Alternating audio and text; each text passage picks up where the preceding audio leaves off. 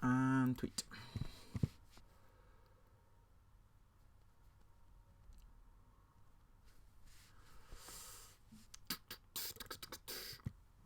Alright, let's minimize OBS. Hello, Black Rose. How you doing? We are here. Okay. I remembered to check this is ticked. Game. Oh, I assume I can do everything with mouse. Here's hoping. Okay. Oh, look at that! Isn't that nice? Nice and snowy. Oh, actually no, I'm already cold.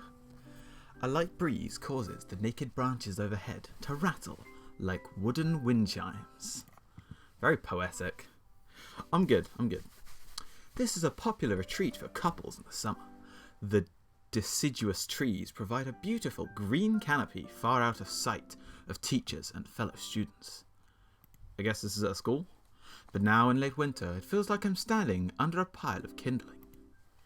I breathe into my cupped hands and rub them together furiously, like this. There's an audio cues for you. To prevent them from numbing in this cold. That's not helping me. My hand's on a mouse actually, so it's going to get very cold. Who's Hisao? I don't know what voices to give anyone because I don't know what they look like yet.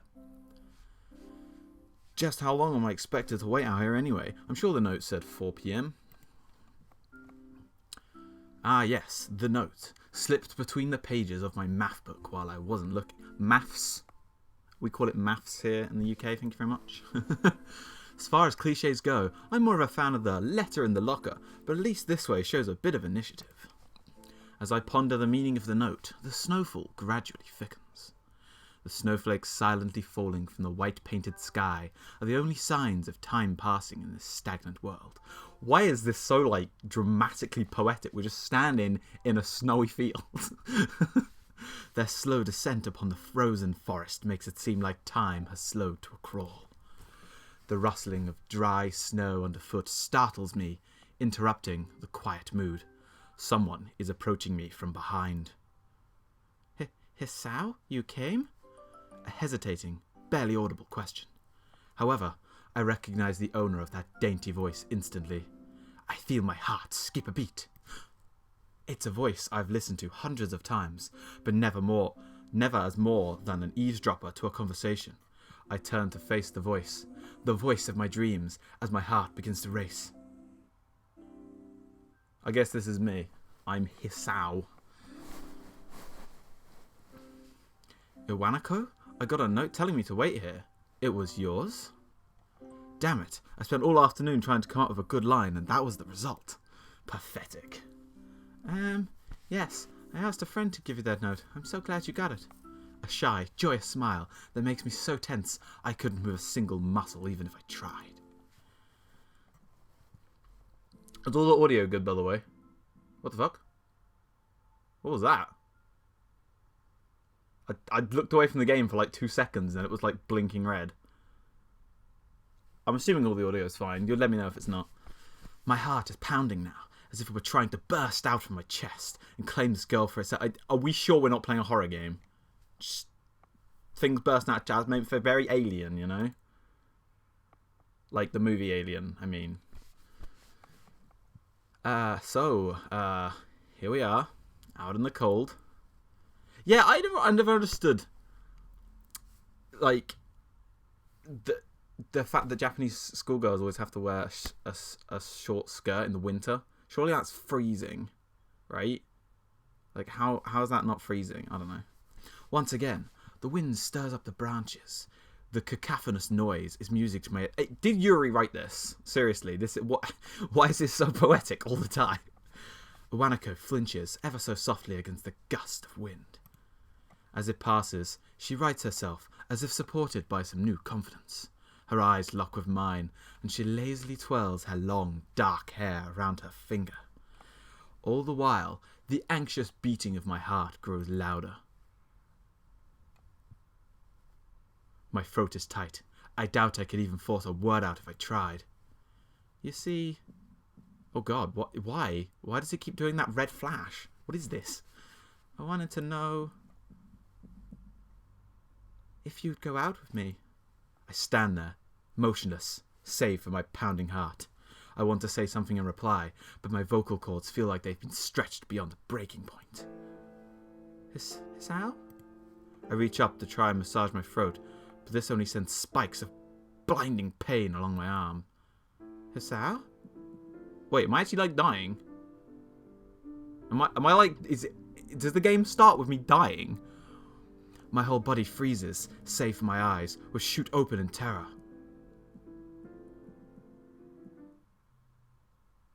Hisao!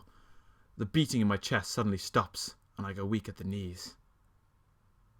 The world around me, the canopy of bare branches, the dull winter sky, Iwanako running towards me, all these fade to black. The last thing I remember before slipping away are the sounds of Iwanako screaming for help and the incessant clatter of the branches above. Did this game literally just start with me dying? What the fuck? Well, that's one way to start a game, I suppose. Oh. Yeah. I am on a life support machine now. Fucking hell. Alright. Jesus Christ. Hi, Josh. I think this is Monica's doing. She saw a girl asking me out, and she was like, "No." I forgot to post in the Discord the thing that I tweeted out when I went live. I thought it was quite funny. I'll put it in the Discord now for you while this is loading.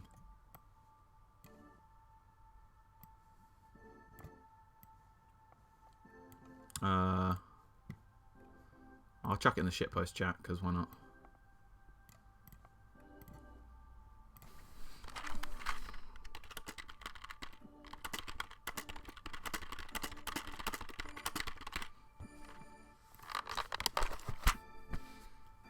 There you go. Hey there, shiny Shanian? Shanian. Someone asked you out when I exist? Yeah? Wait, let me read that sentence again. Someone asked you out when I exist. I mean, you exist. And I guess that character asked me out. It's been 4... Oh, I had a heart attack. Right. Zio. I should... I feel like maybe that name rings a bell. Sorry. Feels so bad. I'm sorry. I'll probably remember. Remind me who you are. I'm sure I'll remember you later. I'm rubbish with names. It's been a while. In that whole time, I can probably count the times I've left this hospital. ZOZX. Yes, that does ring a bell, but I don't know why. But the name rings a bell. Also, hi. Hello. Welcome back. In that whole time, I can probably count the times I've left this hospital room unsupervised on one hand.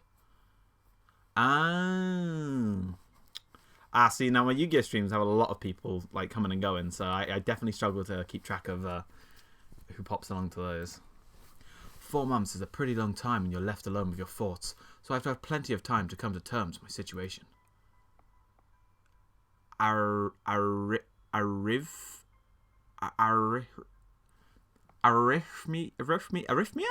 I guess?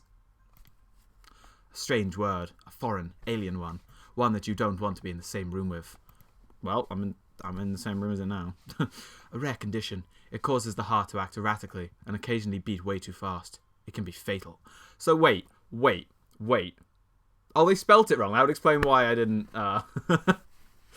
That's I explain why I couldn't read it.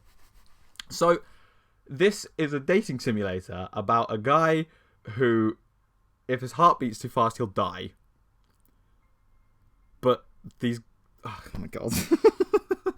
Okay. Alright. Gotcha. Apparently, I've had it for a long time. They said it was a miracle that I was able to go on so long without anything happening. Is that really a miracle? I guess it was supposed to make me feel better, more appreciative of my life. It didn't really do anything to cheer me up. My parents, I think, were hit harder by the news than I was. They practically had 2 hemorrhages apiece. Okay. I had already had a full day by then to digest everything. To them, it was all fresh. They were even willing to sell our house in order to pay for a cure. think it works like that. Of course, there isn't a cure. I didn't think so. Arrhythmia. Yeah, see, now I could have read that. But, I don't know, maybe it's spelled differently in different countries. Yeah, okay. It could be. It's Doki Doki, but in reverse. I'm the one at risk this time. Because of the late discovery of this condition, I've had to stay at the hospital to recuperate from all the treatments. When I was first admitted, it felt as if I was missed. For about a week, my room in the ward was full of flowers, balloons, and cards. But the visitors soon dwindled, and all the get-well gifts began trickling down to nothing shortly after. I realized that the only reason I'd gotten so many cards and flowers was because sending me their sympathies had been turned into a class project. Maybe some people were genuinely concerned, but I doubt it. Even in the beginning, I barely had visitors. By the end of the first month, only my parents came by on a regular basis. Iwanako was the last to stop visiting. After 6 weeks, I never saw her again. We never had that much to talk about when she visited anyway. We didn't touch the subject that was between us on that snowy day ever again. The hospital? It's not really a place I'd like to live in. The doctors and nurses feel so impersonal and faceless. I guess it's because they're in a hurry and they have a million other patients waiting for them. But it makes me feel uncomfortable. 1 million? That is a big hospital. It's your pity. I mean, that would kill me, right? I guess that is, in Futurama, that is what everyone wants to die by, right? Death by snoo. So maybe. For the first month or so, I asked the head cardiologist every time I saw him for a rough estimate of when I'd be able to leave. He never answered anything in a straightforward way, but told me to wait and see if the treatment and surgeries worked. So, I idly observed the scar that those surgeries had left on my chest, slowly changing its appearance over time, thinking of it as some kind of omen. The NHS is really under pressure. Yeah, it is. I still ask the head cardiologist about leaving, but my expectations are low enough now that I'm not disappointed anymore when I don't get a reply. The way he shuffles around the answer shows there's at least some hope. At some point, I stopped watching TV. I don't know why, I just did. I mean, TV's pretty boring. I mean, there's only so many animes in the world, you know? Maybe it was the wrong kind of escapism for my situation. I started reading instead. Oh, God! Are we actually doing the Doki Doki thing again? Alright. There was a small library. Why is it in quotation marks? It's not a real library, it's a library. Understaffed, overworked, that guy can't. Although it was more like a storeroom for books, I began working my way through it, one small stack at a time, after consuming them. What, consuming? Okay, just gonna eat them all. I would go back for more. Get Netflix. I found that I liked reading, and I think I even became a bit addicted. I started feeling naked without a book in my hand. This is just what... I can suddenly see why my chat, after playing Doki Doki, was super into me wanting to play this. But I loved the stories. That was what my life was like. The days became increasingly harder to distinguish from each other, differing only by the book I was reading and the weather outside. Hang on a minute. Hang on a second. At the beginning, I said everything was extremely poetic. This character is obsessed with reading books and has a heart condition that makes their heart function incorrectly. Am I actually playing as Yuri?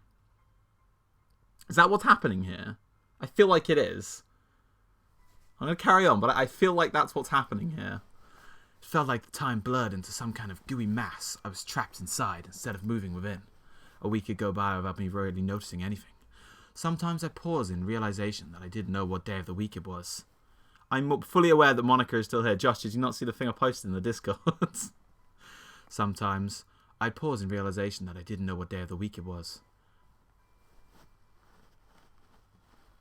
Oh, that sounds fun. That sounds fun. But other times, all the things that surround me would painfully crash into my consciousness through the barrier of nonchalance I had set up for myself. The pages of my book would start to feel sharp and burning hot. The heaviness in my chest would become so hard to bear that I had to pull the book aside just to lay down for a while, looking at the ceiling as if I was going to cry. But that happened only rarely, and I couldn't even cry. Oh, we finally changed from that. Okay, I mean, okay, there's the hospital room. It's, nice, I guess. Name, Katawa Shoujo. Today, the doctor comes in and gives me a smile. He seems excited, but not very. It's like he's trying to make an effort to be happy on my behalf. My parents are here. It's been a few days since I've last seen them.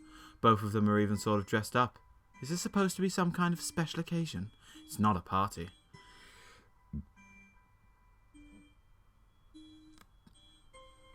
If my heart had wings. He's trying to kill you with a paper aeroplane.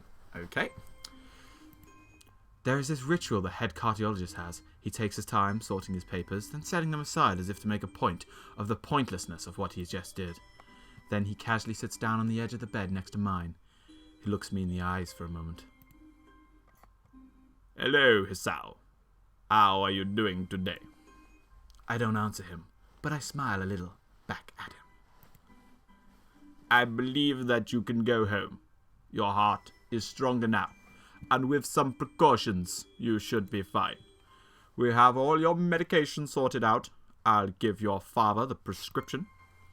The doctor hands a sheet of paper to my dad, whose expression turns wooden as he reads it quickly. Hey, he's not, I mean, it's probably set in Japan. Probably all of the characters are Asian. My name is Hisao. Neither, it's just a voice. God, guys. So many. I take it from his hand and take a look at myself, feeling numb. How am I supposed to react to this? He is of a nondescript... Oh, Jesus. He is of a nondescript country of origin. Thank you very much.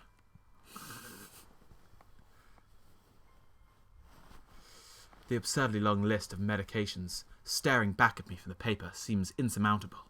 They all blend together in a sea of letters. Oh, yeah. Alright, they are really a sea of letters indeed. This is insane.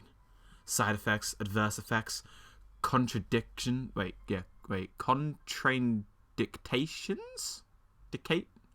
What's contradictions, right? No. I feel like that A is not meant to be there, and it's meant to say contradictions, right? What the hell's a contradiction?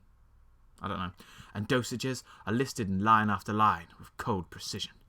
I tried to read them, but it's so futile. I can't understand any of it. Attempting to only makes me feel sicker. All this, for the rest of my life, every day? I'm afraid that's the best we can do at this point. However, new medications are always being developed, so I wouldn't be surprised to see that list fade over the years. Yes. What kind of confidence booster is that? I'd have felt better if he hadn't said anything at all. Also, I've spoken with your parents and we believe it would be best if you don't return to your old school. Says contradictions. Yeah. Contradication is a specific situation in which a drug, procedure, or surgery should not be used because it may be harmful to the person. There are two types of contraindications. Relative contraindication means that caution should be used when two drugs or procedures are used together. Okay then, you learn something every day.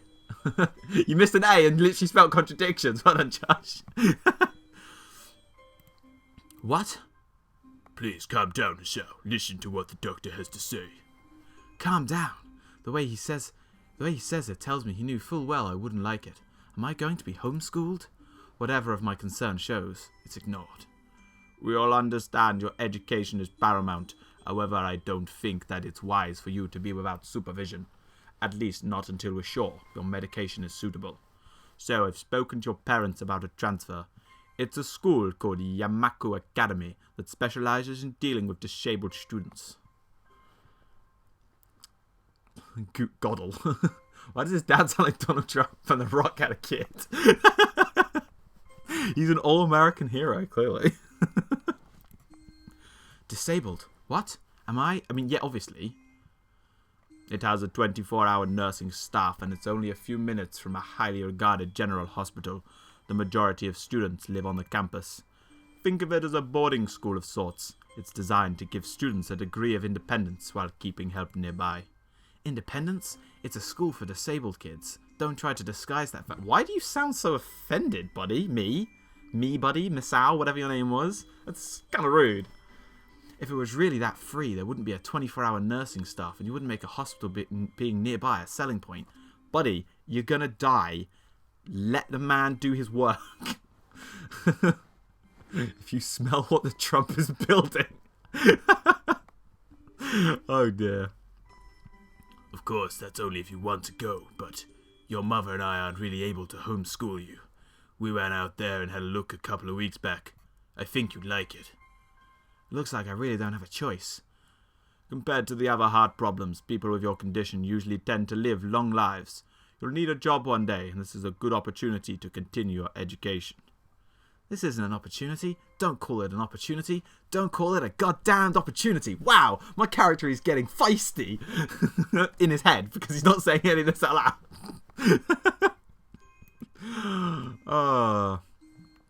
Well, you shouldn't be excited at the chance to go back to school. I remember you wanted to return to school, and while it's not the same one. A special school, that's an insult. Wow, I mean, it's not that bad, buddy. That's what I want to say. It's a step down. It's not what you think. All the students there are pretty active in their own sort of way. It's geared towards students that can still get around and learn, but just need a little help in one way or another. Your father's right, and many of the graduates of the school have gone on to do amazing things. A person doesn't have to be held back by their disability. See, the doctor's talking some sense. He's talking some sense. One of my colleagues in another hospital is a graduate. I don't care. A person doesn't have to be held back by their disability. That's what a disability is. Wow. I think this story is going to gradually make my character not a dickhead, hopefully. No, right at the beginning, the girl who he was in love with came up to him and said, hey, I love you. Do you want to go out with me? And that's what gave him the heart attack in the first place. So he wants to go back to school to see her, I'm guessing. At a guess. I really hate that about something so important was decided for me. But what can I do about it? A normal life is out the question now. Wow, my character is just such a sore loser. Just get over it, buddy. It's funny. I had always thought my life was actually kind of boring, but now I miss it. I want to protest. I want to blame this lack of reaction on shock or fatigue. I could easily yell out something now. Something about how I can go back to school anyway. But no, I don't say anything. The fact is, I know it's futile. You know what? I want to punch this character, and I'm playing him. I don't want to punch me, though. That'll hurt. Look around the room, feeling very tired of all this. The hospital, doctors, my condition, everything. I don't see anything that would make me feel any different. There really isn't a choice. I know this, but the thought of going to a disabled school, what are those even like? As much as I try to put a positive spin on this, it's very difficult. But let me try. A clean slate isn't a bad thing. That's all I can think of to get me through this. At least I still have something, even if it is a special school. Can you stop with the quotation marks, dude? Jesus. I know you're thinking this, but, like, come on. It's something. It's a fresh start. My life isn't over. It would be a mistake to just resign myself to thinking that. At the very least, I'll try to see what my new life will look like. Swear this out, I'll kick you in the... Right? Is this me? I mean, he's holding a heart with a patch on it, so I'm guessing it. I'm guessing this is supposed to be me. Or Hisao. He's got the fucking anime spiky hair thing at the front. I used to think that was stupid. I was like, why do all loads of anime characters have that? But my hair actually does that. So I was like, oh, okay. It didn't used to, but... The gate looked far too pompous for what it was. In fact, gates in general seem to do that, but this one especially so. This guy has a problem with gates. Like a fence, like a wooden fence with a wooden gate, and that's too pompous, is it? Alright. Yeah, he is. I thought this would be how a person would react off this news at first. I mean, I guess, maybe. I didn't react like that when I was told I was disabled, but I guess it's not as bad as him, because I don't have to have all the medication or anything, so... Red bricks, black wrought iron, and grey plaster, assembled in a hole that didn't feel welcoming at all. Honestly, I think it's quite a nice gate. I've just noticed something. It's actually a photo of a gate. It's not like drawn. It's an actual photo. The backgrounds in this game actual photos. I wondered if it looked like what a gate for a school should look like, but I couldn't really decide. Probably no. Of course, I didn't want to get stuck on thinking about the gate for too long. Buddy, we have been talking about the gate for like 2 minutes. This is the most exciting thing this game has had so far. The gate. This is the first boss, you know? The gatekeeper, you could say. Moving forward feels good. Alright, we're done with the gate. First, we beat the gate. We did it. That's the same place where they filled the... X-Men. I read it as X-Omen. I was like, is that a crossover between X-Men and Omen? That'd be an interesting film. Having a perfectly normal life and having it all changed. I mean, I guess it would, but yeah. So I walk towards the main building of Yamaku Academy with a brisk pace. I'm alone, as my parents are taking my stuff to the dorms, and there's supposed to be someone waiting for me. The gatekeeper. The grounds are incredibly lush, filled with green. He hasn't changed his poeticness, though. Doesn't feel like the kind of grounds a school would have. More like a park, with a clean walkway going past trees and the smell of fresh cut grass, and all other park-like things. In this weird yellow box thing up here on this window, they've tried to like mosaic this photo, like with a filter. Not mosaic, but you know, like it's got like a special filter on it. And you can't really tell most of it, like on the leaves it looks like, oh yeah, it's paint or whatever. But with this weird yellow thing on the window, it's like, what is that? It just looks like a place. I'm assassinated by a sniper at the top window. Took the shot. Yeah, up there I can see him. Not the top right window, but the one next to it. You can see his shadow. There he is. Words like clean and hygienic pop into my mind. It makes me shudder. Ew! How could it be clean and hygienic? That's gross. I shake them off. Stay open-minded now. It's your new life. You have to take it as it comes. That's what I tell myself. It looks to be a statue. What, on the second window on the top right? How is that a statue? I swear that school looks like the setting of a horror story. I've all along been assuming this is a horror story. I've got to be honest. Like with the red boom boom appearing before, I'm pretty sure this is a horror story. A few buildings loom behind the leafy canopies. Too big and too many for just a school. Everything seems off. It's different from what I thought I knew about schools. It's an uncanny valley. Even though I was told this is my new school, in the back of my head it doesn't feel like one. I wonder if the feeling is real or caused by my expectations of a school for the disabled. Speaking of, I don't see anyone else here. It's kind of eerie. I mean, we already know it's a horror story, buddy. You don't have to, keep drilling it in. It makes me wish there was somebody here so I could anchor myself to something tangible instead of having this feeling I stepped into another dimension. The trees hum with the wind, and the green hues flashing all around catch my attention. Anyway, now Monica's going to pop up and scream, "Surprise, bitch." Mate, she's already here. I mean, you might have not noticed it, but she's already here. It makes me think about hospitals again, how they say the operating rooms are painted green because green is a calming colour. So why am I feeling so anxious despite all this greenery? Because green is also the colour of puke. Just putting that out there. Only after I stand in front of the haughty main building, I surprise myself by realising why the gate bothered. Back to the gate! I thought we were done with the gate. Never mind. Back to the gate. Oh my god. It's the front for Umbrella. Oh shit, it is. It totally looks like it could be though. Yeah, I wouldn't be surprised. It was the last chance I had to turn back, even if I had no life I could return to. But still, after entering, there was absolutely no way I could go back anymore. Feeling nervous and with this realization set in my head, I opened the front door. I thought he said I opened for the front door, and I was like, that doesn't make any sense. I just can't read. More photos. I don't like all these photos. Can we have, like, drawn pictures? It's creepier that it's photos, somehow. A tall man, but bad posture, notices me as I enter. We're the only people in the lobby, so it's only logical. You must be Nikki. Nakai. So you are. Excellent. I'm your homeroom and science teacher. My name is Muto. You know what? You look like Spike Spiegel. If I knew what Spike's voice sounded like, I haven't watched Cowboy Bebop in ages. I would just give you. This is just Spike, right? From Cowboy Bebop. Like clearly, they just roughed him up a little bit. Welcome. We exchange a handshake that is neither firm nor sloppy, and he looks at his watch. Neither firm nor sloppy. Okay. Okay, the guy with the gate, if he mentions it again. He does smoke too much. Exactly, just like Spike. The head nurse asked you for a brief check-in visit, but there's no time for that now. Oh, should I go later? Yes, afternoon is probably fine. We should get going and introduce you to the rest of the class. They're waiting already. Waiting for me? I don't really like being the center of attention, but I guess it's inevitable for a situation like this.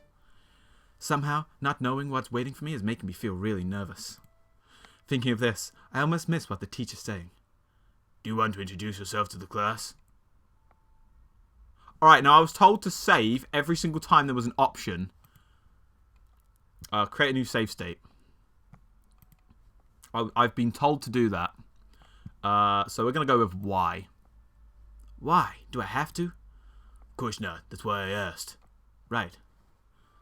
That's Spiral Secret Agent. Oh shit, it is! It totally is! Wow, I hadn't noticed that. No time for this to be released. Let's go then. My heart is pounding in my chest, and it keeps me thinking about my condition as I follow it. Yeah, hang on a minute. Hang on a second. If my whole issue, my medical issue is my heart, surely putting me in a situation like this is a fucking terrible idea? What great people suggested this. The third door down, the third floor corridor is marked to the classroom for class. Free. Lots of frees. All of the frees. Everything's free. Oh god, door sounds. I wasn't expecting it. Muto opens the door and enters. Whoa! Jesus! Fucking hell! See, this is a horror game. That jump scare, that painting back there, that is terrifying. What is that supposed to be? Like, is that a rat man? I have no idea what that is, but that picture is horrifying. I would not put that in a place where people are not stable. Good morning, everyone. Sorry I'm late again. I hesitate for a split second at the door, freezing on the spot. Ah, get a grip. This is a big step, I know that, but there isn't any point in worrying so much about it. At least not this soon. Actually, it's a good idea to help strengthen the chances of killing a prey. Nice. Yeah, good point. Oh boy, this is my class. So who we got? We got Specs back here. We got I don't know how to describe this one. She got leaning on her arm girl. We got Cyclops. That's rude. I shouldn't say that. Well, think of an anime character that only has one eye. What's that famous one where she's always wearing the eye patch? I can't remember her name. I shouldn't call her that. That's really rude. we got anime protagonist back here. Fucking look at me. I'm sitting in the back corner of the class and I don't give a shit. We got the studious student. This would be Yuki Nagato probably. We got fucking what's his name? He looks like a Fire Emblem character. And I can't think what his name is. Niles or something. No, it's not Niles. Niles is the guy with one eye. We'll call her Niles. I don't know what his name is, but he's like the yes, I'm a proper prep student. We got lend us an ear over here. That's sorry, that's really rude too. We got like this looks like a girl, but it's wearing the green uniform like the guys. So, you know, I just realised why are they all even wearing uniforms? Why don't we just have a non-uniform school, right? Calling none of them as I don't want to be on the watch list. So we got gender confused child here. We got Frisk from Undertale. We got the extremely shy girl, who I guess is like the main character because she's right in the front and middle, right? And then we got the lazy girl over here, who's just not paying any attention. I'm guessing this table off to the side is my one. Probably. Yeah. Follow the teacher into the classroom and look around. Actually, I'm just playing the part. I've got to play this is what he would be thinking, right? Nisao, whatever his name is. I've got to try and get into the role. You know, it's a role-playing game. I've got to play the role of Nisao. So he would be profiling each one of them. The one with only one eye looked a mix of Asuka from Evangelion and the bitch from Madoka. Does she? I can see the person from Madoka. I've never watched Evangelion. Yeah, Josh, come on. Follow the teacher in the class and look around. Partially so I won't have to meet the curious gazes of my new classmates. Well, they're not all looking at you. This one's not looking at anything. This one don't give a shit. This lady's looking elsewhere. He's not looking at anything. So you got what? 1, 2, 3, 4, 5. You got 11 eyes on you. That's something, I suppose. It's pretty spacious. The ceiling is unusually high and there's lots of space left over around and in between the desks. The entire wall taken up by blackboards and the high old-fashioned window only make it seem larger. The students' desks are just standard wooden desks with a shelf underneath for books and wooden chairs with a metal frame. Simple and efficient. The one right at the front center looks hungry for... Wow. Okay. If you say so. I think she's just shy, probably. Like, she doesn't like new people. That's a thing, you know. Stop walking in front of the classroom and face the other students. They look like normal, like students in any other school. But then, why would they be here? Hey, it's almost like having a disability isn't like a weird thing, and lots of people do, buddy. They're probably like me and have something wrong with them. Only, It's just not immediately obvious. Then I noticed that one of the girls seems to be missing the thumb on her right hand. It's a little jarring. Oh, is she? I actually haven't noticed that. Oh, we got more over here. Hello, new guys. Hey, that's what's her name? From K-On! It's Ritsu, the drummer. That is straight up the drummer from K-On! We got sleep. Oh, he's the guy in the back right of the classroom. He's literally asleep. Oh, she's like the class president. You can tell this girl, girl with the glasses, the blue hair, class president. This girl's like a princess. She's got like the princess locks and pink hair. This girl could give less shits. She does not want to be here at all. This guy's giving me the look. I think he's into me. I think this guy here with the glass, he is into me. And then, oh, I'm guessing this is the blind girl. It's got to be, right? They're gonna have like one of each disability, and the fact that she's not like looking at anything.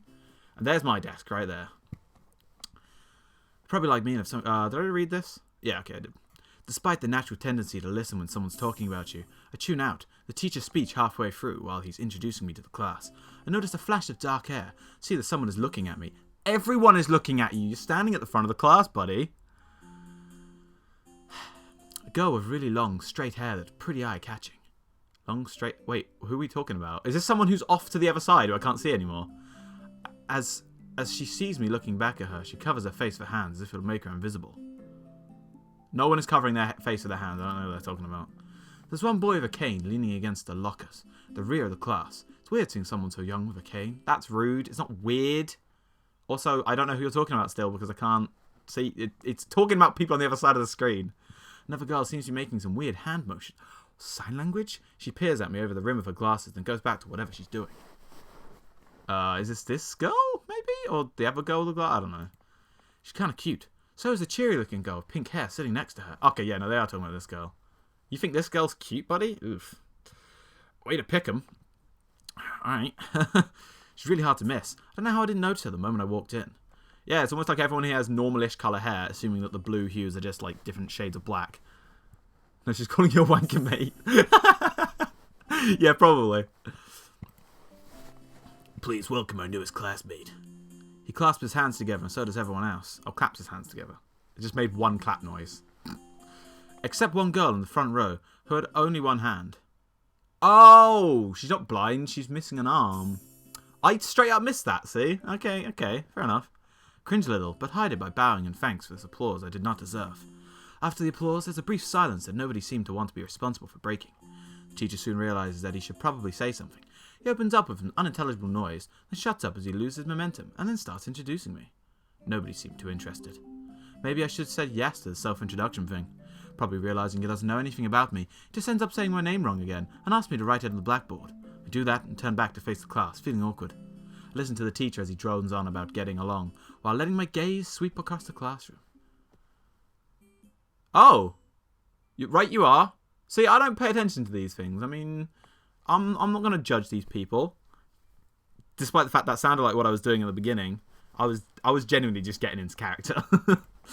Everyone seems to be listening to him intently. When he's done, they clap their hands, which feels like a weird thing to do. First row girl claps on this round, with her one hand against her other wrist that ends in a banged stump. That's okay. Makes me feel a little bad. We're going to be doing some group work today, so that'll give you a chance to talk with everyone. Is that okay with you? Yeah, it's fine with me. That's good. You can work with Hakamichi. She's the class representative. Oh, not the glasses girl. She can better explain anything you might want to know, and who else would be able to do that better, right? How could I know? The teacher passes out the day's assignment. I misread that. I just thought the teacher passes out. Full stop. I for some reason thought there was a stop there, and I thought he just passed out for no reason.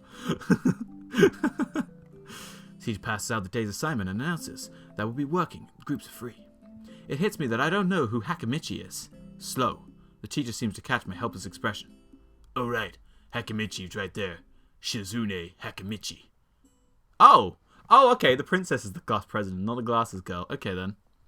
As he calls out her name, the cute, bubbly-looking girl with bright pink hair and gold eyes wave her hands at me. I take a seat next to her, but I mean, it's literally the only seat in the classroom. Where else were you going to sit?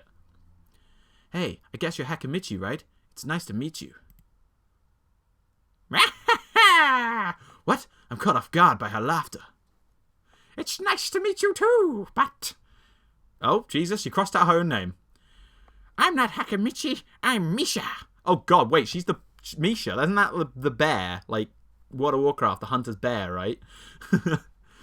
This is Hakamichi Shichan. It's the glasses. I fucking knew it. I called it. I'm just saying, I called it. I'm putting that out there. I totally called that. Giggling, Misha points to the girl next to her, the one I saw using sign language before. Looks like she's been staring at me this whole time. She nods once, nonchalantly, to show that she acknowledges my presence, but only barely.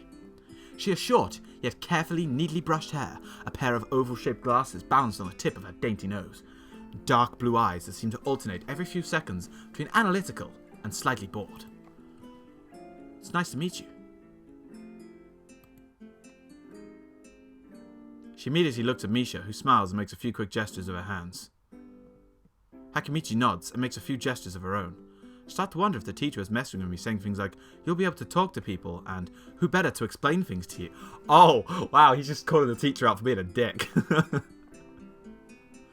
That is, I mean, it's pretty wrong in general. It doesn't matter, disabled or not, that you probably shouldn't do that with people you don't know.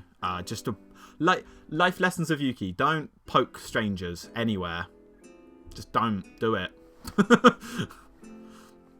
I can see you're a little confused, right? Right? But I understand why you would think I was Shichan. Shichan is deaf, so I am the person who translates things back and forth for her.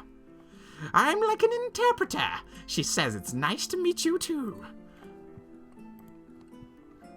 You're the new student, aren't you? Well, Shichan, of course he is. If he wasn't, he would have been standing up there for no reason, right? Right.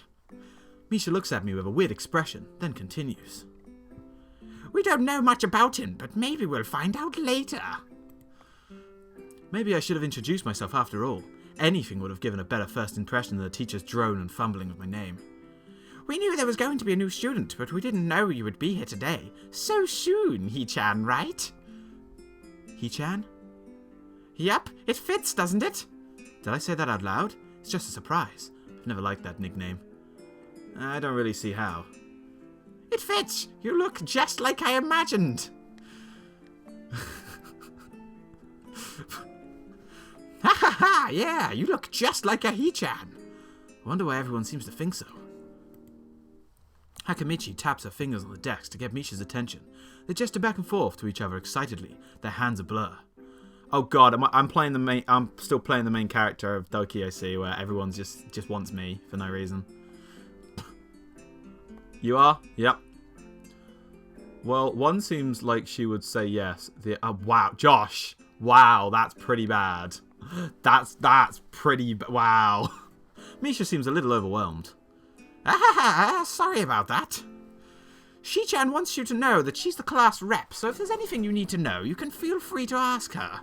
I don't know what voice I'm doing for this. Like, crazy scientist, I guess? I guess that's what we're going with. Do you like the school so far? We can show you around a little if you haven't had the time to walk around and familiarize yourself with it? Why is there a question mark here? Misha stumbles with the hard word a bit, making it stick out in her otherwise fluid transition. Thanks, that'd be pretty helpful. Yeah, I just kind of came straight to class today. Her voice has changed. As it, I can't keep up with voices. Josh, come on. You know that. Ha ha ha! That's no good. You should always try to learn as much as you can about where you're going before you go there. Not just with school, either. Always. Even if it's a trip to the convenience store. Really, Shichan? Ha ha ha. Learn about where you're going. I guess I didn't bother to do that. Or I just didn't care enough to do so. I didn't look forward to this, even if I committed myself to go along with it half-assedly. But anyway. I don't say anything, and Misha signs something that ends in a shrug. What was that? It seems like it was about me. I feel like slumping over in my seat, both of them smiling, but that shrug hit me unexpectedly deeply. You look down. Are you okay? And don't take it the wrong way, please. I hate it when people are afraid to ask questions. That's how people learn things, by asking. Asking for help is perfectly normal, as much as needing help. Stop looking like you just failed a test. Do not look for regulation. I mean, You're not wrong. Honestly, this art style looks awful. I mean, I'm just putting it out there now. I'm just saying it, but I'm not a fan. Especially not of this fucking Misha. Maybe it's because I gave her such an annoying voice. Yeah, ask away. But yeah, maybe it's because I gave her an annoying voice. But I don't like this girl. She annoys me. I think that's what it was, that she started her sentence of wahaha. That's a crazy scientist laugh. Alright. Can I kick me? You can just take her. She's all yours, buddy. I don't want her. I just get her. As long as she's not on my screen, you can do whatever you want. And another thing. You don't have to just call Shi-chan something so formal like Hakamichi or class rep all the time. Just call her Shi-chan. She didn't like that. Okay, maybe that's too casual. Maybe Shizune would be more appropriate. Yep, Shizune is fine. Okay, that'll be a lot easier for me. I feel a lot more at ease. Both of them seem so friendly. So I feel like an idiot for being so apprehensive earlier, especially about Shizune, who I assumed would be all business. Well, she still seems like that. Just less so, I guess. Huh? Oh right, we haven't even touched the assignment. We should start work now or Shi-chan would get mad. The assignment's also kind of long, so we should start now if we want to finish it before the class ends. That too! Shizune glares at the two of us impatiently. I don't need to know sign language to understand that. Okay, I get the message. After class, we can take a walk around the grounds together. It's a nice day today, okay? The assignment is actually very challenging to get through, combining aspects of being both difficult and unnecessarily long. Is that what,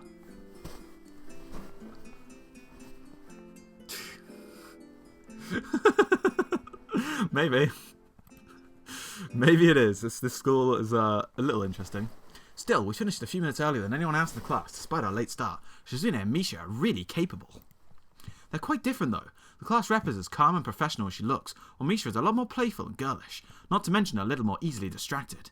To be honest, the two of them did most of the work. I feel guilty about it. Big Ben, everyone. Big Ben's donging again. It's actually doing the Big Ben sound. Alright, I was only half joking there. Alright. The clock tower bell rings, signaling the end of the period. Time for lunch. Handy capable. Oh god, it's the picture again. I looked away. That picture's got to creep me out every time. Why? Why this? Whatever. Without knowing what else to do, I follow Misha, who is beckoning me into the hallway and down the stairs. We descend even below the lobby, where I met Muto down at the bottom floor. I still don't like these photos either. There's something creepy about it. Just like everything in this school, the cafeteria seems too spacious and oddly modern, in contrast to the classic exterior. I don't know why he's confused at it being spacious. Like, there's going to be people with wheelchairs here? What I'm confused at is that these are not the tables they would use. They wouldn't use tables that have chairs that are stuck to them. That's not, because that picture reminds me of Nando's. Oh, God. Why would you say that?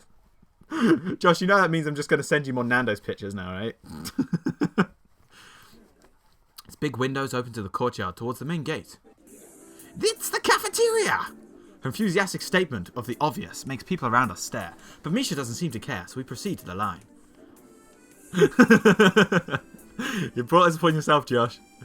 There's a rather long line of menu options, which seems great until I realise that many of them are to accommodate students who need special diets. How nice. It almost feels like I'm back at the hospital, eating portions measured with scientific precision to meet the needs of the patients. Hell is getting worse. Well, you did bring this upon yourself. I pick something at random and follow Shizune to a table sitting opposite of her. As I nibble indifferently at the food, I'd rather not eat. Misha pokes me in the side to get my attention and points to Shizune. I don't understand the sign, so the point escapes me. Maybe looking at the person who talks to you is proper and polite? Do you want to know something? What? About anything, we're your guides. So you should ask us if there is something. I wonder. Oh god, another. Okay, I guess we're doing another save. I've been told to save after every single option. I don't know why, but isn't that what hell is though? Yeah.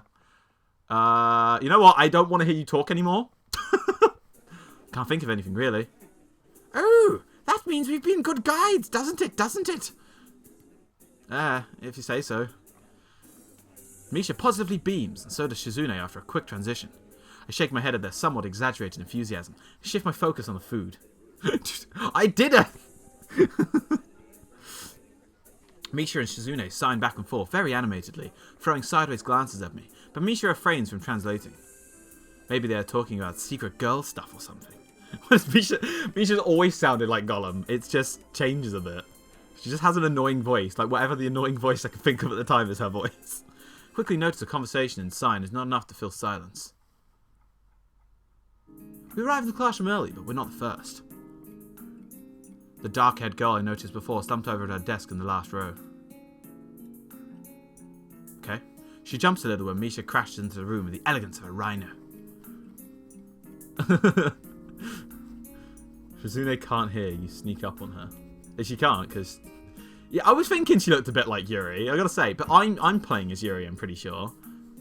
Alright? I'm pretty sure. She shrinks deeper into her seat. I can feel the tension all the way from here, as if she was slowly turning into stone just from our presence. Wow, that's pretty... I mean, I know why you use those words, but that's bad choice of words. Maybe I'm Monica? No, I'm not Monica. Monica's angry that we're playing this game. Misha and Shizune either don't notice or don't mind as they walk directly past her to their seats and begin to converse. I'm left wondering about her, even when the classroom slowly fills with other students, and finally, the teacher. Getting into rhythm of school feels strange, as if my brain remembers how this is done, but my body doesn't. Monica's staying with you always, so she has possessed you. She doesn't possess me, she's possessed my computer. There's a difference. Towards the end of the class, I start yawning and counting the minutes left. I shouldn't be this tired on my first day of school. Maybe it's a long time spent in the hospital that made me like this. I'm even feeling physically weak and lifeless. Misha would like you, Shane. Who's Misha? What do you mean, who's Misha? She's the pink-haired girl. School is finally over for the day. Besides me, Misha and Shizune are having a short conversation. After a bit of deliberation, Misha turns to me. I'll take on. Unfortunately, we can't stay and show you around today, Hee-chan. We've got to hurry already, since there's already a lot of work for us to do.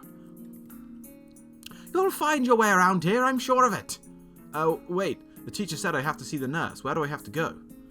Is that so? We can only show you that much.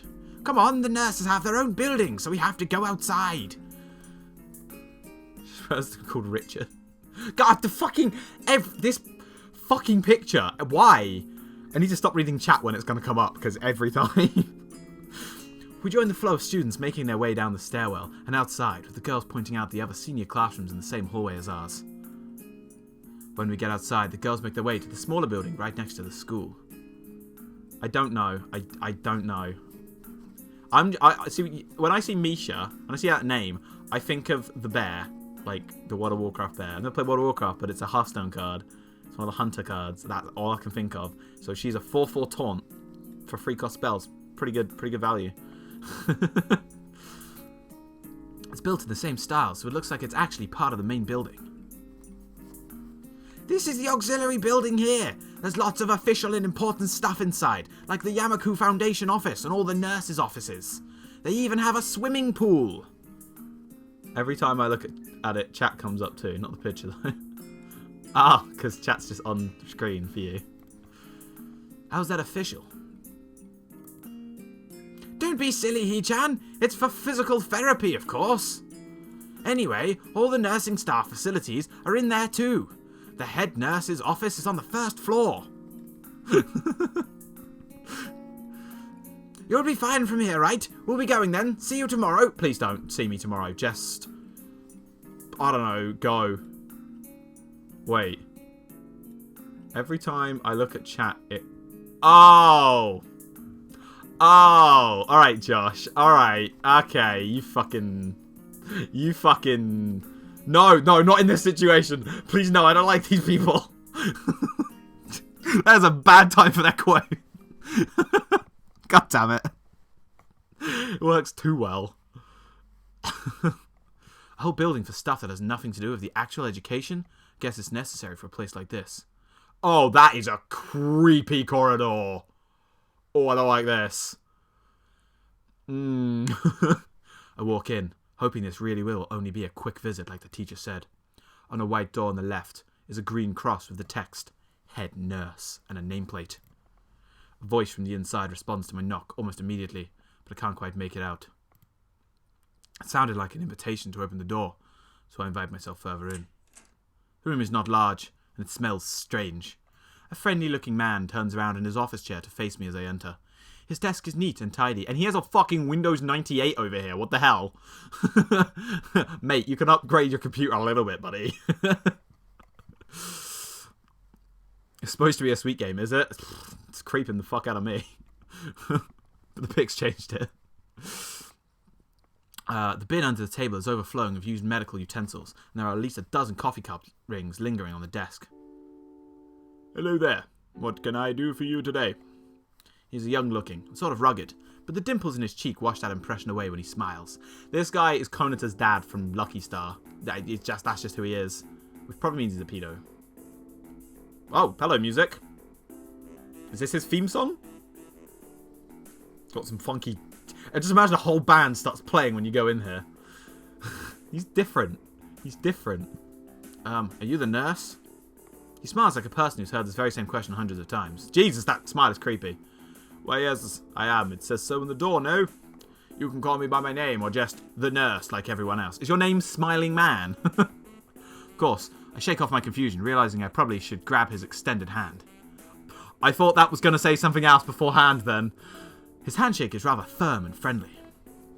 Right, I'm a new student, and my homeroom teacher told me to come and meet you. My name is Hisao Nakai. His eyes light up with revelation as he snaps his fingers. Ah, don't wink at me. Oh, that's creepy. Don't do that. Please. Please. Thank you, Josh. That's more like it. Oh, you're that Nakai. I was just reading a file this morning. Some kind of chronic... You know what? I'm gonna make him roll his R's. I think he would do that.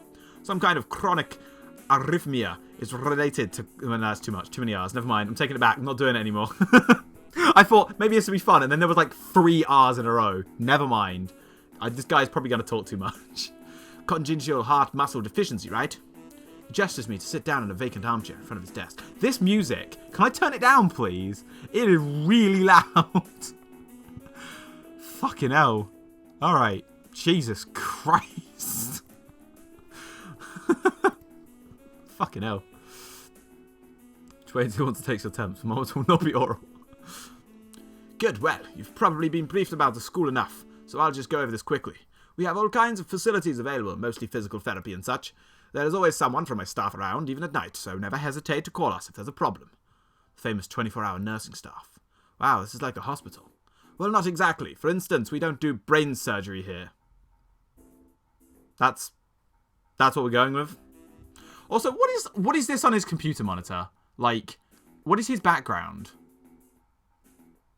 Like, you can tell this is a photo because you've got the reflection of the window in the monitor. But what is this creepy yellow thing?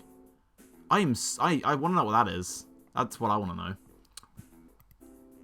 His joke feels so out of place that I'm left thinking why he even said it. Yeah, that's just really weird to have so many medical people at a school. Oh, it's just creepypasta stuff on the screen. That's what it looks like, honestly, like an old school, like, you know, early 2000s creepypasta. You'll get used to it. I'm not so sure of that myself, but I don't let it stop me. Now, let me find your file again. While he searches for something from his computer and shuffles stacks of paper around, let my gaze wander around the room. It's the epitome of generic, I'd like to say. Beige walls and ceiling, dark grey laminate flooring, and all the equipment you'd expect from a school nurse's office. Even the ridiculous educational posters are hanging on all 4 walls, reminding me to eat properly 3 times a day and from all the food groups. Smiling, the nurse draws a thick file. Jesus Christ! Everything he says, like, if the word, the thing he's describing could be just changed, and it's just got a stack of similarly thick files and opens it. So you already have a medication for the arrhythmia. Just remember to take your pills every morning and evening, or it won't be much help. Apart from that, do you do any sports? Rash stuff like, I don't know, boxing? I hate that wink when he's winking at me. It's like he's coming on to me. Mate, you can't come on to your patients. He grins to his own joke, but I don't. Well, I played soccer occasionally with him. Class soccer? Mate, I'm starting this sentence again. Well, I played football, thank you, occasionally with some classmates. Soccer. Pfft. What am I, American? Isn't this supposed to be set in Japan? Why is it? I guess it's written by an American person, I guess. Alright, I'm afraid I'm going to have to recommend you refrain from doing that, at least for the time being. Oh. My lack of reaction makes him raise an eyebrow, but I'm really not too bothered by him forbidding me to kick a ball around. He's not ironed his shirt. Yeah, that too. I guess I never did it out of burning passion for the sport, just to have something to do. Any kind of concussion might be very dangerous to your heart, and risking another attack is not a good idea. Was the previous one caused by a sudden concussion to the chest area? There's no mention of the cause in your papers. Well, this is where it's going to get awkward. Not exactly. I sidestep the question, acceptably. He glances over his papers with a more serious expression on his face. Still, you need to keep your body healthy, so some exercise would do you good. We have physical therapies as such available, as I said, but I don't think you really need such heavy measures. Just get some light exercise regularly. How about instead of that, let's eat some bread. That sounds good. I'm going to do that instead. Brisk walk through, light jogging, jumping rope, that sort of things. Swimming maybe? There's a pool here. How'd you get Yuki X and Nurse? That's a fanfiction I can get by. God damn it. It's a fanfiction, people were right. So I was told. You were? Very good. At any rate, I'm sure you've been told this before, but you just need to take care not to overexert yourself. He wags his finger to emphasize the point. Like Sonic, he's doing the Sonic finger wag. No need really. I've heard this 1,000 times already. Absolutely no unnecessary risks. Take care of yourself. Okay. Also, it says here you're male, and yet implying I didn't start writing it a minute ago. Good, that's it then. Come meet me if you ever need something. Yo, if you actually do write it, send it my way, and I will fucking read it on stream one day. With the voices. Dude, I should do that. I should say to people, hey, anyone want to write fanfiction, you can do that, and I will fucking read that shit on stream with the voices I used for the characters. I would fucking happily do that shit. That would be so funny.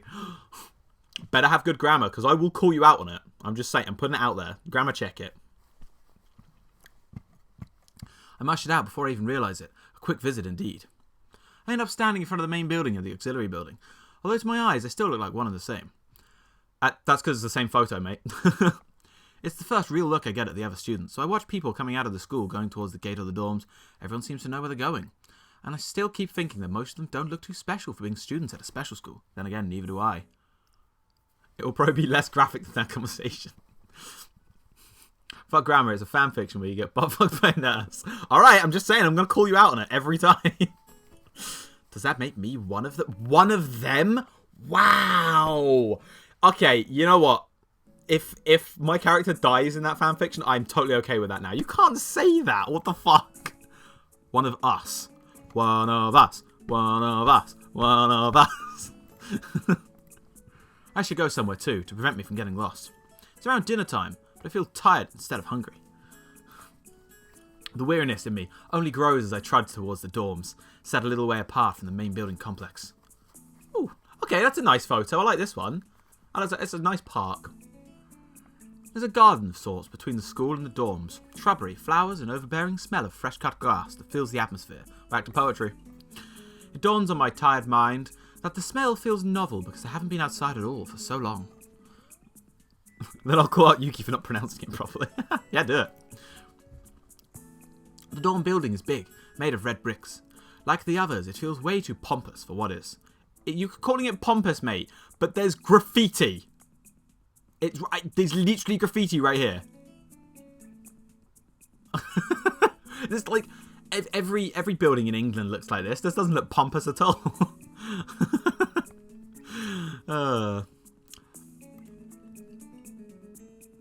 Hang on, what are we hanging on to? It takes more time than necessary to fish out the key I was given from my pocket.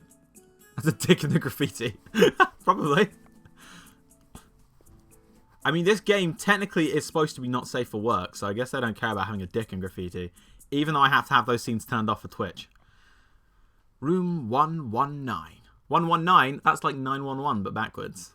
Because, get it? Because I need to call an ambulance because I'm going to die. Huh? You know that building? Really?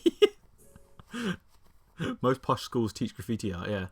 Despite the ornate exterior, the interior of the dorm is fairly new, functional, and boring. Well, the inside is definitely Japan because the exit sign is not in English. So, the halls and doorways are wide to accommodate wheelchairs. The same goes for the elevators at the end of the hallway. Oh, it's in Manchester, is it? Huh. I wouldn't be surprised. I gotta say, that these pictures they've taken are definitely not all from the same country. Honestly, like, this could be Japan, but I think it's probably like more likely to be China, right? I don't think that the square is a symbol in Japanese. I think that's Chinese. I could be wrong though. I'm not going to profess to know either language. Poke my head around the corner of the common room door. Inside, a few students are watching the television. One nods and gives a quick hello. Okay. Seems to me that the only girls around here are sociable. I suppose that's perfectly fine with me. Climb the stairs to the upper floor. Here, small corridors branch off from the main hallway. Each of these minor halls seem to have a toilet, a shower, as well as 4 rooms. About halfway down the hallway, I spy room 119. See, now this hallway is reminding me of Life is Strange now. The dorm rooms in that. I think it's Timbuktu. The nameplates in the rooms adjacent to mine are blank. I guess there are just 2 of us here. Light shines from below the door of room 117, so I knock lightly. Hello? Is anyone home? From inside, I hear a few movements, and then clicking of way more locks than I thought these doors had. Remember, the door squeaks open. Hello, Harry Potter. What? That's just straight up Harry Potter. He's got a Gryffindor scarf and everything. You can see the scar on his head a little bit. It's not a thunderbolt, but okay. Hello. Bespeckled boy standing in the doorway. He's looking at me very intently through his extremely thick glasses. Who is it? Blind? No, at least not completely. Why would he have eyeglasses if he was? Oh, Jesus! Back up a bit, buddy. We already had enough of Monica doing that. He leans closer to me until our noses are almost touching. His breath stinks of garlic. Hisao Nakai. I'm moving into the next room. I thought I should introduce myself.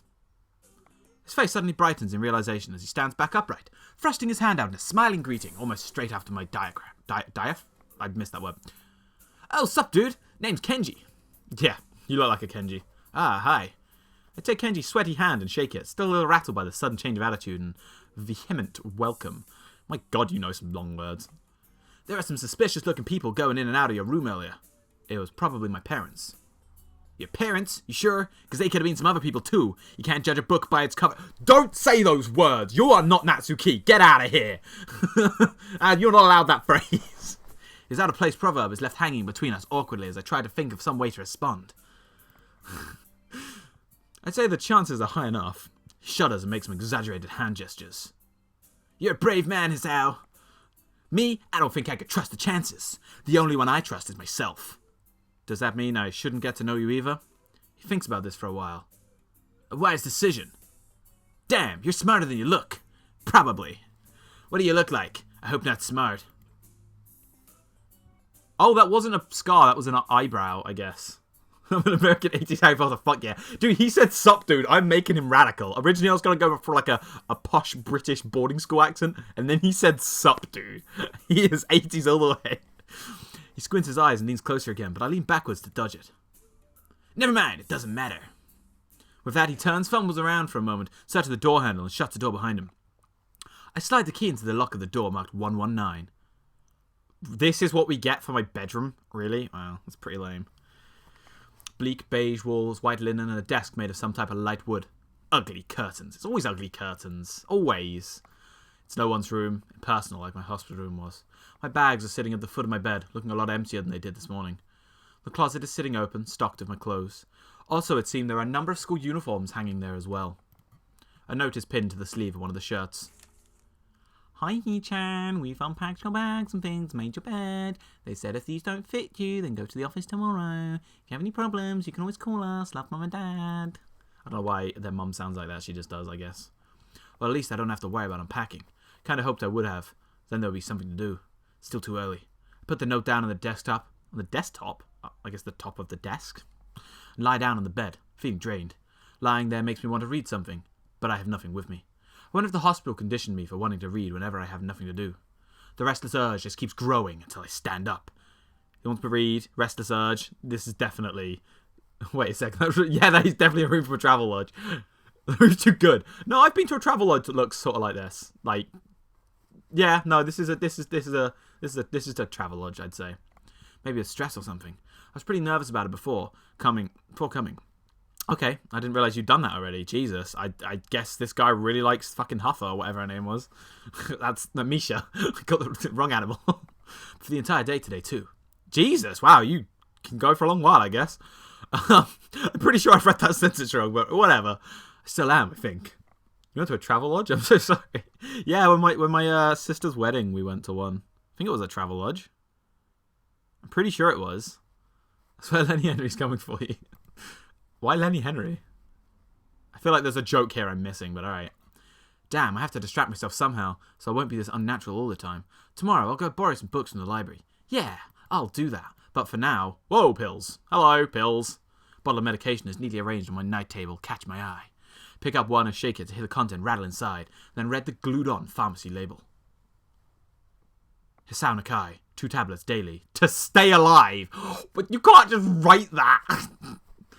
I don't watch TV, so... Sorry. Advert jokes are always lost on me, I'm afraid to say. It doesn't really say that. But it could... Oh! Mate! Fucking... I thought you did! This guy's such a jerk, I hate him. It's kind of twisted, having your life depend on chemicals like this. I resent it a little, but what choice do I have? With a sigh, I begin my new daily ritual of taking the right number of pills from each bottle, being careful to check the correct dosages. You realise this whole thing was caused because that chick wanted to go out with me earlier. The schoolgirl. The school at the beginning. If she'd never asked me out, none of this would ever happen. It's all her fault. Entirely. Wow. And then she stopped talking to us. One's a sugar pill, the other's cyanide. Choose well. Blue pill or the red one? I lie down again, feeling hollow and uncertain. Yeah, we want it, buddy. And after all that, I keep staring at the blank, unfamiliar ceiling for a long time. Oh, no, don't do the fucking changing of the... Ah, that just makes me think of Yuri all over again. Stop it. Doesn't start looking any more familiar. Not even the darkness falls and long shadows draw across my room like fingers. The sheets feel slightly more comfortable, warm and nest-like against the chill that passes for room temperature here. Soon the lighter shades of darkness that is the ceiling look like every ceiling does at night, and it becomes the only thing I recognize anymore. The night beckons me to sleep, and I feel the coldness of unfamiliarity and fear creeping up my spine once again. I keep drifting further away from the world I knew. That's really creepy, that closing eye animation. Because that's implying that he was just staring at his bed. Okay, I think that's chapter 1 complete, I guess. No, don't do... That's really... I don't like that. I wake up in a strange room. Solid morning light shimmers against the light grey ceiling. I had forgotten to draw the curtains closed last night.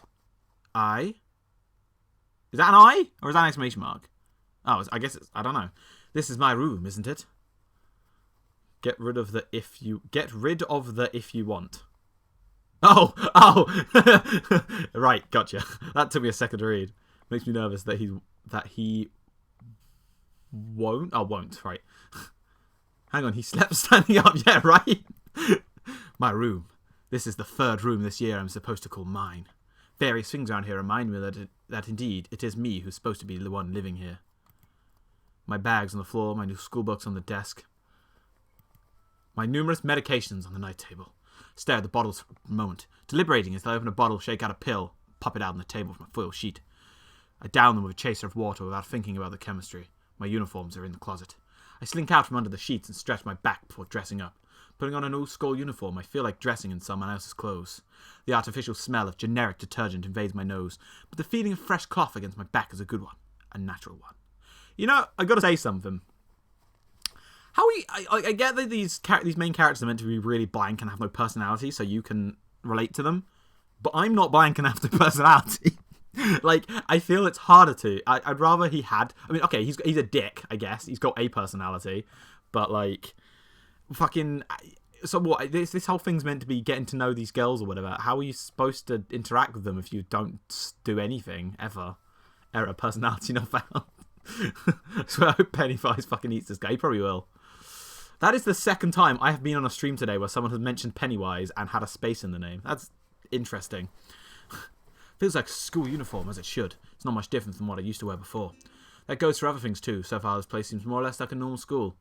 Except for the people. Rude! Think back to my talk with Kenji yesterday. Misha's constant laughter and Shizune's sweeping sign language gestures. Well, I've only met 3 students so far. Maybe they aren't that normal, but I'm sure others are. Or perhaps people like them are... Well, Jesus Christ! You can't fucking... Guys, I guess so? Do they? I mean, fucking whatever. I wouldn't know. Fuck you, dude. Yeah, what does pass for normal around here? What do people do? What do you do? You're the most boring, useless, terrible person here. I hate you. I didn't see a lot of kids hanging around after class yesterday, so maybe there are clubs. Oh, no. Don't join the literature club. Don't join. You like reading too much. He's gonna do it, guys. He's gonna fucking join the literature club. What am I gonna do? This is bad. No. Oh, God.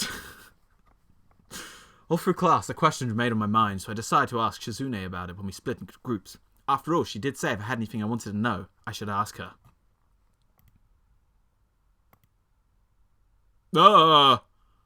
Oh, she's not happy. She looks pissed. She crosses her arms and shifts her gaze slowly towards Misha, who looks more preoccupied with trying to grind the eraser of her pencil down so the top is perfect and evenly flat. Ah, sorry, Shi-chan. Is there something you wanted from me? Oh, I see. That's a good question, Hee-chan. My first thought is... Oh, wait, no. Sorry, it's not her reading anymore. No, stop. My first thought is that she means she doesn't know, which is worrying. Maybe I'm being too negative. Well, anyway, Misha, please don't prove me right. Oh, that's right. Everyone is encouraged to join a club. A lot of people do so because there really isn't anything else to do. There are also school events, like the festival coming up in a few days. What the fuck? What the Why? Why? Guys, why? I'm in Groundhog Day. Oh my god. Okay, alright, sure. Almost every student in the school tends to help out with it doing whatever. So, you actually transferred at a busy time. Maybe you can help out too. Why don't you either help with the decorations or the cupcakes? Wouldn't that be a good idea? Ugh, fucking ugh. People can try. But that's about it. Sure, what's the festival about? Misha freezes. I don't know, Hee-chan. The truth is, it's a local event, and I'm not from this area. So... She starts signing desperately to Shizune, asking her to bail her out. Shizune adjusts her glasses at the end of an oddly grandiose flourish, starts signing hard and heavy. Huh? Oh! Who cares? Misa puffed out her chest as she shouts Shizune's word at me with a disproportionate amount of pride. Have I seen the English name for this? No, it's not, Josh. Just because she has pink hair, they are completely different. What do you mean grown up? Natsuki's the same age as them. Natsuki's older than them, probably. I don't know how old they are. But, like, Natsuki's supposed to be 18. She's just, you know, malnourished because no one feeds her. Too loud. I can see heads turning to look in our direction. Not so loud. Human beings evolve with each new generation. The ideals and beliefs behind a festival will inevitably change with time. What the where did that come from? They did say she was a first year, actually. You're right. Well, no. They said they assumed she was a first year. Actually, the main character assumed as much. And I don't know if you noticed, the main character's a fucking idiot. The only person who actually told you anything about it was Monica, who told you that she was so scrawny because she was malnourished. So, just putting that out there. Its English title is Full Hearts. Ha! Ha! That's awful. That's awful. That's an awful name. Why would they name it that? That's awful. Now it's about delicious fried food and amazing little games that you play to win prizes. Is the food squid by any chance? Because it fits with the name, right? It's Kingdom Hearts 3, yeah. Teacher clears his throat very loudly, battling his long wooden pointer against his other palm like a baton. He shoots a pointed glaze at us. Finally noticing where we are, Misha stifles a yelp and quickly quiets down. Shizune doesn't seem embarrassed by this at all, though, brushing it off without a care.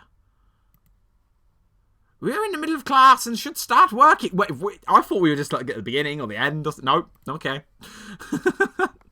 That's right, Shi-chan. What? That's right, He-chan. Are you asking because you're interested in joining a club? Could be my eyes playing tricks on me, but I think I saw a suspicious glance exchanged between them. Misha's tone has also changed, although it does that every other word anyway. Yeah, I was thinking about it. Misha and Shizune look at each other again. I'm about to ask what they have in mind when something dark flutters into my peripheral vision, catching my attention. Out of the corner of my eye. No spoilers. If you're talking about this, no spoilers. We're doing this. We're seeing it for the first time together. Corner of my eye, I see the girl with long, dark hair get up from her desk and slip silently towards the door. Doesn't seem like she was working in any group, and no one seems to notice her but me. Glance at the teacher, who's also looking at the dark-haired girl go. Why doesn't he say anything? He-chan, is something wrong? Doki Doki Nando's Club. No, because it's Katawa Nando's Club, thank you. Do I look uneasy as I feel? Or was Misha just looking at me after the girl who left? No, nothing. Okay, well, like we were asking, you don't have any plans for lunch today, do you? Thought I would go to the library and pick up some books. Not really. He's a liar too. Do you want to have lunch together then? Oh, she's super happy about that. Alright. Sure. Yay! Okay, He-chan, perfect. The rest of the class passes uneventfully. The girl with long hair never came back. Before I have the time to put any more thought into where she could have gone, the teacher informs us that it's time to stop working. Surely you mean Full Hearts Nando's Club, Monica's Revenge. He said the correct answer is fuck no. Yeah, right? I hate this guy. Before I have time to put any more thought into where she could have gone, the teacher informs it's time to stop working. Shizune looks more than a little annoyed, so we only barely managed to finish all our work on time. Just glad we finished it at all. It's not a contest or anything. Yeah, yes it is, He-chan. Possible. Really? Really. I've noticed this before, but it's kind of funny how Misha is always moving her hands and signing not only everything she says, but what anyone else is saying at any given time. Obviously, it must be so Shizune can understand it. Her eyes dart back and forth between Misha's hands and me. I don't know who I'm supposed to be looking at. I'm talking to Misha, but that might be wrong. Maybe I should face Shizune. I'm used to looking at the direction of the person whose voice I'm hearing, but really, Shizune can't hear me. But would it be disrespectful to talk to her only through Misha? Then again, isn't that what she's doing? No, she's at least looking at me. This is all very confusing and will take some time to get used to. It's not a contest, because contests are competitions over a prize. If there's no prize on the line, it's not a contest. Shizune's eyes flash dangerously with a competitive glare. She stares at me as if surprised I'm challenging her. I think maybe this is a contest to her. I never noticed before how dark and blue her eyes are. It's truly an alluring gaze. Mate, look, you might be attracted to her, but you don't want to go out with her, or you have to put up with freaking Misha the entire time. Even pros aren't that good. Are you sure, He-chan? Very sure. Ha ha ha! You're wrong, He-chan, because I don't want to be the slowest one in the class. Therefore, what's on the line is my confidence in my abilities, and the prize is the satisfaction of proving them.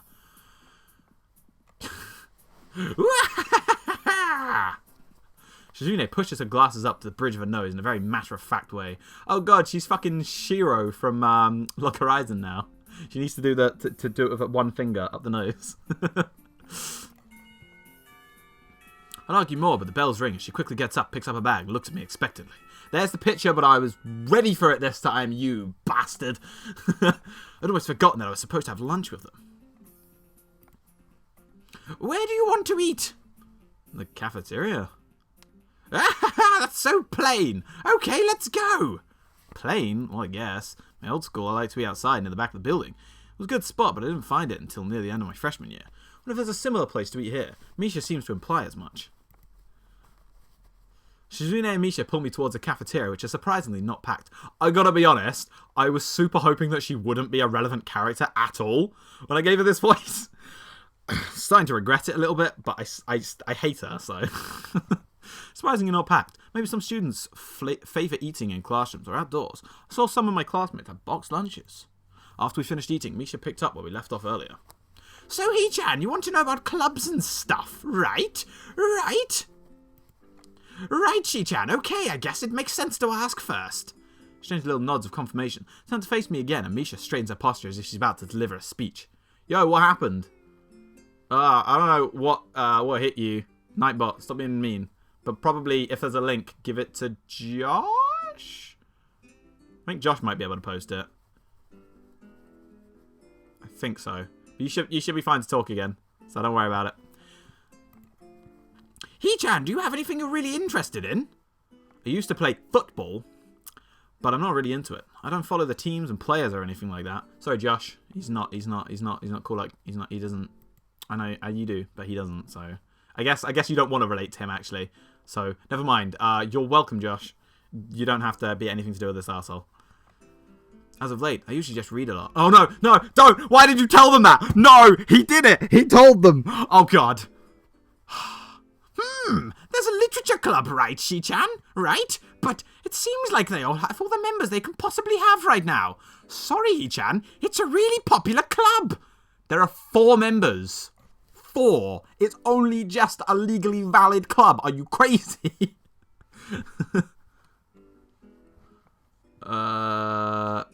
Catherine? What is the link? Describe it to me instead of me clicking on it so I don't have to load anything, because otherwise I have to load another browser.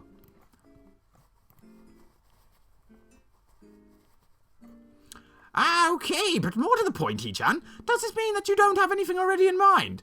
I'm guessing from all the no's that I don't want to click on it. But it's a wiki link. That's what's confusing me. It's a wiki link. I don't know. Not really.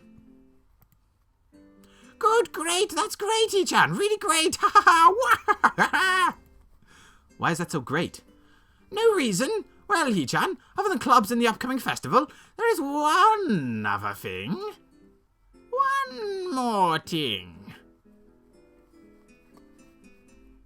Student council! I see. I didn't know the school had a student council. That was a very melodramatic setup, though, just to tell me that. That's an illiteracy club. Yes. That's what I was saying. Pretty sure the 2 of them know this, because Shizune looks a little embarrassed about it, and Misha is laughing. Shizune quickly retakes control of the discussion and manner of speaking. After all, it's still Misha who has the voice, whatever she's saying. Right. Hee-chan, maybe you should join the student council. They could use more people. Yes, definitely. You should definitely join. Why? Well, for one, we could hang out every day, Hee-chan. Shi-chan and I are both in the student council. Can you imagine? Could you imagine if Shi-chan was in the student council and Misha wasn't?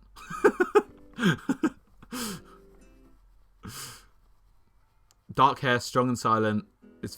What? How? She's not Monica. No, man. Monica's cooler than this. That's offensive to Monica, I'm going to say.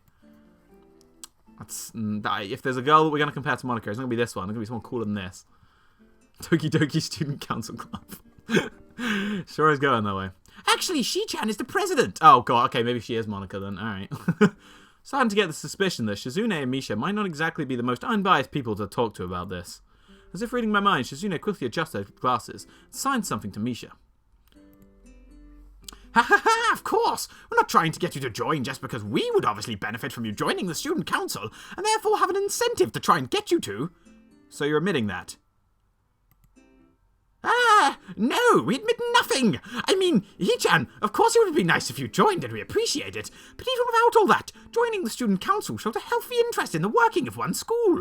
Yep, it's true, Hee-chan. Besides, don't you want to spend time with us after school, Hee-chan? Oh, God.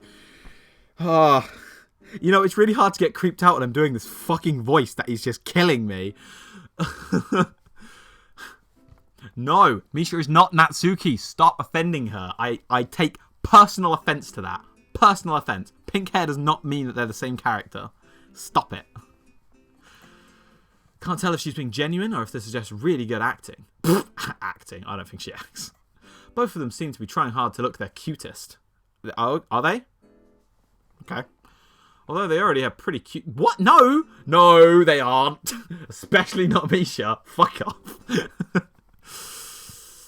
Well... So it's settled then. Welcome to the student council. What? No! I didn't... What? No! No! Ah, see, Shi-chan? Of course it wouldn't go easily. Yep, that's right. Though it would be boring if it went that smoothly. Oh well, Shi-chan don't be candy now. It's a mental home. It's definitely a mental home. I'll give you that. So maybe she'll appear, but it's not her. It's not this one. It's not this one. It's on your head. Yes, this entire game is in his head. That's it. Shizune seems very intrigued by this, and Misha signs to her. The aggressive glint returns to her eyes.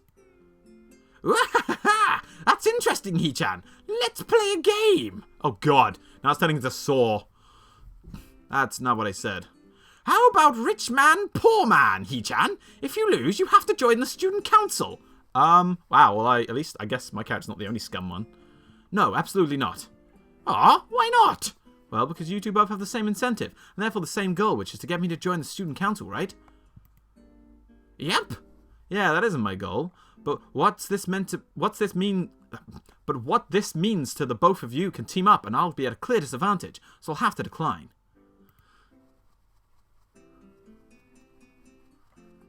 He's just having a little talking on the council. Hee-chan, I'm very offended. Are you saying you don't trust us, and that we would pull something so disingenuous? That makes me sad. She doesn't know the word disingenuous. Wow, alright. Sorry? It's hard to tell when Shizune's influence ends and Misha's faults begin. In order to atone for hurting a young girl's feelings, you should definitely join the student council. Alright. Fucking hell. No. Tell it like it is. How about a game of paper football instead of rich man, poor man? Paper football? Yeah, it's a game they play in America. You make a paper triangle and then you try to shoot it past goalposts that the other player makes with their fingertips. Isn't it cool? It's the ultimate form of competition between two people, Hee-chan. What is this woman? What is she? It is also played by elementary and middle school children, Shi-chan. That means it's a game that really separates the boys from the men. More like the boys from the slightly older boys. Anyway, I'm not going to play that either. Just the fact that you know about it means you're probably surprisingly good at it. Yeah, that's true. How did you know, Hee-chan? Shizune frowns at Misha, telling me that she probably wasn't supposed to admit that so readily. No.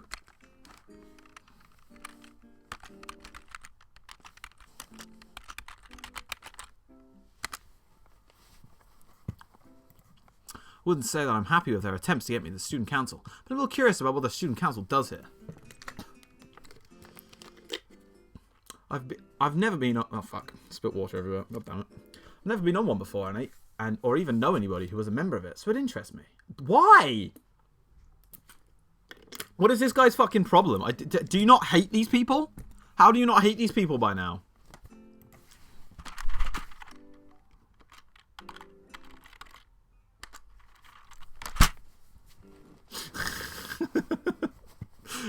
Tell him how it is, Nightbot.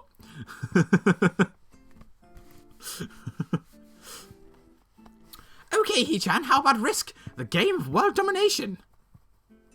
Can we change the title to Doki Doki Student... I mean, I'm not joining the student council, hopefully.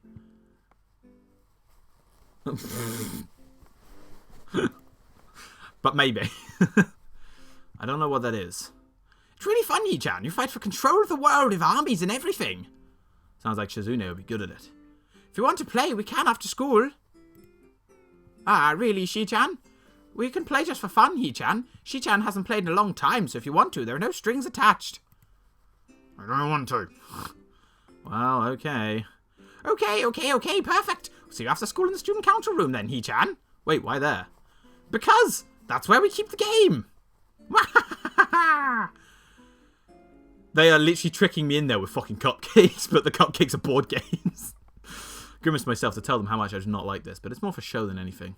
So in the end I agree, but only after getting Shizune to acknowledge that they don't mean anything concrete, just by accepting to take a look around and play a game with her.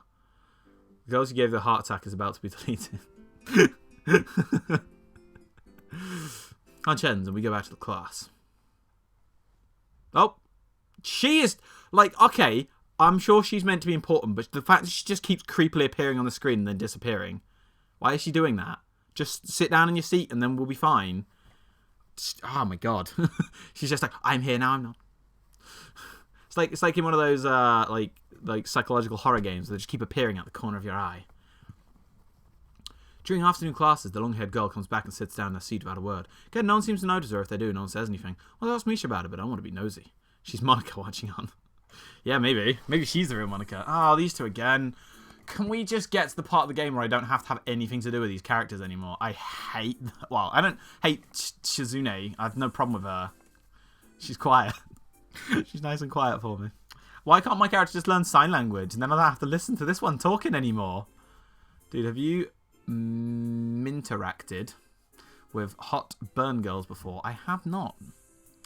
I think you should check the wording there. Maybe the word hot, probably not a good word to put with a burn victim.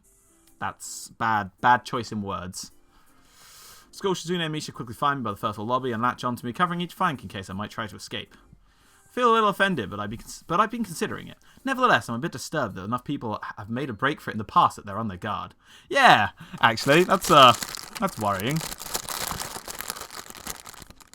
What's with the escort? This doesn't make me feel very comfortable.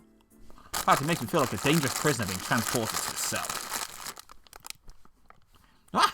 What's wrong, Hee-chan? That's right, we're just going to play a game of Risk, remember? So you're calling it Risk now? You're calling it its correct name rather than World Domination? I don't know, Misha. This all seems a little sinister to me. This entire game is sinister. Start thinking that when we sit down to play the game. They'll tie me down and torture me until I agree to join the student council. Alright.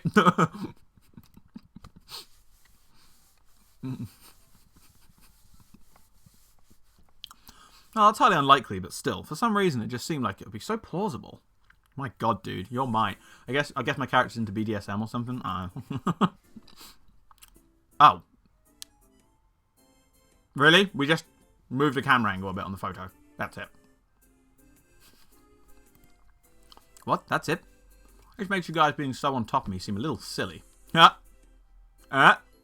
On top of him. That's not true, Hee-chan. Shi-chan says that when their life is threatened, people have to show capability to pull off superhuman bursts of speed. Life is threatened? Expression's unchanging. Misha signs something amusedly to Shizune, who makes a baffling face and puts a hand behind her back, looking pleased with herself.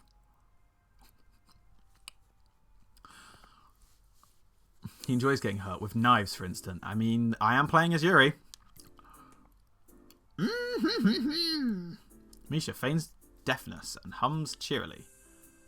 Can't feign deafness around someone who's deaf. That is incredibly rude. Stop that. I know you heard me. You have no excuse. Unlike Shizune. Wow, alright. Let's keep bringing it up. We're into a new, dark, small classroom. Wait, if we're on the bottom floor, why can we see the top of the tree out the window? That's dumb.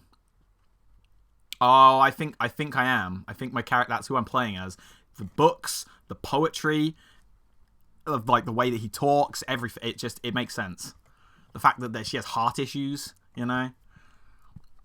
Shizune opens the door in the student council room. It's a very plain, sparsely decorated room, although it's quite large, maybe even a little larger than the classroom. There's a big table in the centre surrounded by chairs, and a smaller desk prominently placed at the back that I assume is Shizune's. There's a few regular desks and chairs stacked to one side as well. Extras, perhaps. Because fuck logic. Aside from the tables and chairs, the room doesn't have much else to offer. Just a couple of filing cabinets and bookshelves stacked with old-school records and documents. Not much else. In fact, nothing else. This is a pretty bleak room. You could at least put a potted plant in here or something. The most noticeable thing in this room doesn't have is other people. Are we early? Oh, no. No? What do you mean, no? Does it mean nobody else is coming today? Yeah, that's right. Before I managed to ask why that's the case, Shizune claps her hands together very energetically. Hee-chan, let's play Risk. Come on, you promised, didn't you? You have to. Haha, okay. Do you want to know the rules? We can explain to you while we set everything up. No, I know how to play Risk. I'm good. Misha's talking. Shizune walks out a sort of board game from behind a filing cabinet. Actually, this was kind of interesting. After Misha spends a little too long for her liking, running through the basics of a somewhat vague and confusing tutorial, Shizune cuts and declares... Shizune just cuts... Oh, cuts in. I missed the word in. And declares the game has started with a decisive motion, slicing her arm through the air. No, stop. Shizune's aggressiveness is rubbing off onto me. I start feeling more competitive than I intended to, and I agreed to this. Probably means that as soon as there's something on the line, like joining the club, halfway into the game, I'll try to ponder how to defend against Shizune's assault on two fronts. She breaks my concentration by drumming her fingers on the table to get my attention. Hee-chan, Shi-chan wants you to know that you're taking too long to take a move. Shi-chan also says she will let you keep Australia if you agree to join the student council. I thought this was a game with no strings attached. Just the fact she would dangle that over my head as an offer means that she knows I care about the outcome of this game. And anyway, no. Shi-chan admires your fighting spirit and would be a benevolent dictator who will spare your people if you agree to join the student council. God damn it. You're so competitive, Shizune.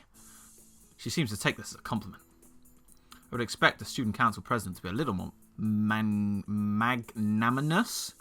Why? You don't need to use these words, Yuri, man. Come on. Magnanimous? She doesn't seem to know what the word means or how it's signed, so she pulls out a piece of paper and writes it for Shizune, who in return signs it back to Misha. Misha presses her index finger against the temple as if trying to physically imprint the word into her memory. Suddenly, Shizune bursts into a flurry of gestures. Misha looks daunted by the pace of her heated signing. Oh, wait, please, slow down, Shi-chan. Hee-chan, Shi-chan says you're going to lose. Tell her I will crush her world empire with my rebellion. Oh, we're getting Star Wars up in here. Ah, okay. Those eyes of hers shine with childlike mischief. What the fuck? It's Lucky Star now, alright. Just doing fucking super anime faces.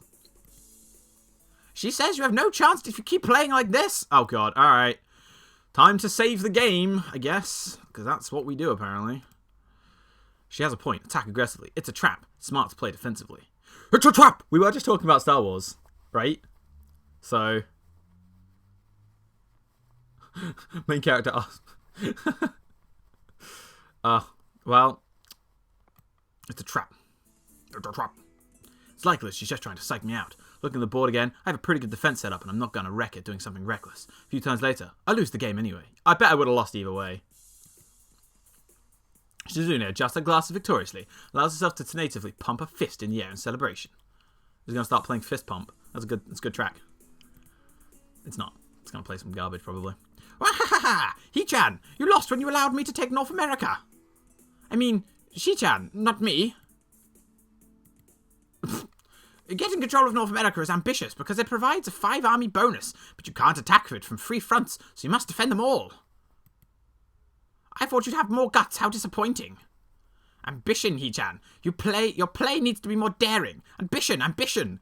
Yeah, alright, I know how you play Risk. You go for Australia first, because the easiest to take, and then you want Africa, obviously, and then, I guess, from Africa and there, you know, if you can go around to the Americas, that's awesome, because then you can win the game there on out, but you need Australia first. That's the best place on the map.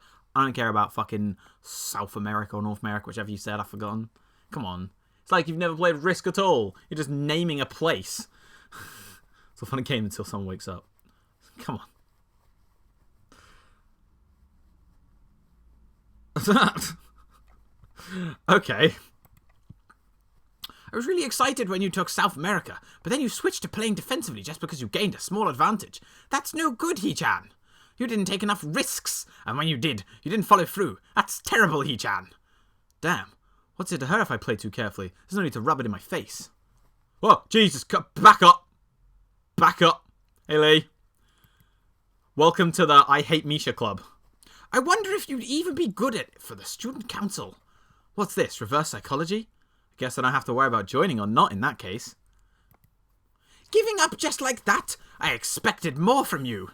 Seriously, is Shizune trying to taunt me into joining the club? Can you back up, Shizune, please? Oh, well. She is the worst character. I hate her. Besides, I don't even want to join. It's only my second day. I can't make that kind of commitment. I haven't even taken a look at any other clubs yet. And these two, they're a little weird.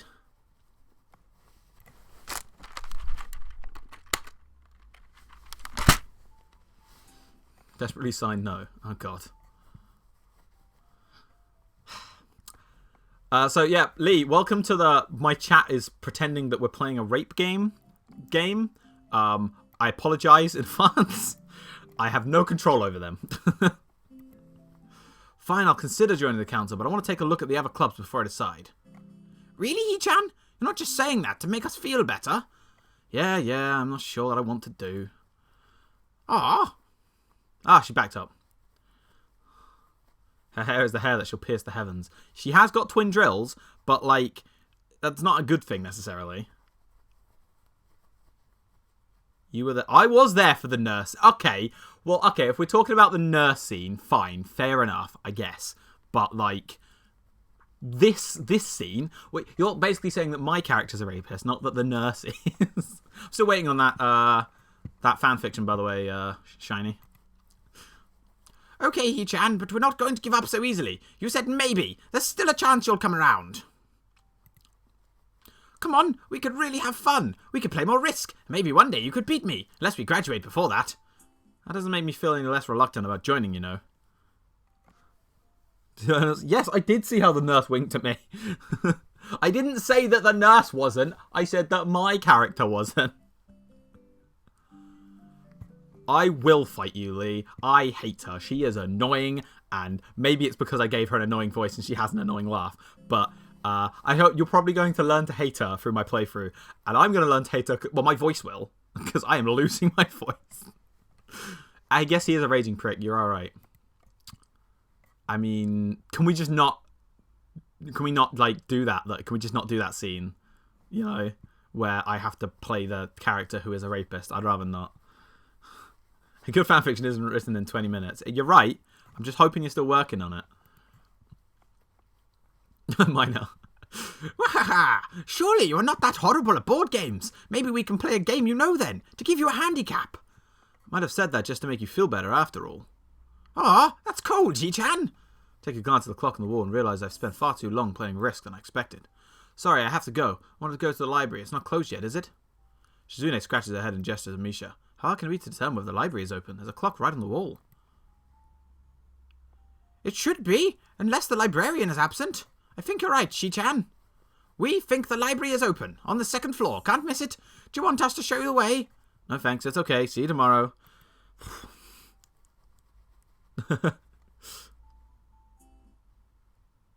Wait. Just check under your bed from Misha. I mean... No, you don't mean... If you did mean Natsuki, I'd be fine.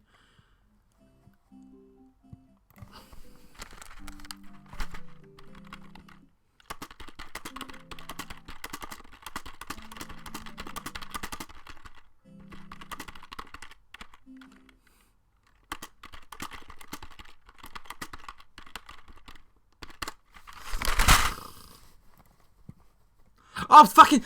The picture's changed! What? Why? What is with this fucking creepy picture? Why is it changed now? I guess because it's floor 2, not floor 3. But why do they keep doing these fucking creepy pictures? Oh my fucking god.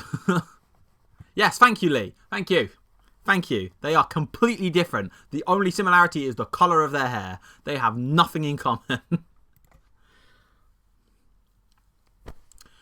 Second floor hallway is a carbon copy of the third floor one. Wide, of course, plain, like only hallways can be. Problem is that the library's whereabouts are not easily determined as one would think. Classrooms are marked with signs stating which class they belong to, but then there's a plethora of other unmarked rooms. Yeah, exactly. There's many differences.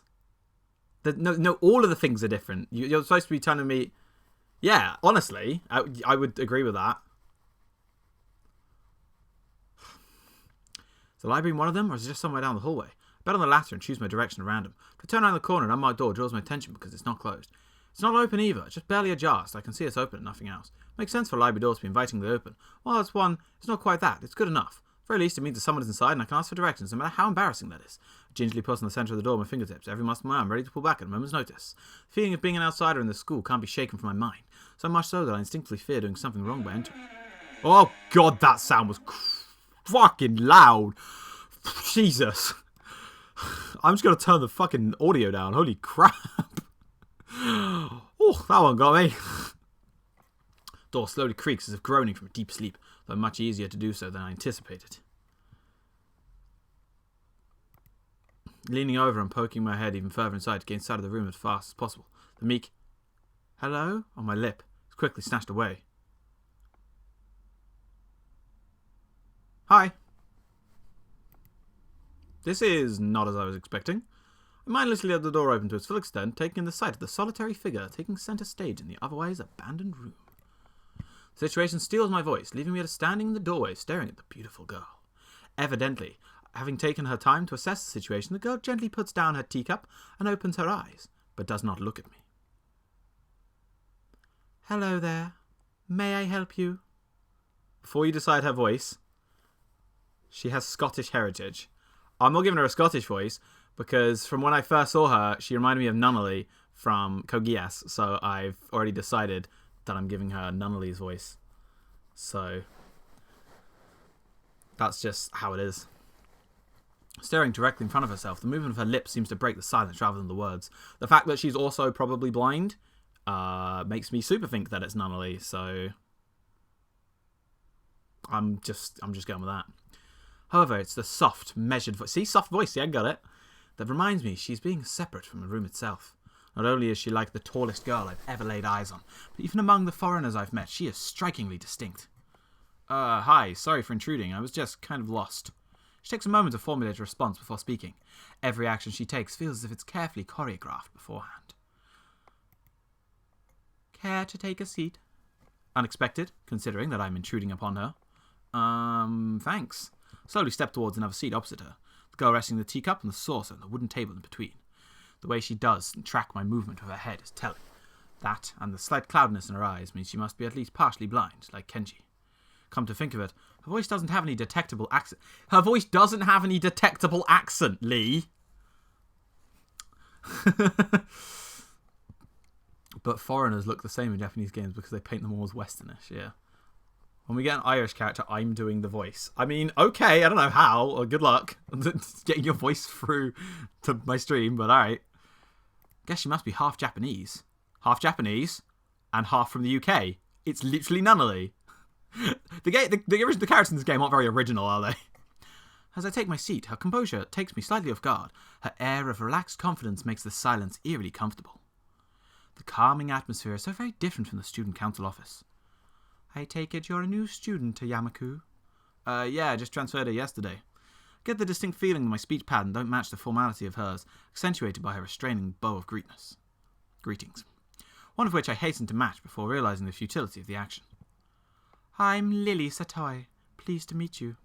Asao Nakai. She gives a nod before gesturing roughly at the direction of her teacup. Would you care for a drink? Through Discord? I ain't on Discord right now, buddy. My Discord's closed. So I guess I'll just have to do a crappy accent. Sure. Shiny translates space through the voice of the character. Oh, okay, yeah, that was fine. You can do that. As much as it pains me, I can't keep step with her formality in the proceedings. She gives a kind nod, taking the request in stride. Without another word, she steps off the chair and prepares a second cup of tea from a collection of supplies laid out among her shelf.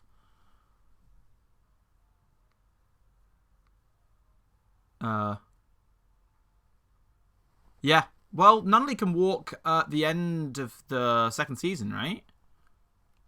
I'm pretty sure that's a thing that happens. Or is it that she can see at the end of the second season? I can't remember. It's been a long time since I've watched it. I read that. I brush here, I brush there. Her left hand often lightly touching the side of whichever container she's pouring into. Seems to be a process she's followed dozens of times before. So I'm guessing this is the canon character that my character falls for. Because my character, obviously I'm playing as Yuri from DDLC, obviously. And she's obsessed with making tea. So I was going to do, I can give her a fucking Jacksepticeye voice if you really want me to. I can do that. As I lean sideways to see around her back, she seems to be using her long, dainty fingers to measure the right amount of water in the cup. It's one thing to see the different disabilities the students in my class have, but quite another to see how everyone seems to adapt. Shizune and Misha have no problem working together to communicate to me, and Lily seems herself to work around her problems I'd never thought of. Sounds really rapey. He does. But, I mean... While I felt slightly guilty about her doing the work, she seems pleased to be following the correct process of offering prepared the drink. So, her soft voice brings me out of my silent observation. Alright, Lee, fair enough. I mean, you can prepare for a Yu-Gi-Oh tournament while we're chatting. Which room were you looking for? It's not often this classroom is visited after school. School library. Shizune, I mean, some classmates told me it was on this floor. Are you embarrassed to say your classmates' names? What? What the fuck? She finishes pouring water into the teacup. As she nods, a small metallic tapping coming from the teacup, indicating it's being stirred. I'm aware of Miss Hakamichi, as are most students. To be with them means you're in class free, no? Hannibal Lecter and the teacher from Erased? I've never watched Erased. That's right, in the science room with Muto. She gives a small giggle before settling down. I keep doing her voice for the fucking voiceover, sorry. She gives a small giggle before settling down the teaspoon and slowly walking towards the table, teacup and saucer in hand. He's quite a character. I imagine you'll come to like him. Most do. The character that he is Spike Spiegel, of course, as we have already discussed. We'll use that voice in future, kind of. What, for the whole game? Fucking hell. I'll use it for her. It's her voice. As she sets down the tea, I gently take it and have a sip. I'm really more of a coffee person, but this seems like a rather bad moment to bring it up. Wouldn't that be ironic if Yuri was originally a coffee person, but then because of this character, she became a tea person, so then Monica got annoyed at the fact that she didn't make coffee. It's like double down on the meta game. Nonetheless, the smell is quite nice. I hardly think it'll be hard to choke down. Alright, don't have to talk about choking down. You've only just met this girl. Thanks, Sato. That's really nice. She smiles and quickly waves her hands in front of her face. Lily, please. There's no need to be so formal. I like that she literally has my favourite name as well. I'm just pointing out. I said that one of these girls would have to impress me at the beginning. She's winning so far. Because, I don't know. She's nice. She says this in spite of her exceedingly well-bred speech. Well-bred speech? Wait, what the fuck does that mean? Well-bred speech? Oh well. Alright. Guess I should try and ask her about herself, as it really does seem as if she's catering to me.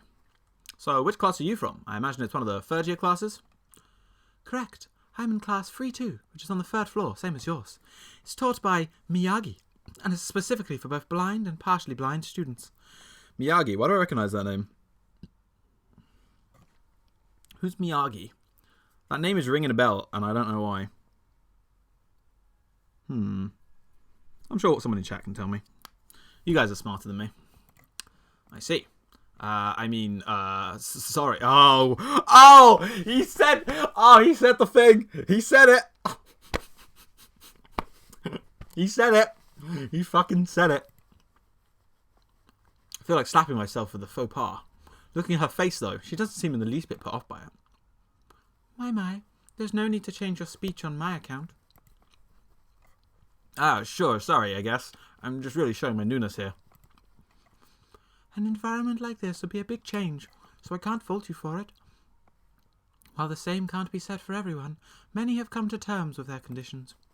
A category which would include her, it seems. All too ready to jump ship from this particular topic, I segue into another. Karate Kid, yeah, there we go. See, I told you chat was smarter than me. Good job. That's what I was thinking. Mr. Miyagi from Karate Kid. That's her teacher. That's a pretty cool teacher to have, I'm not gonna lie. I mean, I got Spike Spiegel, though, so I guess I got a pretty cool teacher, too. All the teachers, like, cool action movie and action show characters, I guess. Do you come here to drink tea often? It's a really nice place. Thinking on it, this might be her version of the place behind my school that I like to have lunch at. I come here fairly often during lunch times. My duties as class representative don't leave enough time for an official club, so a friend and I use this room for having tea. Class representative, huh? Compared to Shizune, her mannerisms seem to be almost completely opposite. While Shizune's blunt and fiercely driven, Lily seems relaxed, calm, and almost aloof. Come to think of it, She might be useful for a less biased view of the school's clubs. What kind of clubs are there to join?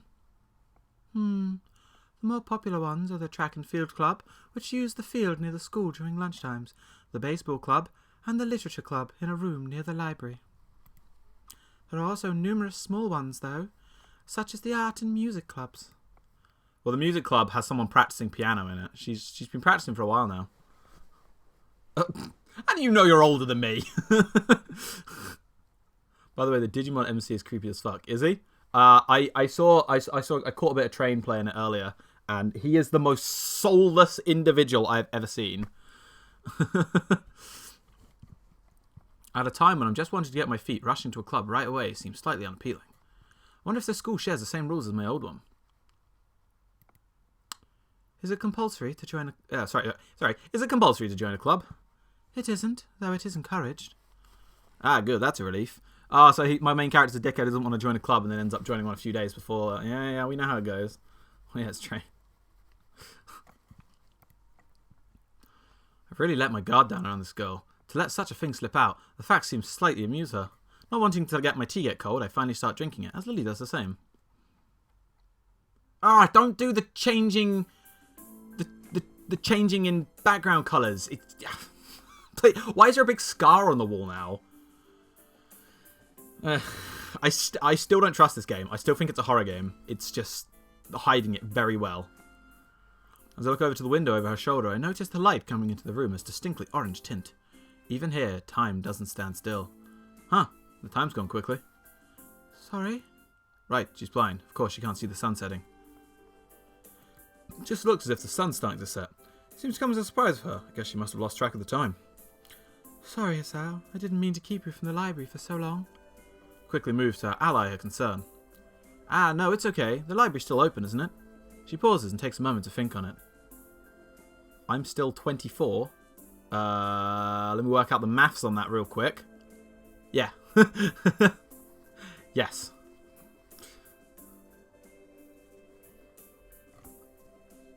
What do you mean it's too creepy? Josh, I call you Josh all the time.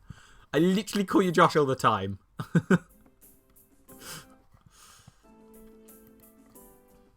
It's probably something I should have asked Shizune when I had the chance, but Lily seems to, likely to know any case.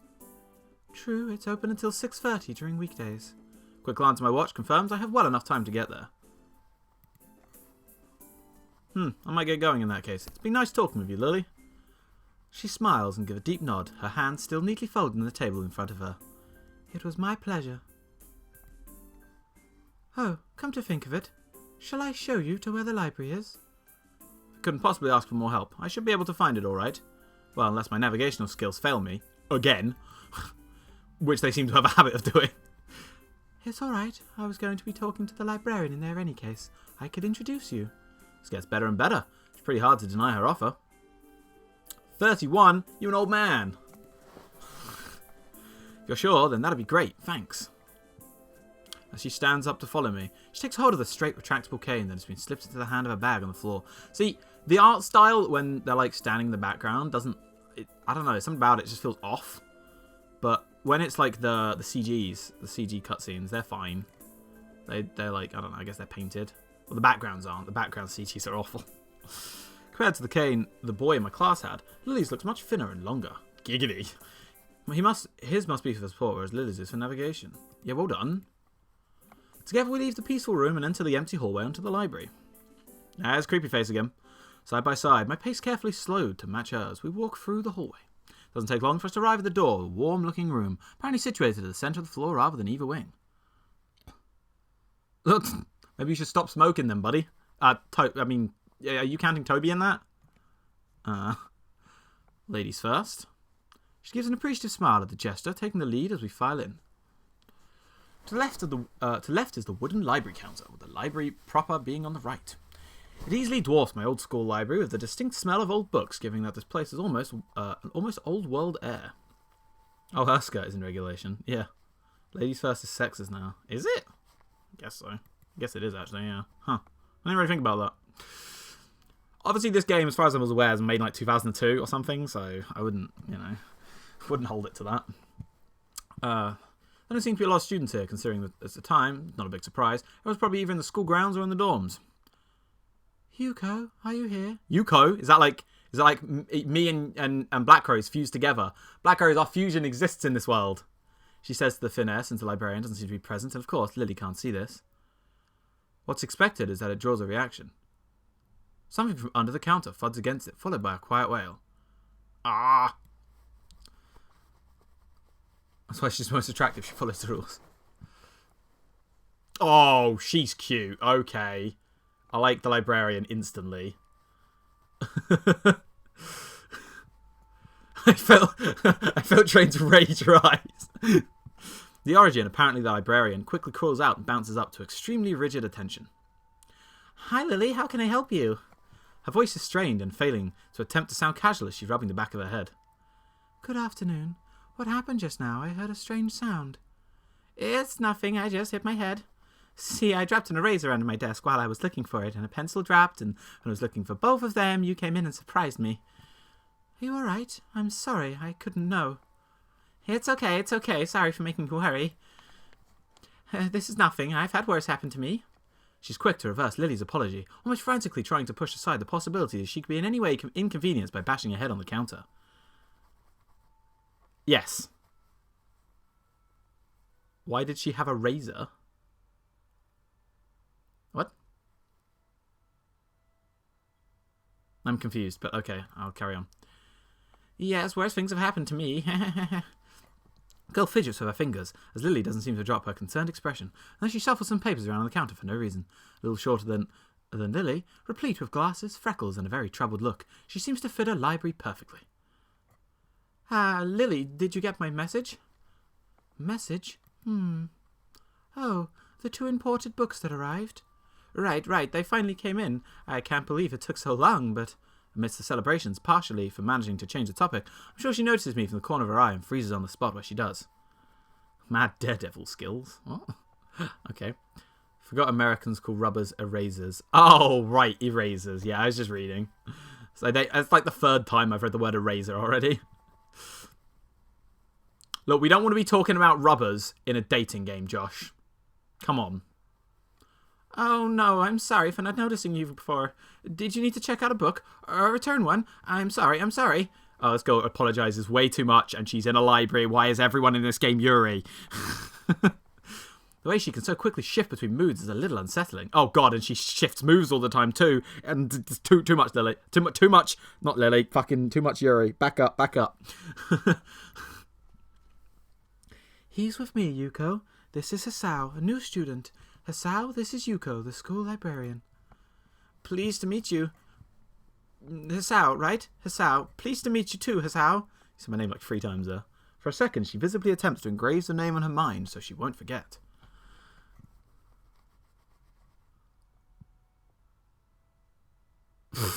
God damn it, Josh.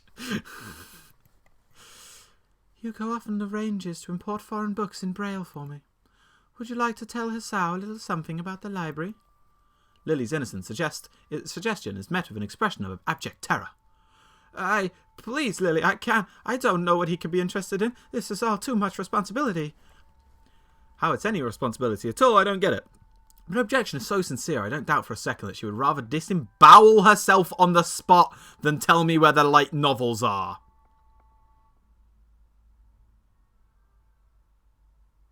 Really? That's what we're going with. Whew. Alright. Okay. But, so there are a lot of books in Braille here. I attempt to save the day by asking the first thing that pops into my head. Seems to at least partially, as Yuko seems to, not exactly relax, but at least look slightly less tense. No, do you know why he has a fucked up mind? Because you know who disembowels themselves? Yuri does. Whoa! This is way creepy now. This is seriously getting creepy. This is almost as creepy as that when we were playing that stupid console wars game, and every time I commented on something, there was a character called If who just said the exact same thing that I said every single time straight after I said it. And I was like, I've never played this game before. And she kept doing it every scene. I was like, this is weird. This is really weird.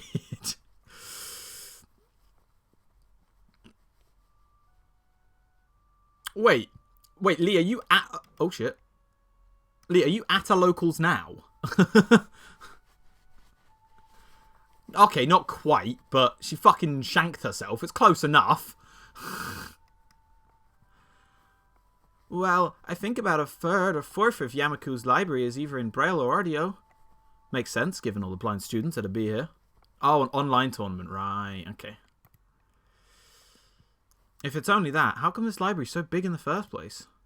Well, we get a lot of new books regularly because the library is adequately endowed. That's probably why.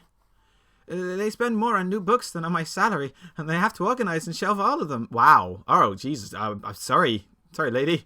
That sucks. It's so troublesome, and they weigh so much. I wish I could quit this job. Wow. Okay. Alright. Very awkward silence follows this revelation of too much information. I'll go check the aisles then, if you don't mind. It's probably best for all of us if she doesn't keep talking to me. Why, but I want to talk to her like her. Very well. Meanwhile, Yuko, I would have those books if it's alright with you. Why does Lily look like a mixture of Clorox-chan and a porn? I don't know what... I mean, she doesn't look like a porn star, so I don't know what the other thing is. My first impression was right. The library is surprisingly big. Ambling down the narrow aisles, I study the spines of the books in a random order, occasionally sliding one out to read the blurb, taking it with me if it looks good. In a few moments, I have a respectable stack of books in my arm. Guess I'll never be stuck for choice in here. The normality of the library sinks in. Sure, there are large print and braille books scattered throughout, but what is it? But it is what it is. A library. What? Okay, I've got to ask. What do you mean looks like a porn star? Is that like a look that people have? Like, can I say the same about you because you're a human? I don't understand this look. But whatever. It's as if the calm mood from the room I had tea with Lily and snuck with us in here, unless it was here to begin with. Something about that puts me at ease, just like before. I reach the end of the aisle and find a collection of desks set up for study or personal reading. Trinity for my host person. Okay. Going a little further, though, I discover a nice quiet corner at the back. While the rest of the library has odd students sitting at a desk, either reading, stealthily sleeping, the back is pretty much deserted. As I glance around, I see someone I recognise sitting on one of the several beanbags. Oh, it's, what's her face? We don't know her name yet, do we? It's the dark-haired girl from my class, the one who snuck out the classroom earlier. She's reading a book, keeping it close to her face while making it look like she's really into it. From the way she's acting today, I had her pegged as more of a delinquent than a bookworm. In fact, her mysterious disappearance from the class raises all sorts of whys in my head. Intrigue floats slowly but surely towards the surface. Before I know it, I'm walking towards the mysterious long-haired girl. I guess there's no harm in introducing myself as I would of anyone else. She's a classmate after all. Walking over to another beanbag, I take a seat and lay my books beside it. The girl starts, looking scaredly up at me from underneath her fringe. Is this the first time I've seen her this close? Underneath her long, dense bangs, I can see that part of her face, at least a third, if not half, is pretty badly scarred. My eyes are immediately drawn to the scar, subconsciously peeking past her hair until they meet her own eyes. For a second, I'm shocked, divert my eyes to the books in her hand, before I realise that looking away probably only makes it worse. It takes too many seconds to collect myself and remember what I walked up to her for. Alright, time for another save. This is our 4th save already. I didn't realise we'd have so many fucking decisions to make before we've even met all the characters. Guess I just talked to her, right? Hi, I'm new here. Asao Nakai. We're in the same class. I just transferred her the other day. Maybe you don't remember? The girl doesn't say a word, but simply stares at me, wide-eyed. I'm still getting used to the place, so I'm trying to meet as many people as I can. So, what's your name? Hanako. Her speech is stuttering, so quiet that it's barely audible, even in the still library. Somehow I think that my delinquent impression of her was wrong. Hanako, eh? So, what are you reading? She gently tips the book backwards so that I can read the title at the same time as hiding her face behind it. She must have noticed me staring before. Life of Pi. I've never heard of it before. What's it about? Wow. Lee, I thought that when you turned up, we'd have some fucking class in here. Wow. Alright. I'm just going to leave you guys to it then. A boy and a tiger on a boat. I can see this taking some time. Sounds interesting. Is it any good? She nods from behind the book, but stays silent. She looks kind of tense. bit like Yuko earlier, but in a different way. More like petrified with terror, I'd say. So the mystery delinquent girl turns out to be anything but, and she is quivering in a way that makes it look like she's mortally afraid of me. The only way out of this, as far as I can tell, is to try and get a normal conversation going. Oh, that doesn't make it okay when you do it, Lee. It's not... it's not what? That's not how this works. Is it a library book? I'm looking for new ones to read, but there are just so many. No, it's mine. Oh, so do you come here often? A huge blush spreads on Hanako's face. Her eyes widen, far larger than I thought it was possible for eyes to do. Uh-oh. Did she interpret my lame attempt at small talk as a feeble attempt to pick her up? I mean, I didn't mean it like that. I've got to go do something. Without warning, Hanako takes off and runs towards the counter. Her hair-like takeoff catches me so off guard that I don't manage to go after her until she has a good head start. By the time I reach the counter, she's nowhere to be seen. Lily and Yuko are happily chatting away. Knowing that I won't be able to catch Hanako myself, I approach the girls. Hey, did you notice a girl running past here? Maybe. What did she look like? Long, dark hair, kind of shy. She had, well, wow, that's not how you describe, okay. She had some scars on the face, apparently that's, okay, well, I mean, I guess you could just say long, you don't have to go into it, but alright. You wouldn't be talking about Hanako, would you? Yeah, that's her. I saw her reading and tried to talk to her, but I think I scared her off or something. Oh dear. Yuko, would you excuse me? I'd better try and find her. Sure. I'll just hold on to these until you come back. What's going on? I'm sorry, but I'll have to explain it to you some other time. Right, I'll see you later then. Lily hastily grabs her cane and hurries out the library, leaving me alone with Yuko. I don't think I'll ever get the hang of this place. Did I do something wrong? What did you do? Nothing, I just talked to her, tried to get to know her. Didn't even manage to get started.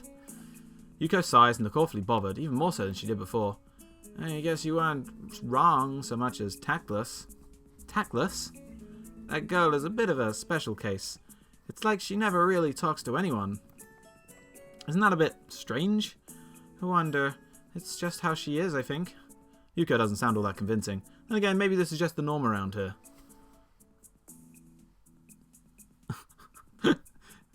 I mean, yeah, Josh, that's how you would describe him. Everyone has their own problems, or else they wouldn't be here. Perhaps I was being a little tactless after all. But how should I deal with these people? Forcing myself to act overly casual on only makes me feel phony. Like I was supposed to be ignoring the elephant in the room? Yuko fidgets, looking like she wants to say something to that, but I resist it. I think it's only an elephant if you feel that way. I guess she does have a good sense of self-restraint. Makes me smile, and she blushes heavily. What? Did that sound stupid? No, it sounded really wise. I guess you're right. It's more about me than anyone else. Neither of us had anything to add, so Yuko fills the silence by shuffling some papers around. People who have papers on their desk really like doing that. Yeah, that is the, what, third or fourth time in this game where it's like, they shuffle some papers around. Did you find any books? I should be closing soon. I mean, this library should be closing soon, but I have to do it. I hope that's not too inconvenient for you. Oh yeah, I want some books, but I left them over there because I'll just go get them. I fetched my stack of books from beside the beanbag where Hanako and I were sitting. Turned to the counter. Wow, you read a lot, don't you? I surprised myself with that too, honestly. At least when I really think about it. I had a lot of free time earlier this year, so I just kind of started reading books to fill the time. And writing poems. Definitely writing poems. I see. She doesn't say anything else, and I just checked my books for me. Guess it's what they call tact. Holding the library books with one arm, I trawl my pocket for the key to the door. A sudden sound behind starts me, making me nearly drop the books I'm carrying, or the key that I almost managed to get into the lock. Who is it? Oh, fucking 80s Harry Potter again. Turn around to see who it is who is talking to me. It's Kenji. He seems to be in a friendly mood, although the light glint off his glasses in the dark gives him a sinister look. It's just me. This makes him pause and lick his lips nervously. Who is me? I don't know anyone called me. Are you a new guy again? Are you some new guy again? His voice suddenly strained and quick. Yes, but we've met before. Yesterday. I don't think so. I would remember someone who I only met yesterday. When was that? What day is today? I tried to ignore him. Is he joking or what? Prove that we've met before. You live across the hall. You're Kenji. Whoa! Whoa, he's angry. Kenji jumps back, his eyes filled with uncomprehending fear. How do you know my name? Damn, this can only be one of two things. Either we have met, and you are telling the truth, and I just can't remember it, or you're a spy. He pauses. A psychic spy. Okay, I like this dude. His eyes dart around me, trying to peek into my room, although it's hard to believe he can see anything through those thick glasses. His mood swung from friendly to manic in less than a minute. I'm not psychic. How do I know that? I'm not a mind reader. Kenji points a finger at my face damningly. Unlike you! Stop that, man. We met yesterday. What's wrong with you? Don't say what's wrong with you. That's probably a bad choice of words. I live in this room. Lies! If you think you can pass Tizal because I'm legally blind, you're sorely mistaken. You don't even look like him. I mean, the resemblance is real slim. Maybe at a distance. But who do you think you're kidding? I want to grab him by the shoulders and shake him. Exasperated, I rub my eyes and let out a heavy sigh. Stay there! Kenji comes closer, one careful step at a time. Stay still, lest he assault me physically, although I doubt he could do much damage even if he did. No, wait, I see. I see it now. Damn, it really is you. Sighing again. Once again, for good measure. I step backwards just in case. What's up, man? You don't look too good, I think. Something wrong? This guy's the best. Please tell me this guy has a root. He's the fucking best character. I don't care what you say. I don't know. Just had something stupid happen to me. A few stupid things, actually. Even if you discount this one. I can't get a proper touch to other people here. I have no idea if it's because of me or if it's because of them. I don't know why I'm telling this to Kenji. It's not like we've had any contact either. He does? Yes! Dude. That's rough, dude. Yeah, I'm sorry about calling you a psychic spy and all that. But you can never be too careful. It's the hard reality we live in. Slowly starting to think that Kenji isn't necessarily living in the same reality as the rest of us. You see, this is how it is. The world. There is no justice, you see? Even when I lose, I win, because I don't lose the lesson. What does that even mean? It doesn't matter. He dismisses it flatly with a wave of his hand. So what happened? Why the long face? Why do you have a long face? It's nothing. I just scared some girl off accidentally. Literally, too. She actually ran away from me. Was my fault, really? I think. I'm not really used to all this yet. A girl? A cute one? Cute? That's a hard question. She has a nice body. What? Oh, mate. I'll have you know she is cute. Thank you very much. You should stop shaming people, Mr. Playable Character. You dickhead. All right, well, I guess I'm saving because it's an option, but fucking yes, I'm saying she's cute. Because she was. So, yeah, cute, I guess. I knew it! There are a lot of cute girls here. Strangely disproportionate amount. I believe this one of the dark secrets of this school. I tried to warn you, man, but did you listen? I don't remember any such warning. Dark secrets? Yes, dark secrets, extremely dark, like a black hole. Have you noticed that the number of girls in this school is slightly but significantly higher than the number of boys? It's like 60 to 40. Turns his head to the left and stares off into the distance at nothing. Why is it like this? I mean, to the untrained eye, it doesn't appear to be that bad, but that's a full 20%. One would think that a school with such a huge pool of women would be a man's dream, but no. What I'm about to tell you could blow your mind. Are you ready? I don't know where this is going, but I think I wouldn't be missing much by cutting out now. No, I'm not ready. Nice. Fucking smooth, dude. I only get as far as turning the knob before Kenji starts talking again, showing that he doesn't really care if my mind is blown or not. I believe that this school is a battleground, a site of feminist infiltration. Wait, what? Oh.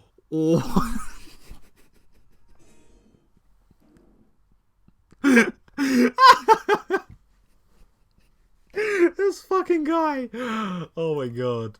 The disparity in the number of men to women is a clear sign of how far they have come. In case this Cold War turns hot, they will have a superiority in numbers. Just another skirmish in the eternal war against the forces of the feminists. They're everywhere. In Japan, women outnumber men. It's not a 60-40 split, but it's only a matter of time, man. Even in America, women are the majority by hair. They're building up their numbers. Even in the past, the build-up of military has always been the clearest sign of imminent war. Japan is just the first step. Our economy is badass, and the country itself is a small and isolated, huge part of the Pacific in terms of political value. The perfect target. They are so cunning, and it's expected of women. Soon the day will come. Kenji's voice trails off ominously. That's why you can't trust them. They will string you along, then kill you, just as they killed me. You will end up just like me. Oh, hell no. Can't stop myself from blurting it out. Hey, what the hell does that mean? You said it, not me. It's the best I can think of. So? You're not supposed to say something like that. Damn, so rude. Where was I? Oh yeah, vast feminist conspiracy. Stop it, stop. I lost you way back there somewhere. Somewhere around feminist infiltration. Too hard to follow. It's cool. I have some graphs and stuff in my room. And puppets. You like puppets? No puppets. You don't like puppets? Okay, graphs are still cool though, right? He speaks energetically, responding almost before I've done talking, moving his hands in an animated way as he continues to rant on. This is too strange. I had pegged as a relatively normal, but it's clear that I was wrong. This entire game was worth it for this fucking character. I love this guy. Something on your mind, dude? Oh, I forgot he says dude. I forgot that's what he calls me as well. Just thinking about what it's like to be the last sane man in an insane world. Kenji frowns, looking deeply upset. You mean that's you? You can't be, because I'm the last sane man in an insane world. That is my dream. You can't just steal a man's dream. What the hell? There can't be two last sane men. That would invalidate the whole last part. And then that part is kind of important. There can only be one. Like in that foreign movie where there could be only one. And in the end, there is only one dude left. Because that was the point. Just Monica. Right? Right? Is that where we're going with this? No? I've never seen anyone talk so hastily and so defensively about absolutely nothing before. Shit, Monica is the Highlander, right? I never realised that. Every Highlander deck from now on that I build, I'm calling a Monica deck. Because it's just Monica. Anyway, if you wait here, I can grab my graphs. I also have a list of the other dark and complex conspiracies that this school holds. As tangled as... Quick, finish my analogy for me. Be a pal. I'm going to bed now. It's extremely late. That doesn't sound like an analogy, but whatever. I like you. You seem like a cool dude. Most people don't understand what I'm talking about when I try to explain the vast feminist conspiracy to them. Denial is a terrible thing. Later... Taps you on the back and then vanishes into his room so quickly and quietly. It's like he didn't even open the door, but instead walked right through it like a ghost. Oh my fucking god. That guy. Yo, Lee, if you suggested this entire game to me just for him, I'd be happy with that.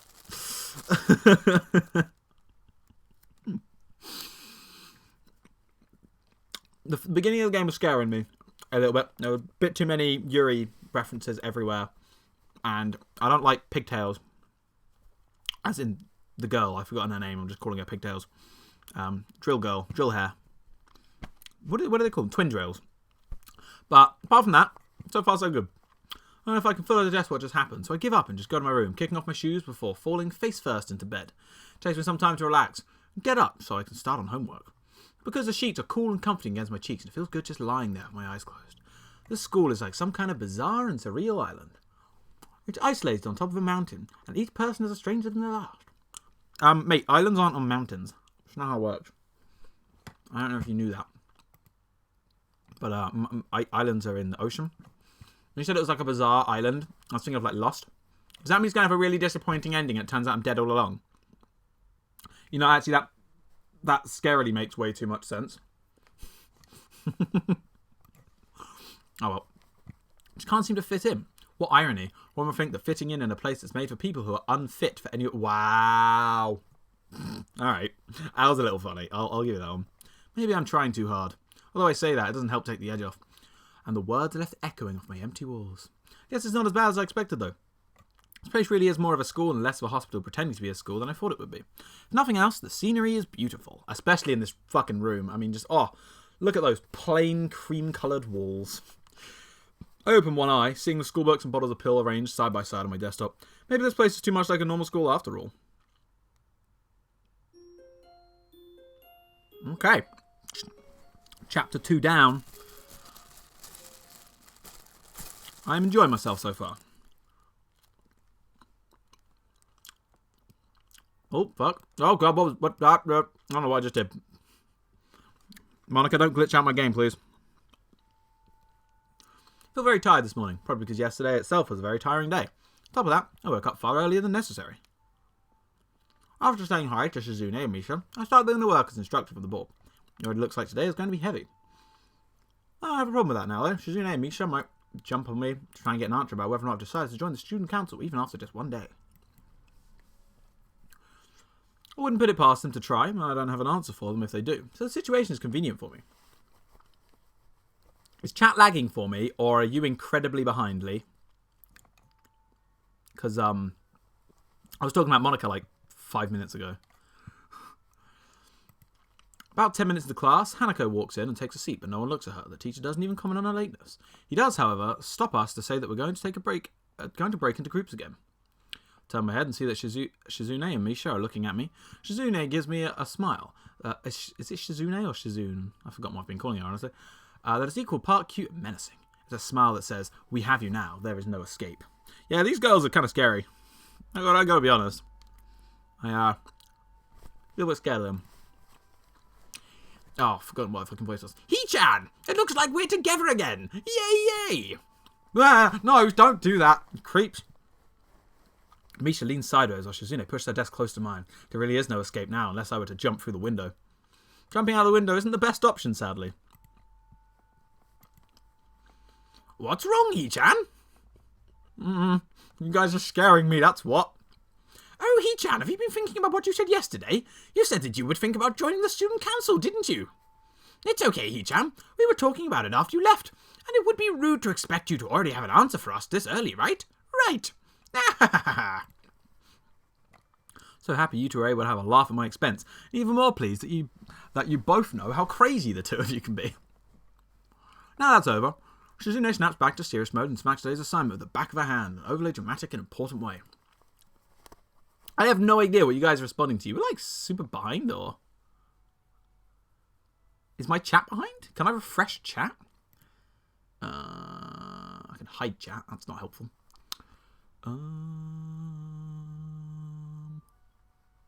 No, there isn't like a refresh chat option, unfortunately.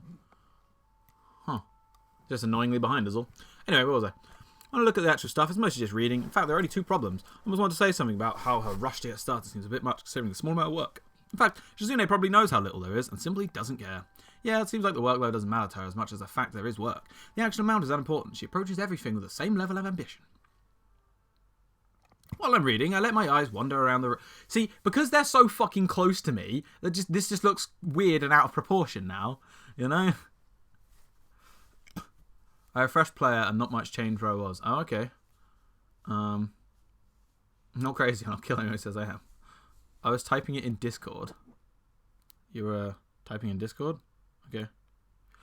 Anyway, Hanako tries her hand at solving the problems. It looks like she's working alone. Can't remember seeing her working with other people before. Thinking back how shy she is, it's understandable. Hey, that girl over there. Huh? Who, He-chan? Hanako over there. Does she always work alone? I think so, He-chan. Do you feel sorry for her because she's alone?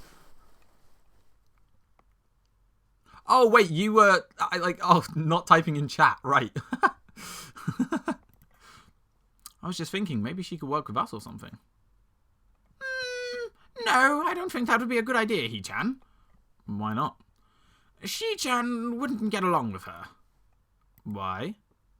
Misha shuffles around the question, letting out a laugh that sounds very strange. It's nervous, but still has that lilting up and down quality present in everything she says. Just because, He-chan. By now, Shizune has noticed our conversation and makes me realise again how Misha has been signing everything she's been saying this whole time. Hasn't it changed again? It's that weird cracking voice that I've been doing this entire time. Yes, I changed it a little bit earlier, but I've changed it back to what it should have been. What, Shi-chan? The friend of my enemy is an enemy? What? That sounds so harsh. I'm not going to say that. You just did. You said it anyway. I know, He-chan. It's fine if you overhear. I don't know if this is Misha's way of keeping things fair, since without her I wouldn't be able to understand a thing Shizune is saying, and vice versa. Is that also why she signs all the time, so there is never a conversation Shizune will be left out of? Anyway, we should start on the problems now, He-chan. We finished with time to spare, and I just... Oh, you know what? It has changed a little bit, actually, because I'm not doing it quite as loud. Like, the game keeps saying how loud she is, so I was doing it loud earlier, but I'm actually losing my voice. I don't know if you can hear me, audibly hear me losing my voice. but I am losing my voice, so I toned her down a little bit. We finished with time to spare and decided to ask her any alternatives to the cafeteria, as frankly the food so far has been subpar. This sends Shizune and Misha arguing amongst themselves about their favourite restaurants. All of them are downtown, so I don't think we have time to go all the way there. But what about the bill? Are they arguing just for the fun of it? Maybe. They seem so distracted, but they don't even notice the start of actual lunch break. I look over my shoulder towards the back of the classroom. She seems to be studying her notes from the previous class. An odd sight. Everyone else in the class is busying themselves with lunch break, socialising, gossiping, rearranging desks. The ones with actual boxed lunches mixed in, chattering like everyone else, only interrupted by short bouts of eating. But when I watch Hanako, it feels like I'm the only one who can see her, almost as if she was invisible, sort of hiding in plain sight. Is she being bullied? Is she isolating herself from the rest of the class on her own accord? I see her look over her shoulder towards the classroom's rear door. Come to think of it, she hasn't turned a page since I started watching her. Guess she's waiting for someone.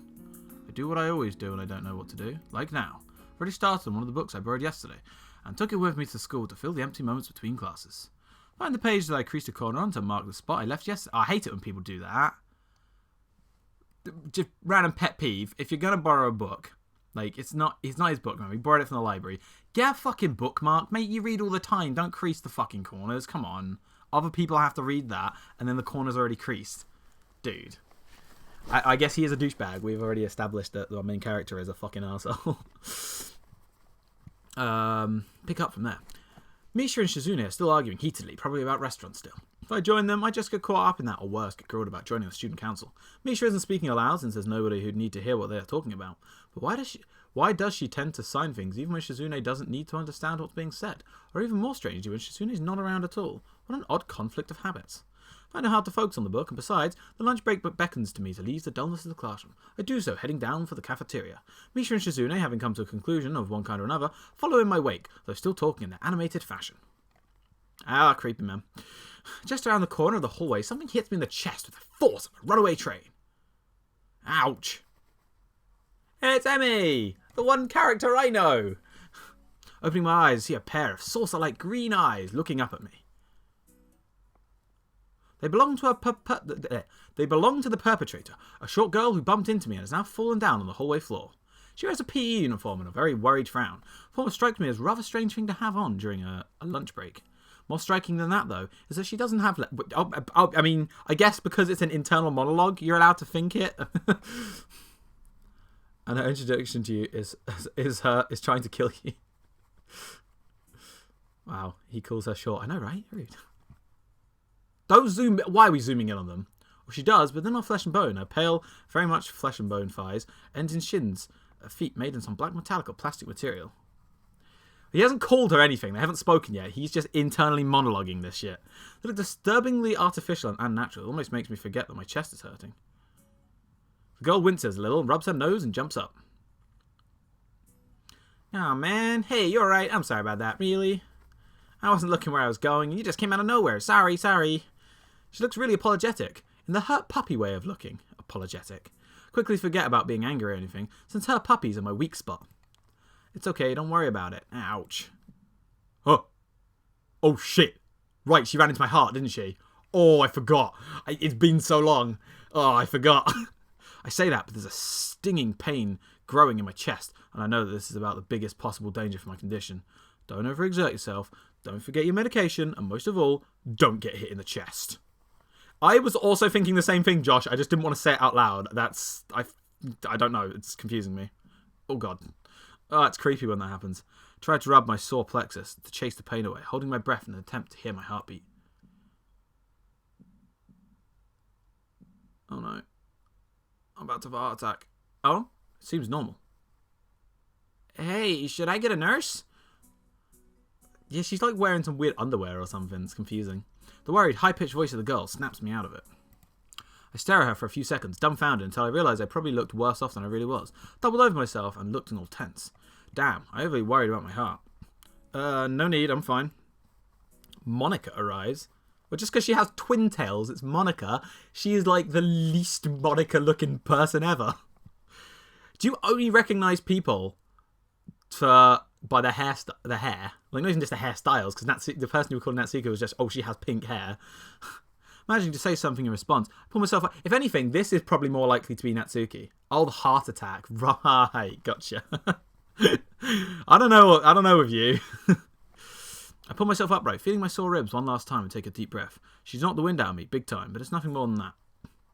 You sure you're okay? I hit you pretty hard.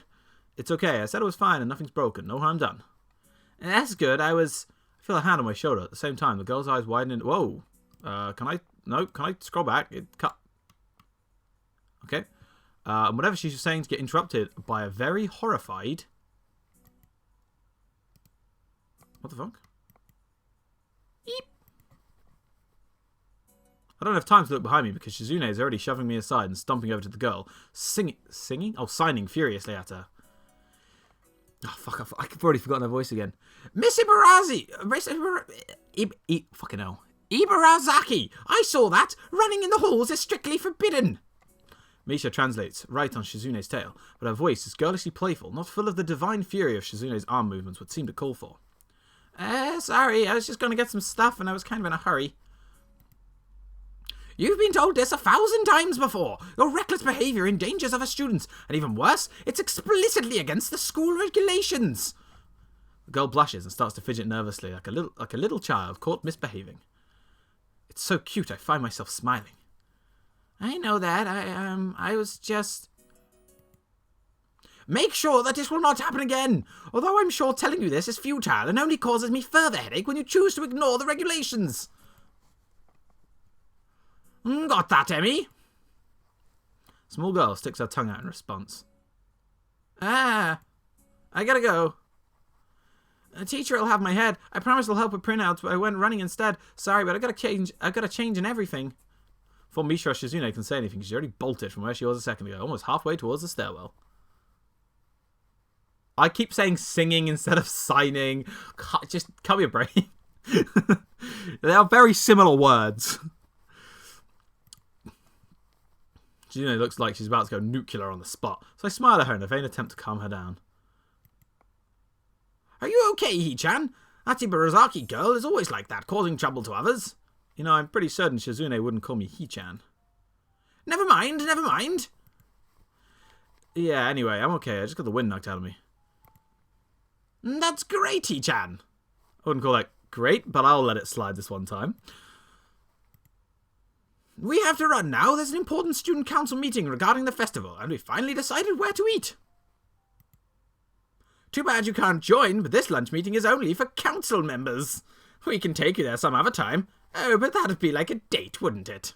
The girls leave for downstairs. Didn't manage to get far off the third floor hallway before this commotion struck. Literally. Struck, literally. I should get going as well. The lunch in the afternoon class paced eventfully. Eventlessly, I'm guessing I meant to say. I read it as eventfully. I read most of the book I had started yesterday and eat some of the most inedible offerings of the cafeteria. Well, at least my bread's nicer than what he's eating. The class is tiresome. The teacher seems like an okay person, despite the weird first impression I got. The material is relatively interesting. However, the way he teaches is really bizarre. It's as if he expects that everyone's a natural genius. When the final bell sounds, I realise there's still a lot of time left of the day, and I'm left wondering what to do. No! Just stop getting, quotes that just would fit in this game really well. You're getting, the sort of quotes that my character would say. It's odd. At the hospital, I had a 24-hour day of free time, but here, filling the considerably shorter hours feels difficult. Everyone else leaves, and I'm left alone with the teacher. Muto is examining the assignment sheet we were working on earlier, marking it with a red ballpen. Raising his eyes from the paper briefly, notices me and furrows his brow. What is it, Nakai? I jump at him addressing me, but I guess it's natural to spark some conversation since there's nobody else around. He wouldn't say it. Oh, yeah, he wouldn't ask, you're right. Nothing. Just thinking about what I'd do after school.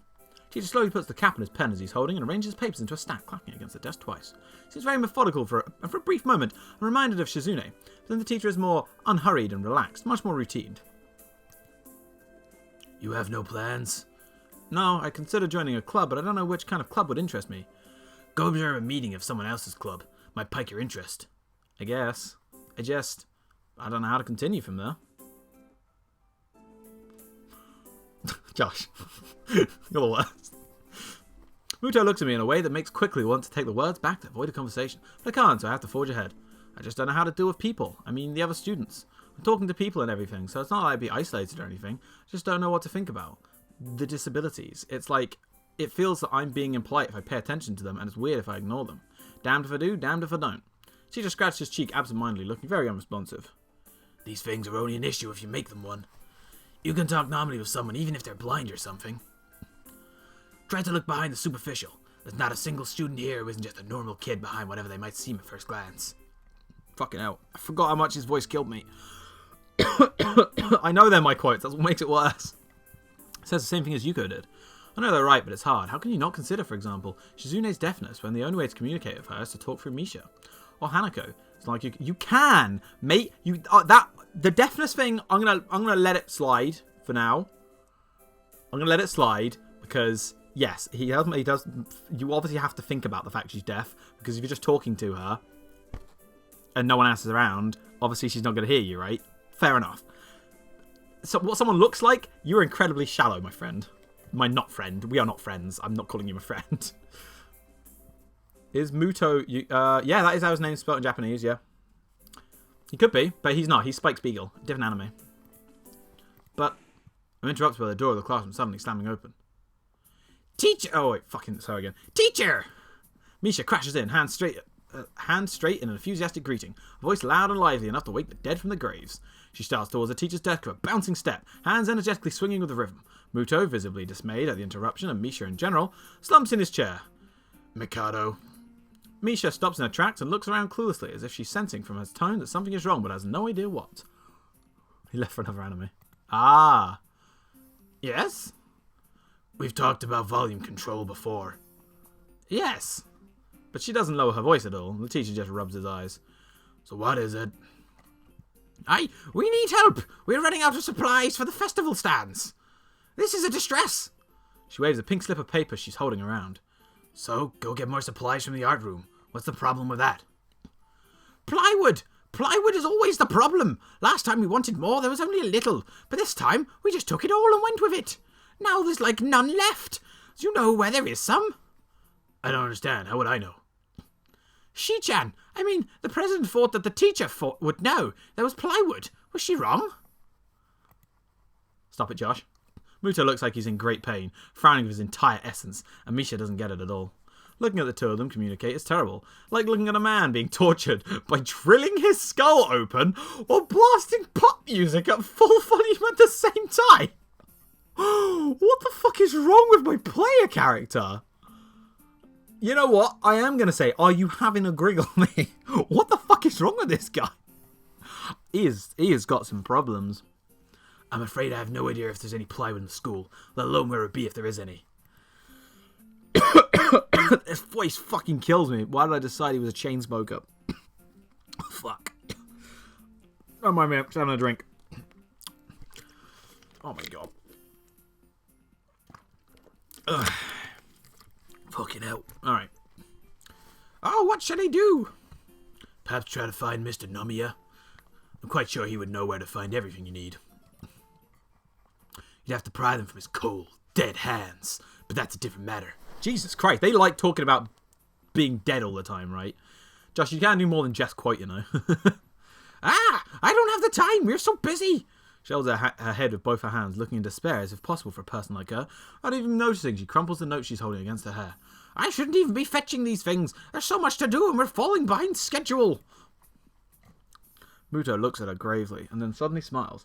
Smiling doesn't really fit his face. I think it would be better if he didn't. Oh, I wonder if you could get some temporary help. He switches to staring at me focusedly with a hard expression, as if trying to say, go make some friends. I guess I can give you a hand. You can? Thanks, Shi-chan. You're really nice. She pauses, does a double take, and then points at me with her finger, yelling, ah! Looking very puzzled. Come to think of it, what's Shi-chan doing here? Class is over. You should be having fun. We just had a little chat. Oh no! It's not detention, is it? Are you in trouble, He-chan? No, I'm not. Is He-chan in trouble, teacher? No, he's not.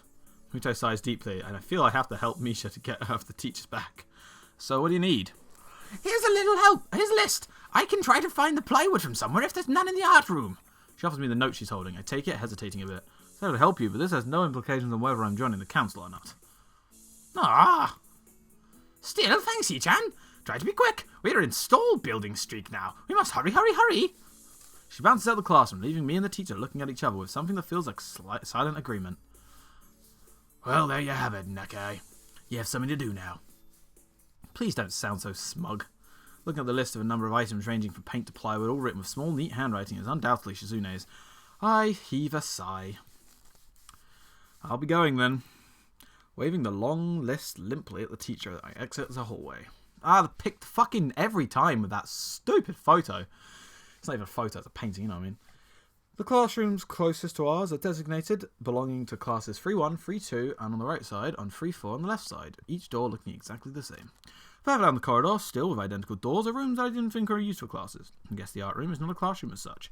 Carefully push open the furthest door and peek in. That looks so similar to my old school art class, that's kind of creepy. That is eerily creepy. Like, even the windows, the random, like, sideboard along the side, all the shitty wooden tables, the awful, awful stalls. My god, why is that so similar? I guess the roof's a bit different, so, still. It's a classroom, but it seems rather badly kept and not in use. Am I in the right place? Desks and chairs all around the room, with thin layers of dust settle on them. There are some easels in the corner, so at least this looks like the right place. The room is flushed in sunlight, the big window, shadows creeping all over the desks. I'll spam the chat a bit more, play a couple of extra games with the guy facing the tournament. Yay, thanks. Specks of dust are dancing on the stagnant air, making the beams of light almost visible. Jokingly, I call into the empty room. Anybody? Oh, something catches my eyes, and I stop mid-sentence. Sitting on a desk is a short-haired girl, curiously wearing a boy's uniform. Oh, hey! Didn't I say earlier there was a girl who was in a boy's... I was like, oh, they're wearing a boy's uniform, but I'm pretty sure there's a girl. With a fork between her toes and a morsel of food stuck on the end. Odd. This odd way of dining seems to be caused by her apparent lack of hands, but her presence here is what takes me aback even more. How did I miss her before? She's sitting in a corner, very still, but I still somehow took her as part of the furnishing or as a statue at first glance. I'm not being too observant today as a whole. The girl seems to be frozen in place, staring at me with her huge eyes like a rabbit in headlights. She's staring at me, her mouth wide open, ready to accept the fork. I'm staring at her. My mouth wide open, suddenly remembering I didn't finish my sentence and trying to think if I should. This weird stalemate, keeps us both stunned into silence, punctuated only by the wall clock ticking rhythmically. Is this Rin? I mean, she's cute, so... Hello? The girl stuffs a forkful into her mouth and is now staring at me expectantly while chewing. This is a bit awkward. Hello? I was told to pick up some supplies from here. Some festival stalls, I think? I didn't think there would be someone here. There isn't. That's why I came here, too. She picks up another forkful. Doesn't that mean you're here, then? She raises an eyebrow as if she was suspecting my observation was false. You're pretty observant. I guess it does, but who are you? The girl is pretty straightforward, isn't she? I'm Nakai, Hisao Nakai, just transferred here on Monday. I'm Rin. Tezuka Rin. Rin Tezuka. I won't shake hands with you, but at least we know who we are now. Did she just make a pun about the fact that she doesn't have arms? That's very nice. Her deadpan manner of talking makes it hard to determine whether she's joking about shaking hands or not. Kind of bothers me joking about these matters. Doesn't feel appropriate at all. While I'm trying to figure out what's appropriate and whether this girl is, she seems to have lost interest in me and is now gazing yearningly back at her food. Can I continue my lunch? If you don't mind me, I won't mind you. If you need to get your stuff, your supplies are at the back. Go right ahead, but lunch? School's already over for the day. What word would you use then? There's no word for a meal you eat after lunch but before dinner, right? It bothers me very much too, but I don't really know what I should say. I don't think you're supposed to eat a meal between lunch and dinner to begin with. But I'm hungry now, and my delicious boxed lunch will go to waste otherwise. I have curry. It's very delicious. Curry is very delicious. If I ever make a bad hand pun about her, you need to time me out. Can you do that for me? If we had a mod in chat, I'd make them the ICBA. Also, that is the least worrying thing. I mean, have you seen what frickin' Shiny and Josh have been saying? It's much worse. With much decisiveness, Rin once again picks up the fork between her toes, and at least as much impoliteness, she points it straight at me. So, Nakai, what brings you to this place? Like I said, I was told to look for these things. No, the school. From outside. You look fine. Is your problem inside? Come to a full stop. opening my mouth but not getting a word out. I can guess. I'm good at guessing. Better than most people. Rin cuts me off before I can answer her question. Or skirts around it somehow. Funny, he used the word skirt because she's the only girl here not wearing a skirt. Which I guess makes sense now, actually. I'm thinking about it because if she uses her legs all the time. I don't know which I would have done. Throws in front of this issue again. I haven't even told anyone here about my condition. Maybe it's only because it hasn't really come up. Do get the feeling I'm not making an issue of this part of the social code here, as the teacher said. Wonder if the people here could relate. Probably not any better than any normal person could. I can't relate to Shizune's circumstances, or Lily's either. Naturally, while I go through this in my head, Rin keeps considering what my condition could be with an overtly contemplative look on her face. She puts her fork between her lips and leans back, looking at the ceiling as if the answer was written up there. A beam of light illuminates her face from the windowsill, creating a mask of dark shadow on the other side. I don't think it's anything in your head, and something in your guts would be boringly ordinary, like this lunch of mine, and less delicious. The problem must be in your pants. This messed up Sherlock Holmes kind of statement, the sheer lack of tact was delivered with catches me completely off guard. I think I might have reeled back even physically as Rin's eyes widened in revelation of astonishment. So I was right. There's something wrong with your tackle, isn't there? Still partially shocked, recognizing the need to reply to something, I spit out the first thing I could think of. No, nothing like that. I have a heart problem. Arrhythmia. I said it. Well, I blurted it out, but I said it. The girl in front of me purses her lips together and glowers at me, looking very disappointed. How boring. Trouble in the pants would be much more scandalous. Oh my god. What's with this reaction? I'm sorry to let you down? I forgive you. I collect people, and a person with you, that kind of problem would be really great. Collect people? People with different problems? Huh, so you just, go around asking people what's wrong with them? Pretty much. I see. With a little less to say, Rin assumes her lunch, and the conversation dies away, but I keep thinking about what was said. It's the first time I told anyone about my condition. All the other people have either known about it already or heard about it from someone else, or didn't need to know about it like every other student here so far. Should I have told her it as a natural part of introductions? Is it expected of me? Hi, I'm Hisao. I have a very serious heart condition. Is that how I'm supposed to go around introducing myself from now on? As if our disabilities would define us. What a disgusting thought. Hey, it's almost like you've been completely rude to every single person you've met because you are literally defining them by their disabilities. It's almost as if you're a dickhead. Wow. Funny when it's on the other side, isn't it? Oh my god. Maybe this Tezuka girl just has an unnatural interest in such things. As I walk to the back of the room to pick up the item on Misha's list, a chance opens to study Rin from the corner of my eye. Her hair is a burnt auburn, almost orange. I'm colourblind, mate, but that ain't orange. Cropped short. Long hair would have probably been impossible with no arms. The boy's uniform and the lack of arms made her look very thin, almost scrawny. She's not particularly pretty. Rude! I'm not saying that. That's rude. Main character definitely starts out a hypocrite. He's also a dickhead! Her green eyes, which flicker restlessly from below her short bangs, even when she eats. The distance and the shadows makes it seem like they don't reflect sunlight at all, but instead absorb all of it within them like deep wells. She moves her feet almost as deftly as a normal person would. A normal can't believe he says this shit. However, I can see how this sight could discomfort people, especially while eating. It makes me what? No! What? Like, why did you make me play this game? Part of it is great, and part of it's just like, my god, I just want to punch this main character in the face over and over and over. I hesitate to think about the word unnatural, but it's too late now, isn't it? Oh my god. Yeah. How about you just don't, dickhead? Oh my fucking god.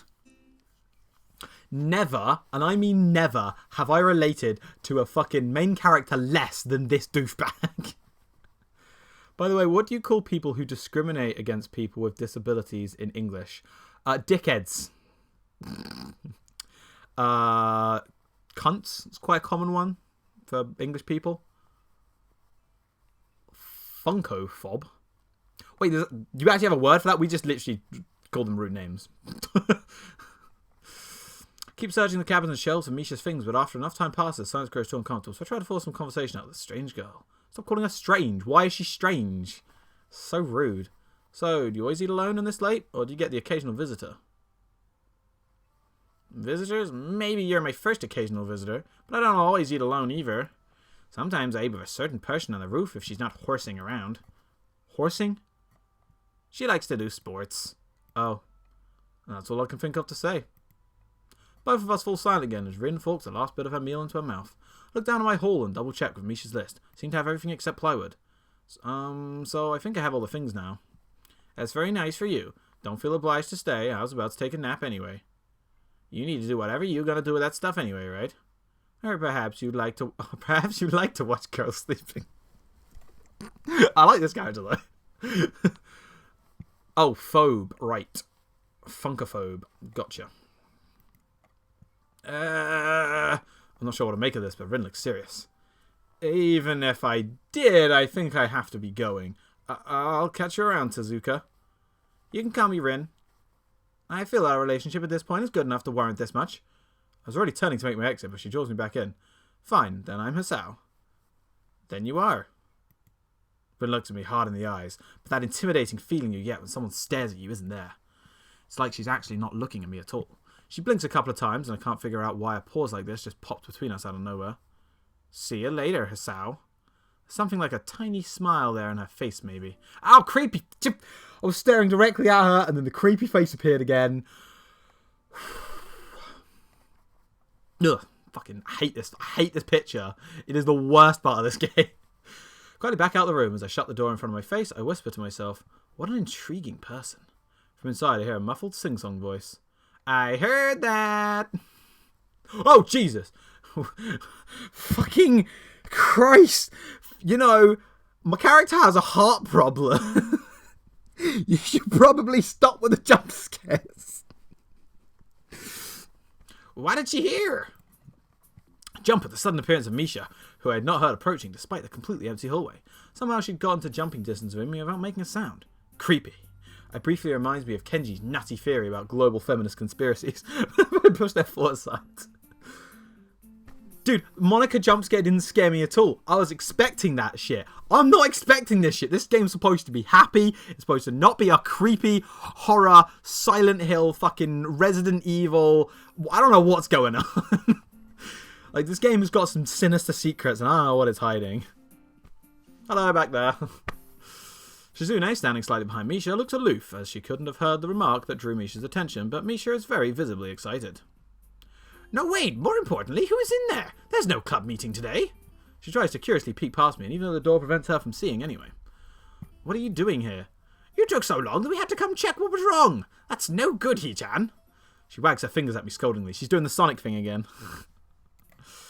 I found plywood, but everything else is still missing because you were tardy. Oh, sorry, I got the things here. I was just going to bring them. I think you were up to some mischief, Hee-chan. Who was in there with you, I wonder? Misha signed something quickly to Shizune, pointing at her own ear a couple of times. Shizune immediately pushed her way past me and opens the door into the classroom we just left. I can only imagine the shock she is experiencing. With Shizune's diligence and attitude, the insolence of daring to deface school property by sleeping on it, on top of it, must be too much to bear. As indeed, she stares at Rin, frozen... Oh, fucking stop doing that. Frozen in place apart from the slight but noticeable trembling of her shoulders, from suppressed rage, I'm sure. Instead of blowing up, Shizune just takes a few deep breaths, adjusts her glasses, and slams the door shut, turning to sign furiously at Misha. Tardy always makes people giggle when it came up in English class. It's a good word. People are just stupid. I think it's a good word. Oh, fucking hell, she's angry. Maybe she did blow up, but I can't understand it. She shoots a very loaded stare at me too, as if I was somehow my fault that Rin is sleeping on one of the tables. I hope she's not getting any funny ideas about the reason of my tardiness. Hello. Rin's voice comes from the other side of the door. Takes a few eye blinks to realise she might have trouble opening it. We would all find Rin directly behind it, looking at us with half-interested, half-sleepy faces. Hello. Miss Tezuka, what do you think you are doing? You are absolutely not permitted to use school property for such, disgraceful activity. It sure is suddenly very crowded in here. I didn't know I was this popular. It's hard to say whether she's happy or unhappy about this turn of events. At any rate, she ignores Shizune and Misha's scolding, so they have no choice to drop the issue. Shizune taps Misha's shoulder, points at Rin, and makes some quick signs. Popularity aside, please don't do that anymore. Huh? Anyway, how's your project going? Will it be done for the festival? Rin looks at them blankly, apparently at ease under the pressure Shizune's cold stare is putting on her. I keep wondering about that myself too. And? I'll think about it harder. As Misha signs her rapidly to Shizune, her face turns to an unsatisfied frown. Miss Tezuka, please try to take this seriously. It'll be a disaster if the wall looks like someone threw up their lunch onto it. Rin nods assertively. Yeah, probably. You're probably right. We'll think more seriously. Misha actually giggles at that, but Shizune doesn't, not even after translation. She just shakes her head, takes the materials from me, and takes off with Misha in tow. Rin frowns thoughtfully as though she looks at the retreating student council duo. How rude. It's true, though, I must finish my project before the weekend. There will be dire consequences if I don't. The end of the world as we know. Oh, God, don't. Look, I know you're joking. But please don't talk about the end of the world happening on the weekend before the festival. For the love of God. Please.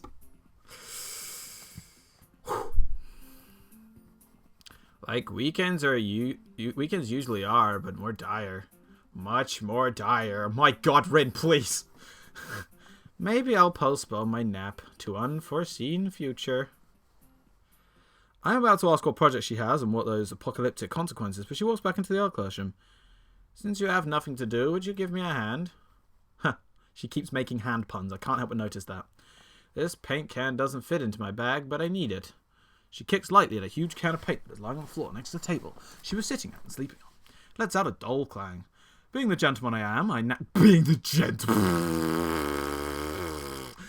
That's the funniest thing he said all this whole time. I naturally pick it up. Heavy. Whoa, that was in a different font for some reason. Yeah, yeah, sure. Where do you need to take it? Away. And with that, she takes off to the hallway, me and the paint can following, since there's little choice for either of us. The hallway is quiet and empty now, with Shizune and Misha gone, so we too leave towards the stairwell at the other end. Every 10 or 15 or 20 steps, I have to change the can from one hand to the other because the thin handle cuts into my palm. At least it keeps my arms from tiring too fast. Just hold it with two hands, you fucking idiot. Rin strolls on beside me with an uneven pace, but I have trouble matching. Or maybe I am walking weird because of the extra weight. Seems one of us is constantly walking too slow or too fast, and I can't figure out which. 2 flights of stairs below, trouble appears in the form of the head nurse and his fox-like grin. Oh God, he's back. Ah, Mr. Nakai, what a happy coincidence. Tezuka too, of course. He nods courteously to Rin, who does not acknowledge him back, and then turns to me, because obviously it's me who he had some business with. There's something I forgot to mention on Monday. I nod and wait impassively, because I can't even begin to guess what he forgot. The feeling of the handle delving deeper into my skin does not make me feel enthusiastic about the interruption either. A rape vampire?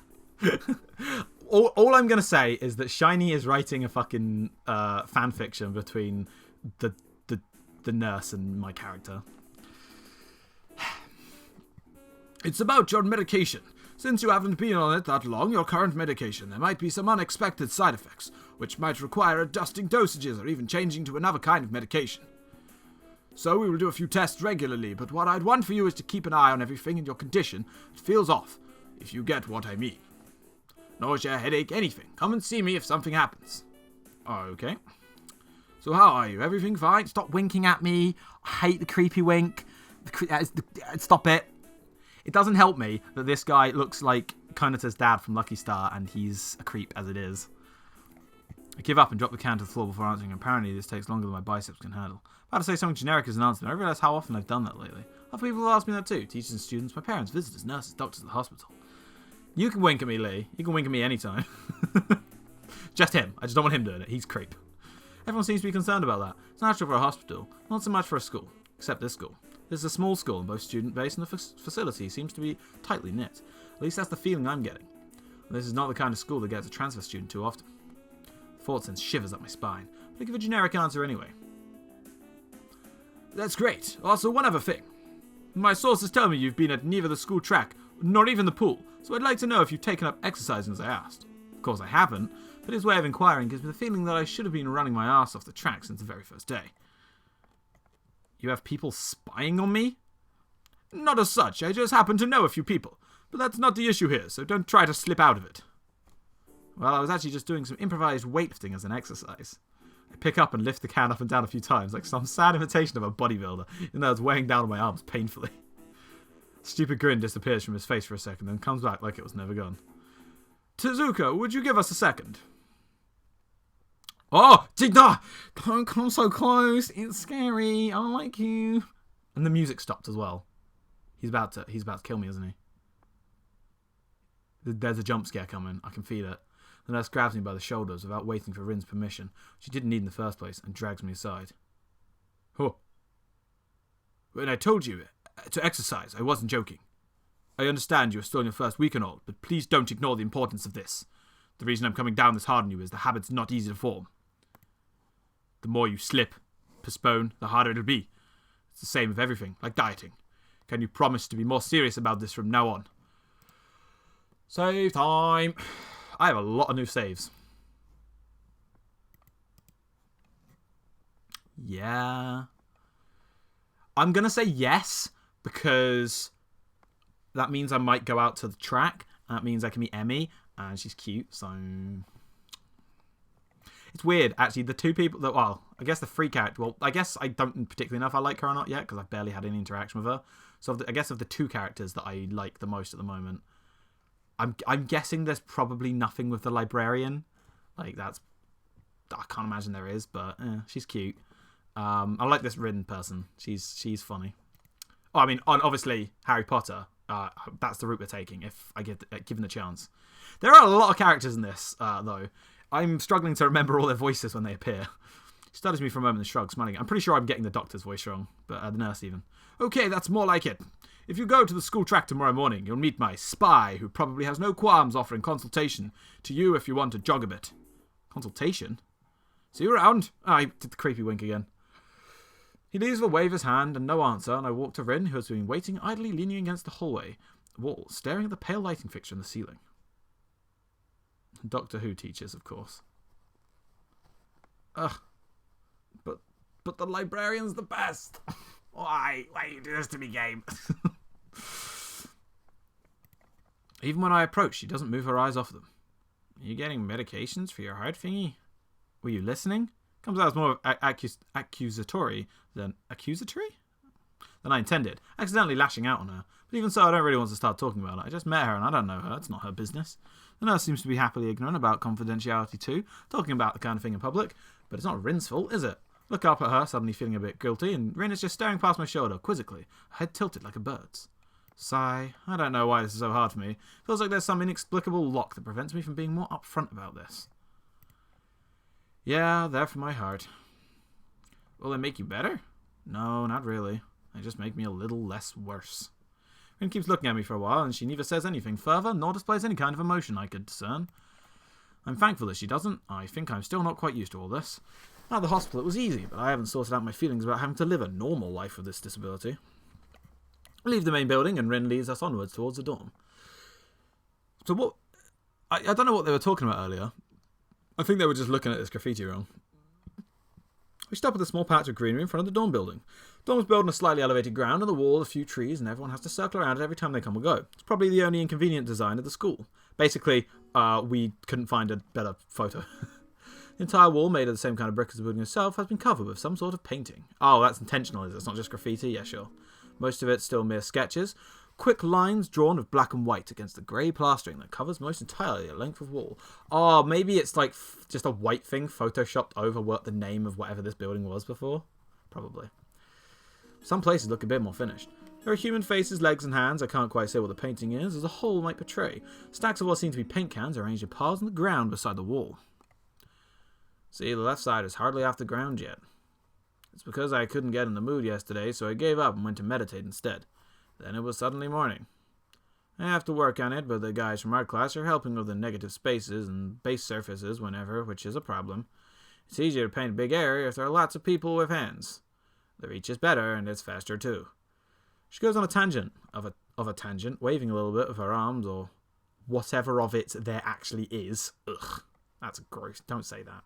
To demonstrate, even though I got the point already. The white cotton of her sleeve flaps around. It makes me think that it could look sadder than it does. But it makes me feel out of place, like almost every tangible reminder of the student bases special properties has in its past few days. I hate this player character so much. Scar doesn't notice my dreary feelings, of course, or the fact that she's lost me a while ago. Just keeps on blabbering. So that's why I'm trying to figure out if there's something I need to figure out, and then figure that out before it's too late and all hope is lost. Why would the hope be lost? Because paint has to be painted, and then it has to dry, and then it has to be painted over with another kind of paint. It takes time. She finally stops, apparently thinking she may come to some kind of statement that makes sense. I think it's best to start from the top. So this is your project. You did this. Yes, yes. All of it. Yes. Nice, but... Stumble with my words, suddenly feeling like I've walked straight into a minefield of political incorrectness. Mate, your entire mindset is political incorrectness. It's okay, you can say it. I probably won't get mad. I blush really hard. I don't really know what it would be the right thing to say, if any. It feels that I'm way more sensitive than Rin is, though. This is really awkward. Don't you want to ask? How do you paint without hands?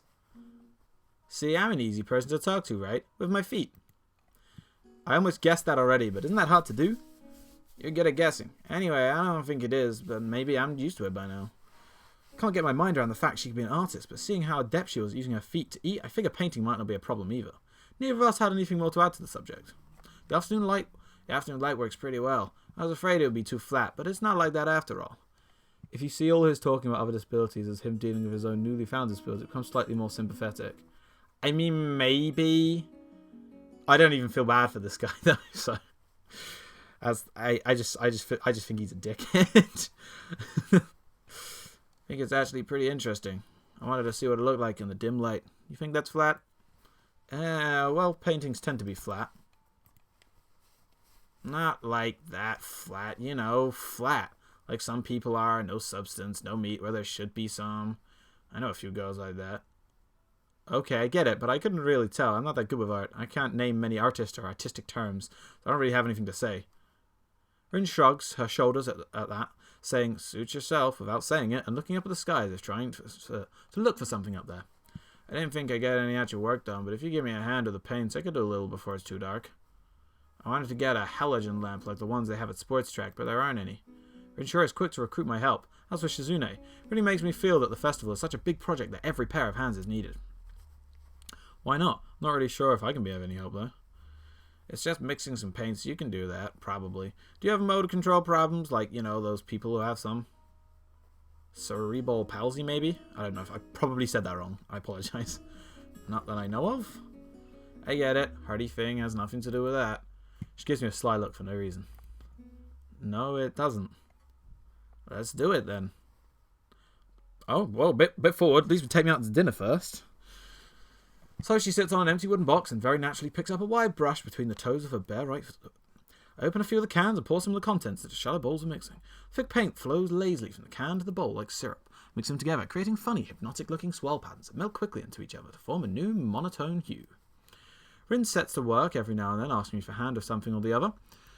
Finding different brushes is easy enough, but mixing the paints to be the exact tone the girl is apparently seeing in her head is a frustrating ordeal. She wants precision down to the last millimetre before she's satisfied, but her instructions are obscure at best. I don't think this is meant to be a horrific thing here, but that's really creepy. This face is really creepy. Add half a splash of green. I crouch down to pick up the can of bright green. The other green, this green. Oh, I'm fucking colourblind. Way to make fun of me. Carefully pour some of the other green paint into the mixing bowl. No, that's almost a whole splash. More white. Is green a good colour to add? Is green a good colour to add? No idea, you're the artist here. A hint of a smile appears in the corner of her mouth. Do you lack an opinion? No, it's just that I have no idea. It's okay, because I just got an idea. Add more white.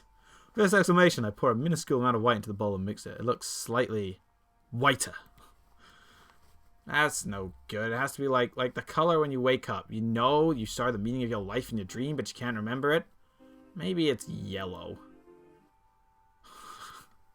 Despite the impossibility of mixing a colour like the change of a season or any other nonsense that's being imposed on me, I find myself enjoying this more than I thought I would. Seeing a painting being born on a plastered wall feels like magic. Spend the moments I have between mixing paints, crouching down on the pavement, just looking at her work.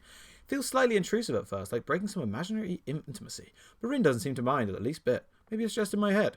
Her entire presence emits a completely different air as she painfully works on the details, adding layers of paint on top of the other layers of paint, steadily moving her foot across the wall to add new shapes. When I manage to produce a passable mixture of paint, the rare smile on her face is oddly rewarding. Apart from the few words when discussing paint mixes, neither of us say a word for the longest time, and even those short discussions soon evolve into shorthand, both of us developing and using weird impromptu code words for various paints and hues, as if there was some need to conserve words and breath and sound. I hate it when it changes the fucking... Oh god, that's super creepy as well. Ugh. We stay there late into the evening until it becomes too dark to paint properly. What? What just happened?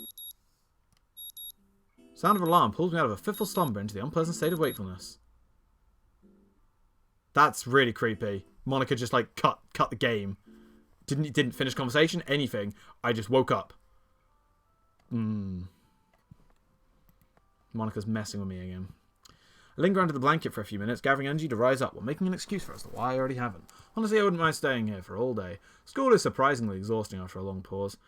And the culture shock still has not faded away, I think. Oh, also, because it's totally morning, I was gonna fucking say BRB, and I didn't even get the fucking chance, because it just fucking jumped straight back into it. So, here's my old BRB screen. We're still using that, because I'm lazy. BRB.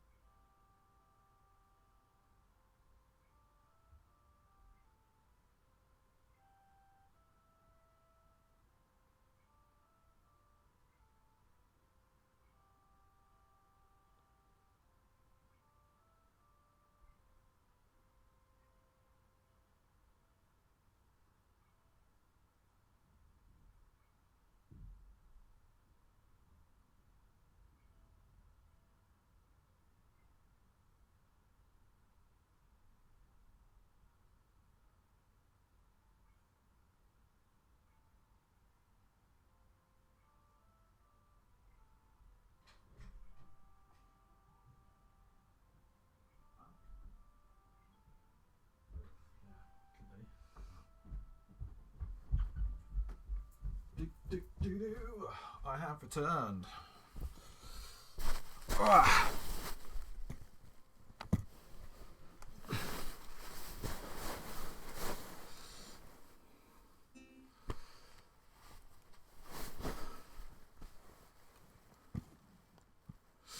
Okay.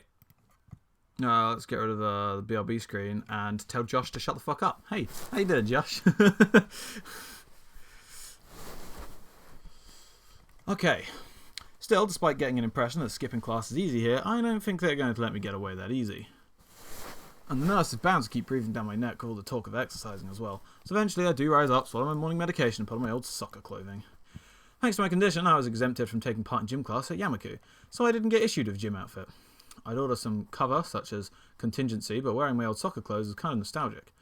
Can't use them for that anymore, so maybe they can get a new life this way, a bit like me. After all, if I'm going to start taking care of myself, I can't afford to slack around. I'll start from the basics. Basics just include keeping the rest of my body in shape along with what little I can to strengthen my heart. Maybe then I can go back to something approaching a normal life, or at least something where I am less likely to fall over dead at any minute. Wait, really, Josh? She's been on like every single stream for the past 2 weeks. I'm surprised to discover I'm not the only person present at the attack. Not just that, it's a face I've seen before. The prosthetic-legged girl who bowled me over in the hallway yesterday is running on the track. Lively? I don't know that word. Like a half-mechanical gazelle. What was her name again? It was a short one, but how can you not remember? It's Emmy. It's the only character's name I knew before I even started this game. She seemed to be running laps, somewhat easy lope. Her prosthetic legs clacking rhythmically on the hard track surface. I wonder what reason she has for running this early in the morning. Maybe it's something akin to mine, and the nurses are pressing the poor girl to jog, just like he's oppressing me. She just loves running, dude. She's Sonic the Hedgehog, trust me. Well, Josh, it's not my fault, is it? Certainly wouldn't be here if it were for my health, and his prompting me to do so. Even with things like they are, it's only because I wanted to get out of the way early. The fact that I would be less likely to encounter someone who would witness my pitiful attempts to get in shape were merely a happy accident. I'd leave, but it seems that my former assailant noticed me on her last lap. She waves at me cheerily and jogs over. Good morning. Your name's Hesao, right? She grins, seemingly pleased that she remembered my name. You may not remember me. Emmy, I knocked you over the hall yesterday. Miss Ibarazaki? She imitates Misha. Oh, that was imitating Misha? She imitates Misha imitating Shizune, failing to get the same kind of subdued lilt into her high-pitched voice. How could I forget such a blunt introduction? Emmy has the decency to look vaguely apologetic for a moment before giggling.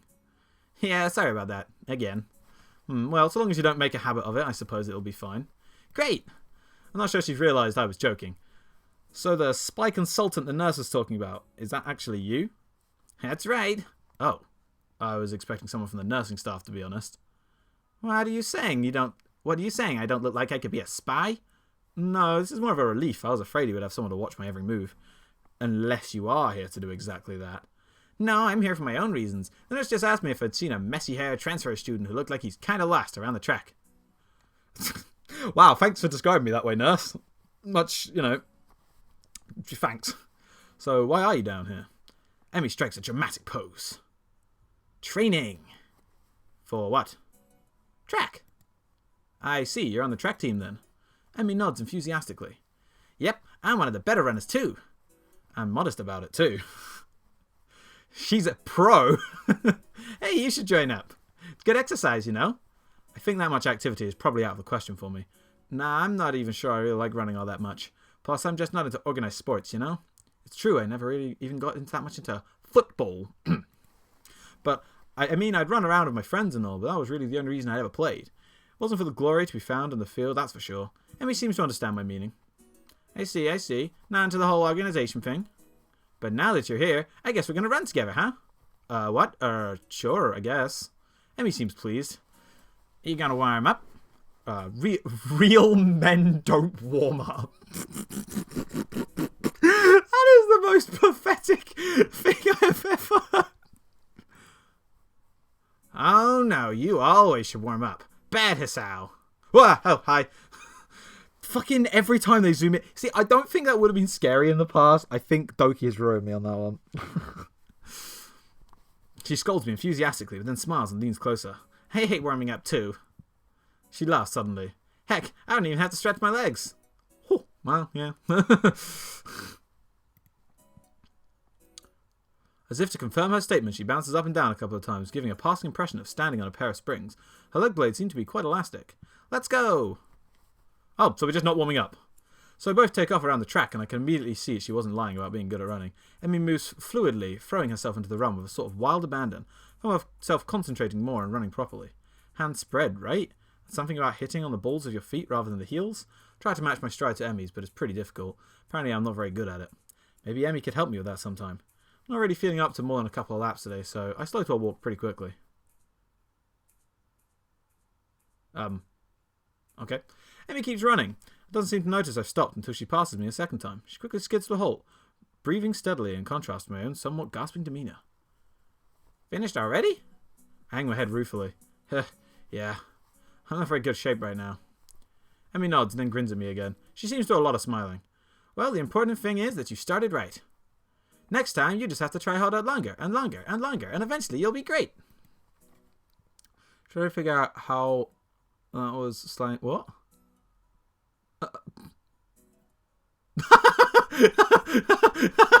Oh, god damn it. I'll keep that in mind, but I think right now I'm going to get ready for class. Shouldn't you? Emmy shrugs unconcernedly. Nah, I got plenty of time. Notice she's not wearing a watch. Are you sure? I have a careless shrug. Not really, but I gotta finish my routine. See you later, Hisao. Yeah, see ya. I'm not sure whether this morning's experiment was a success or a failure, but I'll admit that I do feel slightly good about getting out there this morning. And like Emmy said, I just need to keep at it in order to get better, right? Practice makes perfect, or something like that. It's nice at least to feel like I've taken some semblance of control over my own health. I'll have to try to keep this up. You will keep it up, boy, because I want to go see Emmy every day. Did I turn off sound effects? No? No. I turned them down a bit because there was a door creak earlier and it was so loud it deafened me, but they're not off. See, look, they're actually higher than the music.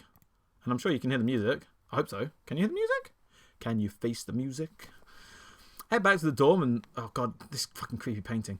And wash and change in my uniform, trying to resist the urge to take a really long and hot shower. Why would you not want to take a shower after you've just done that round? Of course you would.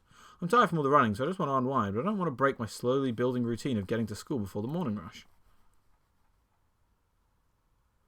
After taking a long shower anyway, I dry myself off and get out the stall to put on my clothes. Out of nowhere, a shadow appears within the mist, looming and radiating malicious intent. It burst through the fog. So, what are you doing in here? Why the hell you scared me like that? What's your problem? I should be asking you that. I've been looking for you all over the place, man. What do you mean, all over the place? I wanted to ask if he's been looking for me like that, stark naked, but I hold my tongue back.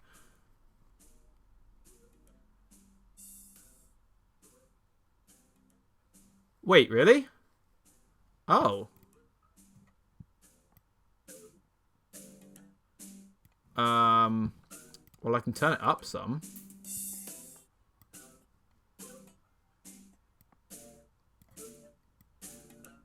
I don't really want to turn it up too much because it deafens me. Well, let me know if that's better. I'm guessing that in the uncensored version, he's not got a leaf there. Just that I guess. I finally realise I'm still naked too and quickly hold up my shirt in front of me, but Kenji doesn't seem to notice a thing. Glasses are fogged up, but then why doesn't he wipe them off? Is his vision so bad it's like he's perpetually seeing through fog? Oh yeah, okay, everyone can hear it now. Tell me if it's too loud, though, right? I did ask at the beginning, when people were here. Oh, you could hear it beforehand. Right.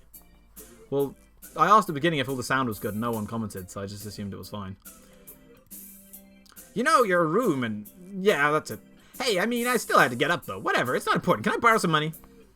Puts on an innocent face and looks away, trying very hard to look casual. Doesn't work. He's as transparent as a window pane-sized glass. Talking neutrally like this, wearing nothing, feels awkward.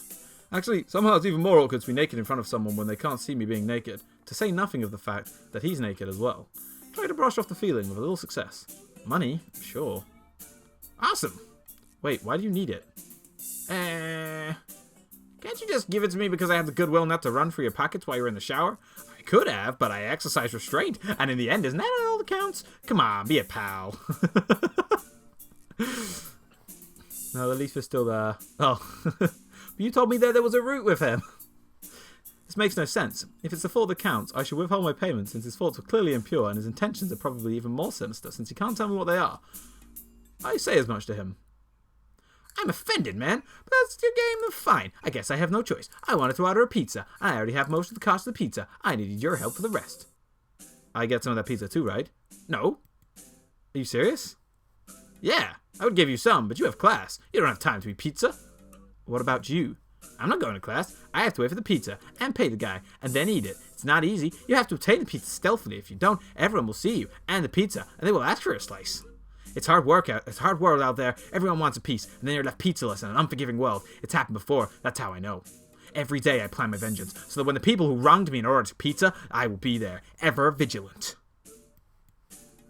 Kenji strikes a dramatic pose, complete without irony. But yeah, I don't need like 400 yen. Please, you're my only hope. I can't go outside and buy my own pizza. It's too far. I try not to go out unless it's absolutely necessary.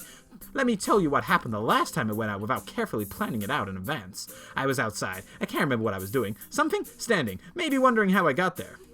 And then, out of nowhere, it happened. Like a flash of lightning, splitting the sky like how you split a sandwich in 2 equal pieces to make it more manageable to hold and eat. The bird crapped on my head. It was the second most shocking moment of my life. What was the first? He ignores me and keeps going. I want to grab him and shake him, as he is trying to keep momentum. I'll go with that, even if it's more likely he didn't hear me. It was like the opening of some kind of anime show. You know, how there's always a part where the main dude is fighting his rival, and they fly at each other and clash swords, and there's like a big dramatic colored aura and zoom. It was like that, but with poo. Okay. So yeah, I need some money, please. Please let me hang in. I don't need like 1,000 yen. I thought it was 400. Okay, what? I'll pay you back, I swear. You better. That's what it means to borrow stuff.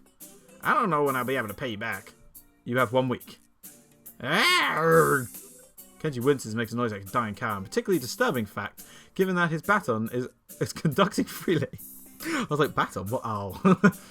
You're not supposed to be so tight-assed about money between brothers in arms, man. Men have it bad enough as it is. Did you know the male porn star only makes about half of what a female porn star makes? What? This fucking guy is crazy. That doesn't mean anything unless you're a porn star. So maybe I am a porn star on the side, struggling to make ends meet to fight the feminist agenda. You can't even spot me your crumbs, you bastard. Nobody understands. Nobody. Wouldn't feminists be against pornography in the first place? This feminist agenda stuff again? That stuff's important. I can see that you don't give a shit. But this is serious here. Feminists are a dangerous enemy. Make no mistake. If you take them lightly, you'll wake up in the morning with a knife in your back. Bam! Out of nowhere. Yeah, but I'm playing as Yuri, so I sort of did that to myself. Spoilers for the future of my character's life. How do you wake up in the morning if someone stabs you in your sleep? Women are terrible at stabbing things.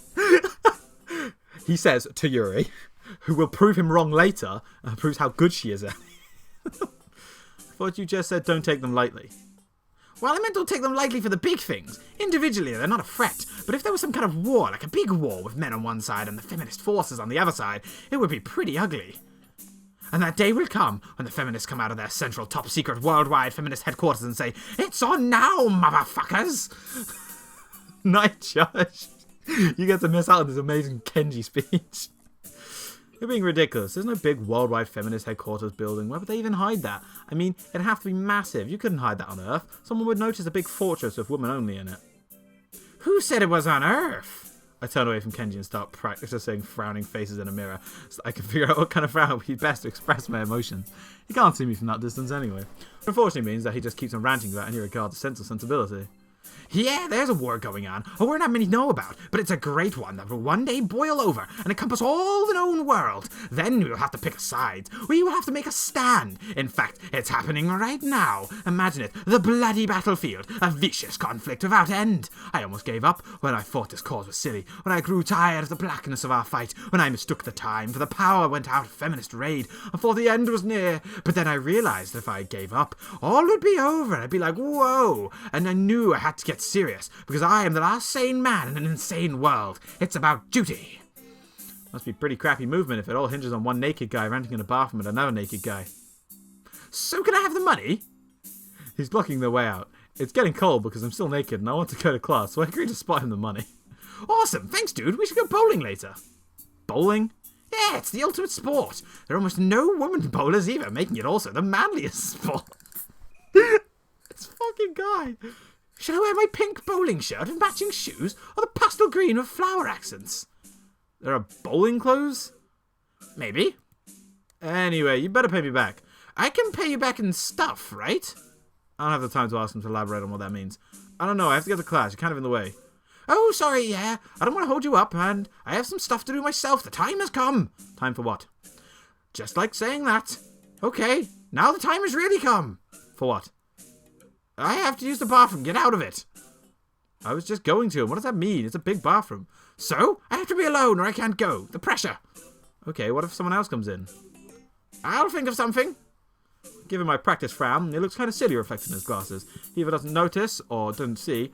So I get dressed and run back to my room, feeling as though an eternity has passed since I woke up. Hey cousin, Skimple. At his time, I will never get back. I'll get him for this somehow. But right now, I have to get to class. I'm the first person in class today, although I think I'm a little too early. Then again, sitting alone here for 20 minutes sure beats having to suffer that time with Kenji. A combination of fatigue, frustration, and boredom starts making me very tired. I black out for a second, waking up, my head hits the surface of my desk, grabbing my forehead. I realise there's a good reason as any to stand up for now. Stop coming to class so early later. Confusing sentence, but I think I understand. Eventually, I hear a tapping noise outside the hallway, and Lily's tall figure appears in the doorway. She's not in this class, so she must have some other business. Maybe she's looking for Hanako. Lily stops at the door, looking hesitant if she was a vampire who can't come in unless uninvited. Considered doing so because she looks rather lonesome standing there. She steps in on her own accord, though, and after straightening her skirt and shirt collar, as if it was important to look prim when entering her classroom. Excuse me. She calls into the quiet classroom with a probing, delicate voice. I realise the silence might unnerve her because of her blindness, so I break it. Good morning, Lily. Hisao? Good morning. I didn't hear you come in. I wonder if she thinks it's suspicious I didn't say anything to her before. It's likely. If I were to tell too big a lie now, it would sink me. Well, I was already here, just asleep until now. Oh, have you seen Hanako today by any chance? No, she seems to come in only just before the bell rings, or after that. Oh, do you want me to tell her something for you? No, it's fine. It's strange, but I think we're the only two people in the school right now. I didn't hear anyone else on my way here. I shouldn't have gotten up so early today, I guess. You're chastising yourself for doing something that other people do, but people should. Punctuality's a good thing. I think so anyway. It's a very busy morning today. The festival is coming up soon, and today is the deadline for event registration, budget reports, and any other official paperwork. Could be that everyone is trying to complete the necessary forms at the last minute. Maybe that's why it's so quiet today. Hi! Misha pops into the room with Shizune as if on cue, shouting with loudness that makes Lily visibly flinch. Hi, Hee-chan! I've forgotten her voice again. Ah, fucking hell. Hi. Look, it's a class representative. Hello! There we go. Got it back. Lily smiles, probably amused by Misha or Shizune's use of the word look. Good morning. Of course, you're not the representative of this class, right? Right? I'm not. Lily seems a little more guarded in her answers to Shizune than she was with me the other day. Guess I really don't get along at all. Then I realise that Lily might actually not know Shizune is president, and she's trying to detect whether or not she is, to know who she's Yeah, I just realised something. This is quite an awkward exchange, really. Because Shizune can hear Lily, but Lily doesn't know Shizune's there. At all. Because she can't see her and she's not saying anything. Huh. I'd never considered this before. But okay. For all she knows, she's talking to Misha. But knowing that she and Shizune are practically inseparable, she might expect Shizune to be the one that actually talks. Damn, how complicated. I decided to help Lily out for my own peace of mind more than anything. You're here early, Shizune. You were here even earlier than us! Misha puffs out her chest angrily. Why is she getting angry? Does she feel emotions on Shizune's behalf too? It's not that weird, though, that Shizune didn't like my little comment. It's true, I was here earlier than them, so me saying something like that could definitely be misinterpreted as anything. Especially to Shizune, who doesn't have the benefit of hearing tone to gauge herself. Before I can start weighing whether or not I should apologise, Shizune has already moved on. Class rep, it's a good thing you're here. We have to talk.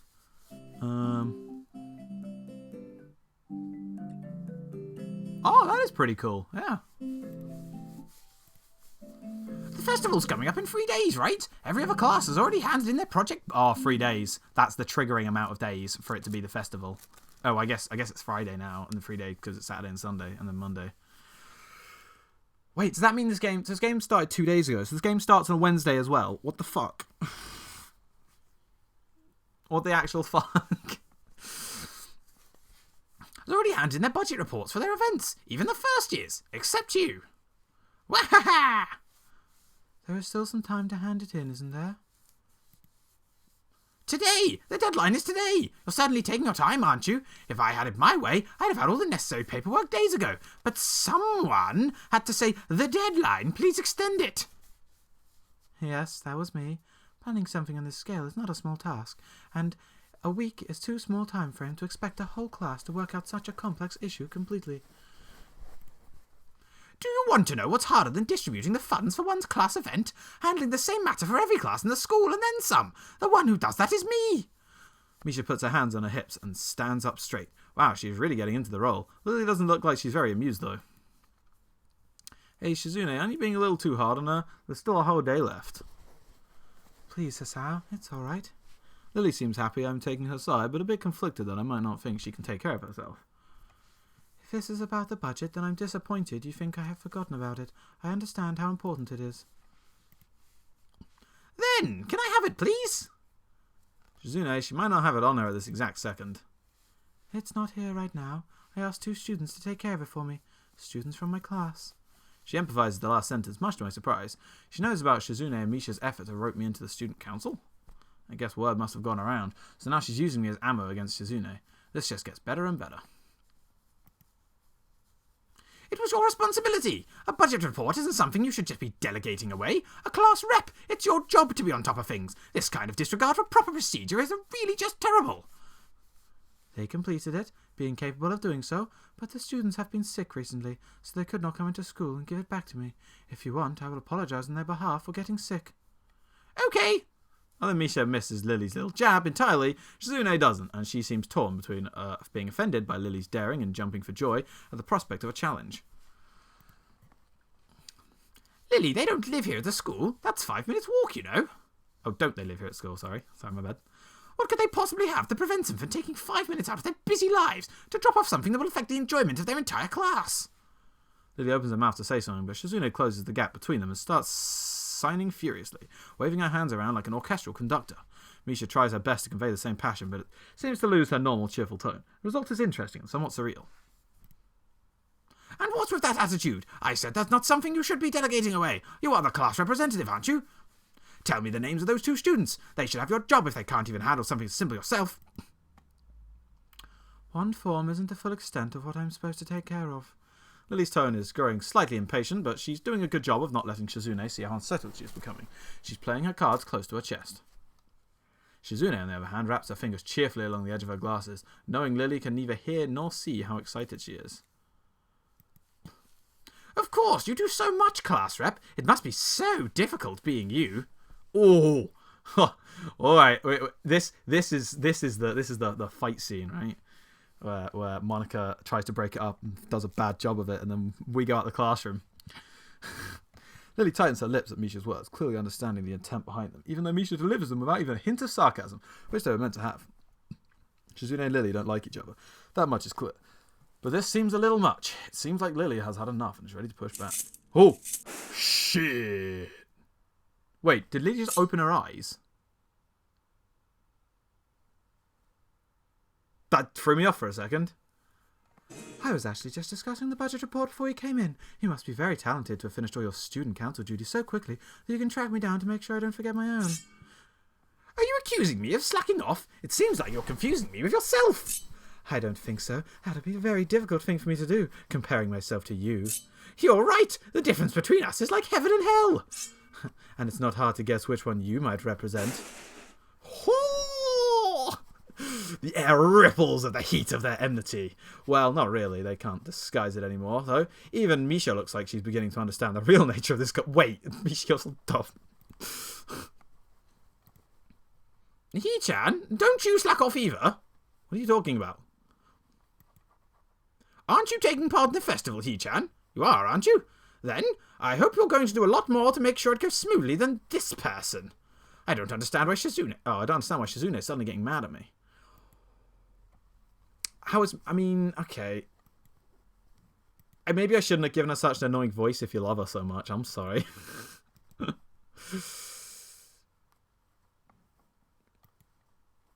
Hey, I'm the new guy, remember? It's not like I could have done much even if I wanted. That's right. You shouldn't expect a transfer student to jump right into it on his first week. Lily taking my side feels oddly comforting, so I decide to back her up too. Yeah, you're being unreasonable with both of us. Excuses, Miss Class Rep has had plenty of time to deal with her report. We repeatedly offer you a position to help with the student council work, but you refuse to commit yourself to making the festival a success. Yeah, but as I said back then, I'm not sure if... I don't have the time for this right now. No matter what I do, it will mean being drawn into a confrontation with Shizune, and that is what she wants. Whatever, forget it. I turn my back at them. I get back to my seat and shut my eyes in the finale of the argument between Lily and Shizune. Eventually, Lily leaves the classroom, and Shizune and Misha seat themselves without talking to me. I can feel Shizune's eyes burning into my back. She's probably angry at me, but I'm just as angry with her. I don't get why she had to drag me into the argument. Hanako doesn't come this morning to class at all, leaving her seat looking empty and lonely at the back of the classroom. I have to tell her that Lily was looking for her if I see her later.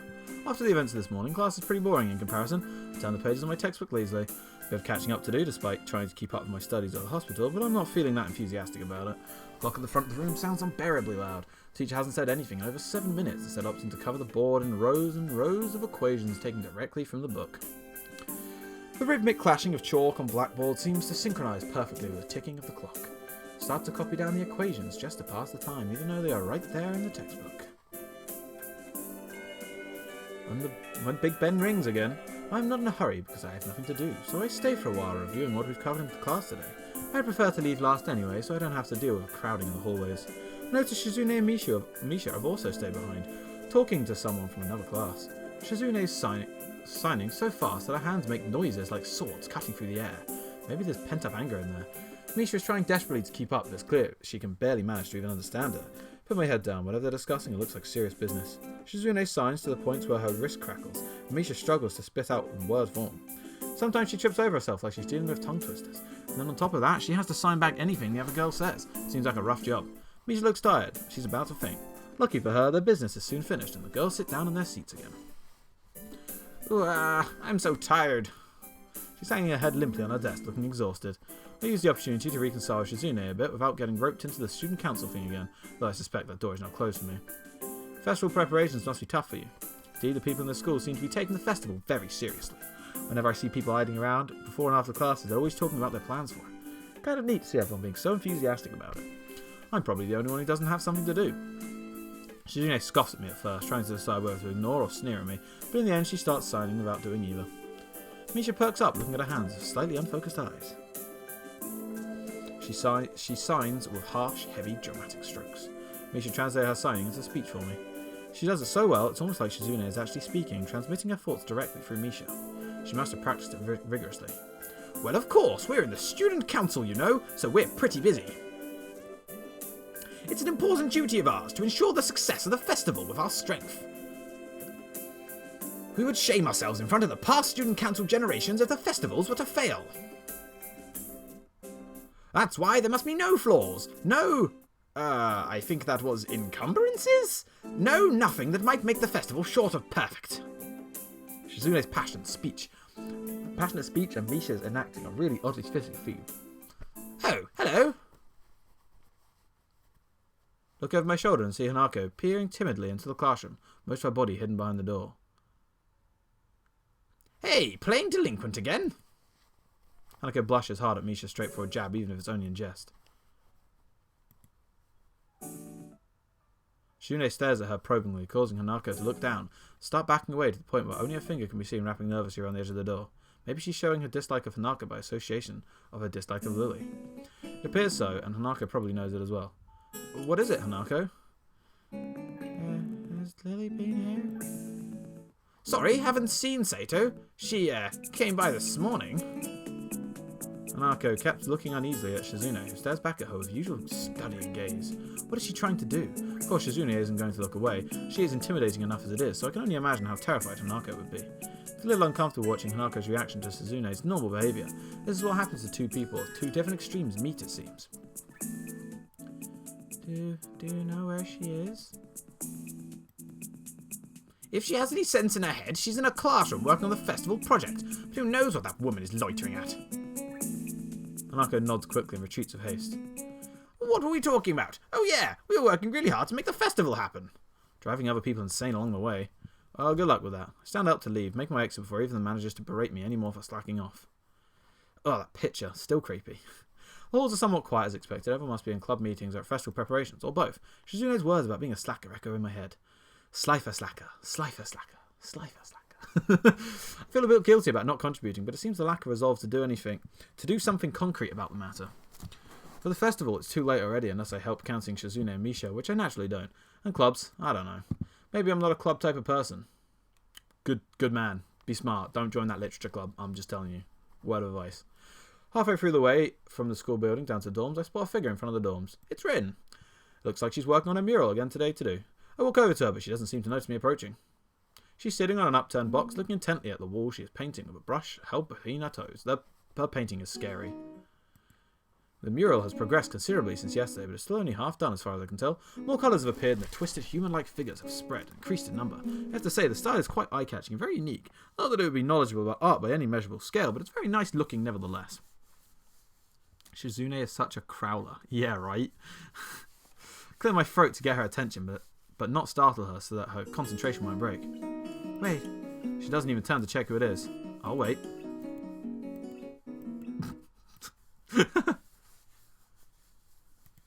50 minutes later, I decide that her concentration is indeed unbroken, and so that I have been waiting long enough to warrant poking her gently on the shoulder to remind her of my presence. Rin turns her head mechanically towards my direction and ends up staring at my crotch level. Oh, it's Hisao. She can tell? I'd feel a lot less uncomfortable if she would look at my face. An astute observation. Hard at work, I see. Conversation starts as if I hadn't been here for a quarter of an hour already, but it's not a concern. At least it starts. Looking good. It does, the layers of paint hiding the other layers of paint, mixing the shaping of humans' figures really to create an impressive look. But Rin looks miffed. You shouldn't comment on work in progress. 7 years of bad luck.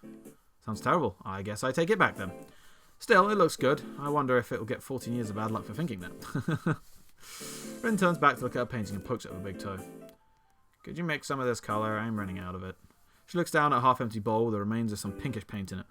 Didn't really intend to stay and help her with this project though. I guess I didn't intend to do anything much.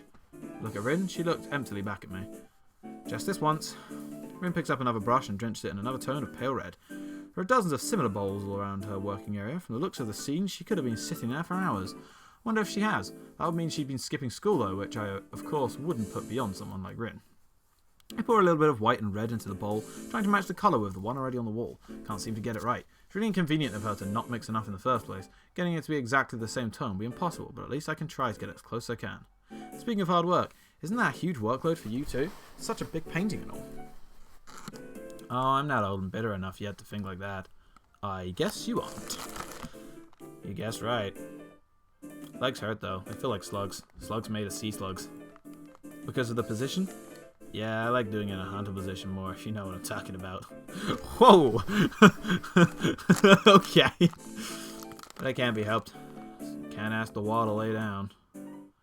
Saying that, she stretches herself a little, bending her legs back far more than a human should flex. It's astonishing how effortlessly she manages her body around. There's a small flinch in her otherwise blank expression, a hint of pain maybe as she stretches out her calves. Rin must have stamina and dexterity far above a normal person. Stop saying normal person. To be able to live like she does, but she's wearing out working on this. Oh, okay, that does make sense. Why push yourself so much? Take a break or something at least. Continue tomorrow if it's bad. This gives her a pause. A long one too, feeling like a mental yawn. I don't think so, Hisao. I'm not pushing myself. Sure looks like you are. No, it's not about pushing or pulling or anything related to that kind of thing. There's this boy. A boy? Yes. Where? At the art club. And? He's blind. Oh. How can you paint if you're blind? No idea. So why is he there? That's the point. He is there. She should really speak more than one word at a time to make this feel more like a discussion and less like an interrogation. He can't really do anything that you call art, right? But he comes there anyway and paints. Why? I don't know. Why? I don't know. That's why I asked. So, He doesn't paint often, but I think his paintings are very interesting. I'm sure they are. I once tried that, painting with my eyes closed. Wasn't too interesting. Cleaning up the floor took ages. Didn't try again. But he's becoming better at sculpting. I see. Maybe she was trying to make a point with this. Maybe she forgot she had one. Seems like the art club is full of interesting people. Not really. Pretty blunt statement, and she totally missed the sarcasm. No.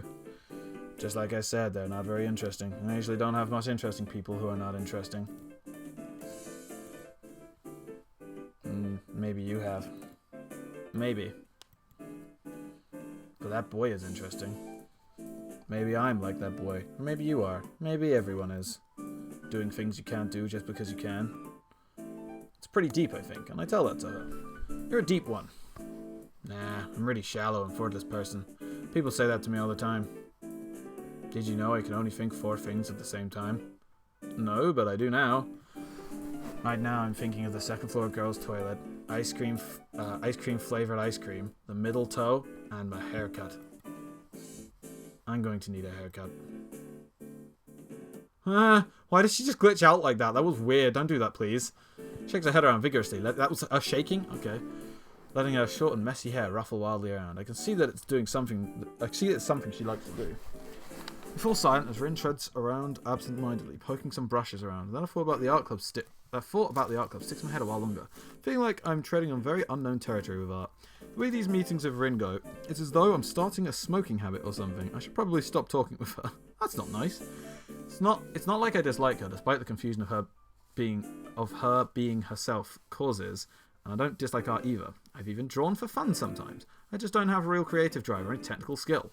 Because you're a boring, terrible person. We know. You're so toki damaged. You fucking tell me about it. So usually if I were to draw something, I get white paper syndrome and just freeze completely. That, or I manage to draw something disfigured and promptly get frustrated at my inability to put the picture in my head down on paper, and call it quits without even really trying to make an effort. Rin clearly doesn't have this problem, but she frustrates me in another way. Being with her is like looking into a mirror that doesn't reflect anything. It makes one question the sanity of the act. Rin sits down in her box, swaying from side to side, apparently comfortable with the uncomfortable silence. She is staring at me again, or maybe over my shoulder. I can't quite figure out where her eyes are focused. Thinking of leaving so she can carry on working undistracted, and that I can do whatever I'm going to do alone. It's not like I have anything that must be done today. Oh, shoot. Who? Nobody. I just forgot to tell Hanaka that Lily was looking for her. Do you know her? From my class. Oh, her, the mystery toilet girl. That person is funny. I saw her going to the toilet 5 times during one recess 3 weeks ago. I'm sure that's the world record. It was very mysterious. That's why you call her the mystery toilet girl? Whatever reason could there possibly be? Well, if there is, it's an eternal mystery. I didn't follow her in there.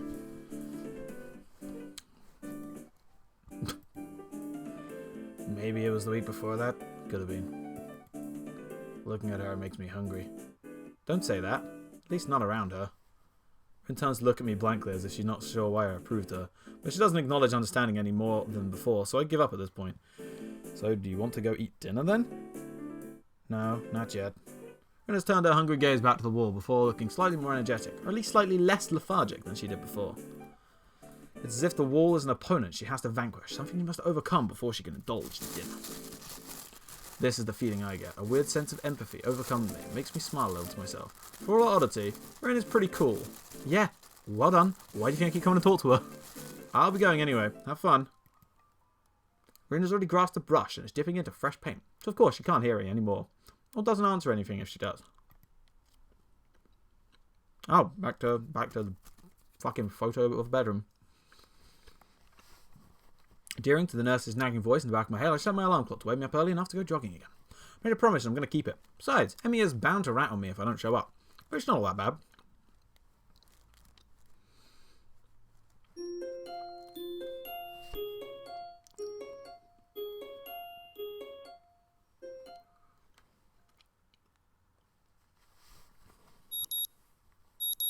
I still look like that eye animation. The morning alarm goes off and I fail out uselessly for a while until I remember that I decided to give morning runs another shot. I don't know if this was my greatest idea, but I'm determined to keep going. This is about my health after all. Sure, things haven't been great lately for me, but that hasn't made my existence so intolerable that I'm not going to try everything I can to stay healthy. Besides, it's all about asserting some kind of control over this thing, right? If I can manage that, well, I can manage anything. At least that's what I keep telling myself. Once again, it would appear that I'm not alone in my run. Emmy has apparently been here for some time. Looks like she's already worked up a good sweat. Just when the hell does she come down here anyway? Oh, it's you. I'm surprised to see you again. Why is that? Well, not many people actually manage to come back for a second try. She frowned, seemingly annoyed by a passing thought. Like the rest of the track team, for instance. Still, it was only supposed to be a volunteer basis, so it's not that big of a shock.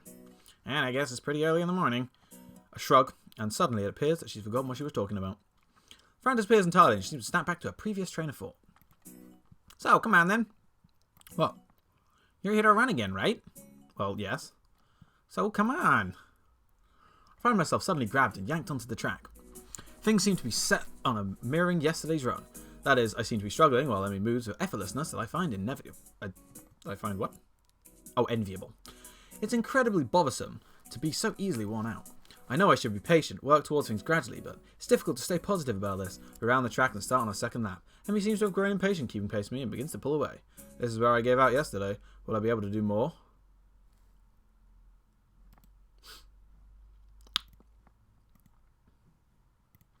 You know what? Let's be... Everything else I've answered so far, I've answered how I would actually answer in real life. Having asthma, I would not carry on going for it because I would actually die. But, fuck it. I want to go down Emmy's route, so... What am I doing here? Am I really just going to fold and let Emmy pull ahead? Speed up. Second lap's done quickly, and without even considering it, I keep going. Emmy looks back over her shoulder at me and grins. Still going? How can you yell while you're running? Wouldn't you... to think I'm out of shape. Oh, actually breathing between talking like that actually hurts me. Oh, don't talk while you're running, dude. Please. Emmy laughs without breaking her stride no less and speeds up even more. Well, if this is the way we're going to play things, I increase my own pace as well. I can feel my lungs burning and my legs are starting to question what the hell I think I'm doing. Lactic acid screams in my muscles, but I close my ears. Can't let myself fall behind because that would be a loss. Suddenly super challenging. Okay, competitive even. The rational voice in my head inquires mildly just when we started playing a game. I'd answer it, but I'm having a lot of trouble thinking at present. She's so fast. How the hell does she keep... It's like a string pulling in my chest, a choking feeling of narrowness and pain. Before I can think of anything else than, oh shit, the track disappears from under my feet. I stumble on one hand, shooting down to clutch at my chest. The other hitting the track to keep me from falling on my face. Emmy whirls around, eyes widen. It's ow! She yells at me, sprinting from the other side of the track. What's wrong? Nothing. Just keep your breathing steady. Calm down. Don't panic. Don't panic. Do you need me to get the nurse? Close my eyes, shutting out the outside world. My heart struggles to regain its rhythm. Slowly, the pain in my chest begins to subside.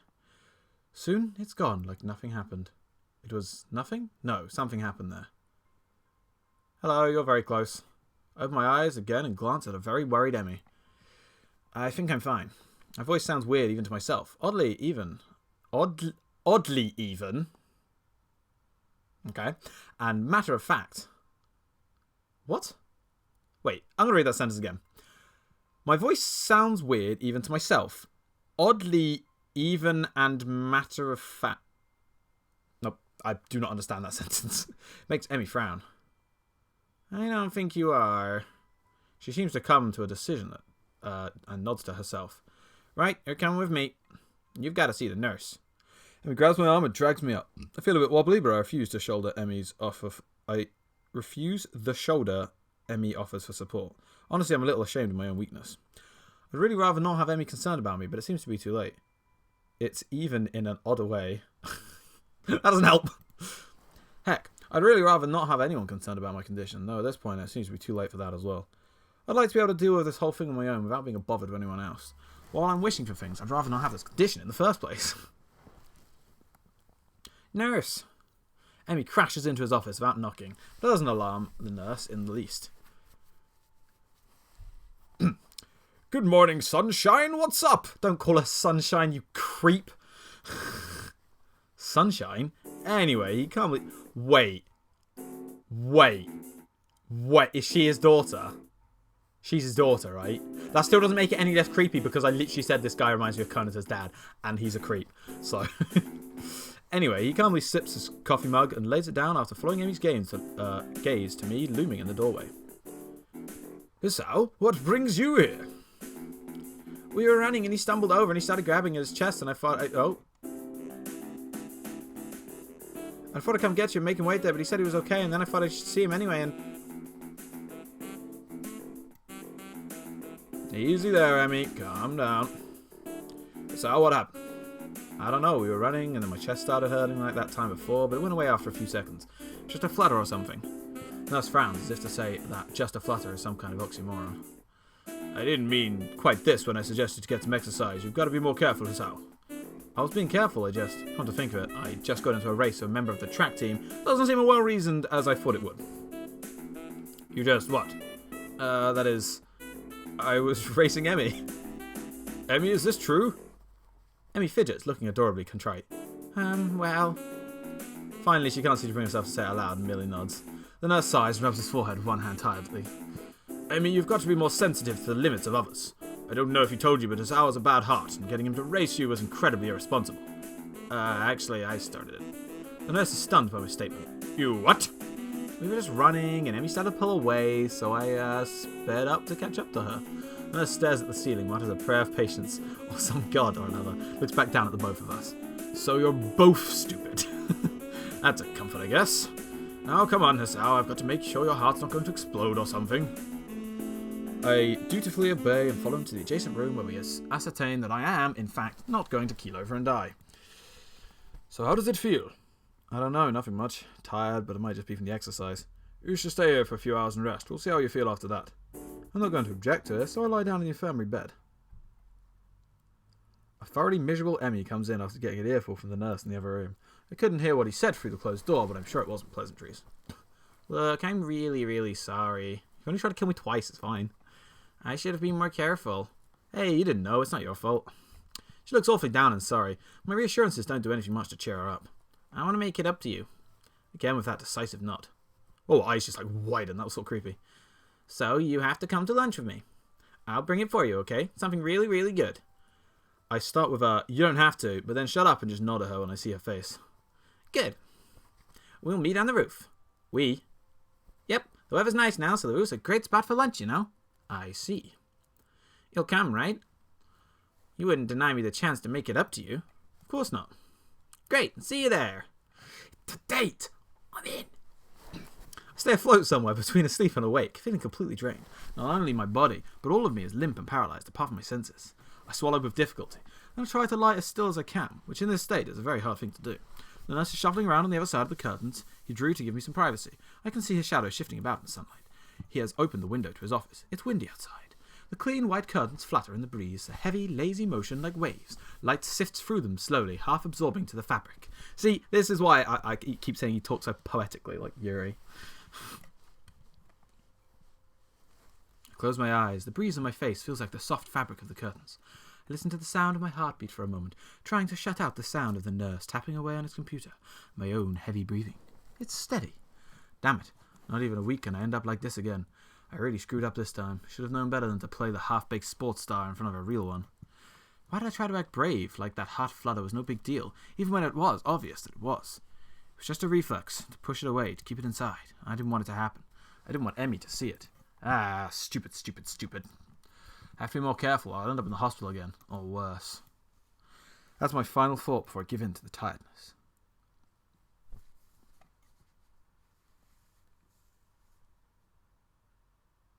This thing on his computer monitor is the most creepy thing ever. I don't know why it's here. I fell asleep. For how long? What time is it? Feeling a little lightheaded and I keep blinking impulsively. Pushing the curtains aside, I squint my eyes against the unfiltered light pouring in from the window. The texture of the canvas feels nothing like the window before. Nurse looks up from his work, sitting exactly where he was before. How are you feeling? It's a chicken, isn't it? What? No. It's like a weird totem pole, man. I think. It's just abstract art. I can't really tell, so I don't answer anything. I feel kind of groggy from falling asleep at such a weird time. Hopefully I don't look too weird. What time is it? Me correcting the question to gain some orientation. The nurse looks at his wristwatch before answering. Things seem to happen in slow motion. 10:15. Try to think for a moment what that means, but I'm not really sure. You didn't answer my question, Sao. Oh, fine.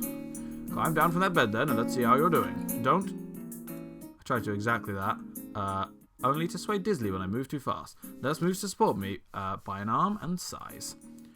Stand up too quickly is what I was going to say. Just sit there, I'll check your pressure to make sure. My good intentions sure lasted for a long time. I shut up, embarrassed with myself, while the nurse gets busy with an old-fashioned contraption in my arm. After a couple of minutes, he puts it away, looking neither pleased nor unhappy. Alright, head stop spinning. Yeah. Good. And how are the contents doing? You didn't show very good judgment out there, Sao. Followed the retort I was going to make, and what I was thinking to myself. Oh. But hearing it stated by somebody else makes me want to protest. What he's saying is not pleasant to hear. Doesn't make him any less right. No, sir. He nods, still looking as neutral as he was before. It'd be easy to be angry at him if he says told you so or something, but he doesn't. I can try and help you to keep your health, but ultimately the last call lies with you. Hopefully this little episode will be something that'll remind you of that. Here's a note for your teacher to avoid interrogation. I'll take the slip of paper he's offering and make my leave, as I can't think of anything else to say, nor do I really want to. Stay out of trouble, you hear me? I don't think it was anything but a scare, but next time it could be different. I hear you. Oh yeah, I forgot about the fucking creepy concentration camp fucking corridor. There is some way to get back to the school building straight from the auxiliary building, but I'm not keen to find out and possibly get lost, so I go from the exit that I know works. Stop at the stairs of the auxiliary building, deliberating for a moment between going to the dorms to get my books and stuff and going straight away to the class. The sun stings my eyes, so I head towards the dorms. Halls are quiet as the courtyard was natural, so everyone was in class. I knocked lightly at door 3-3 and pushed open the door when Muto calls from the other side. Sorry I'm late. 15 pairs of eyes turned to me.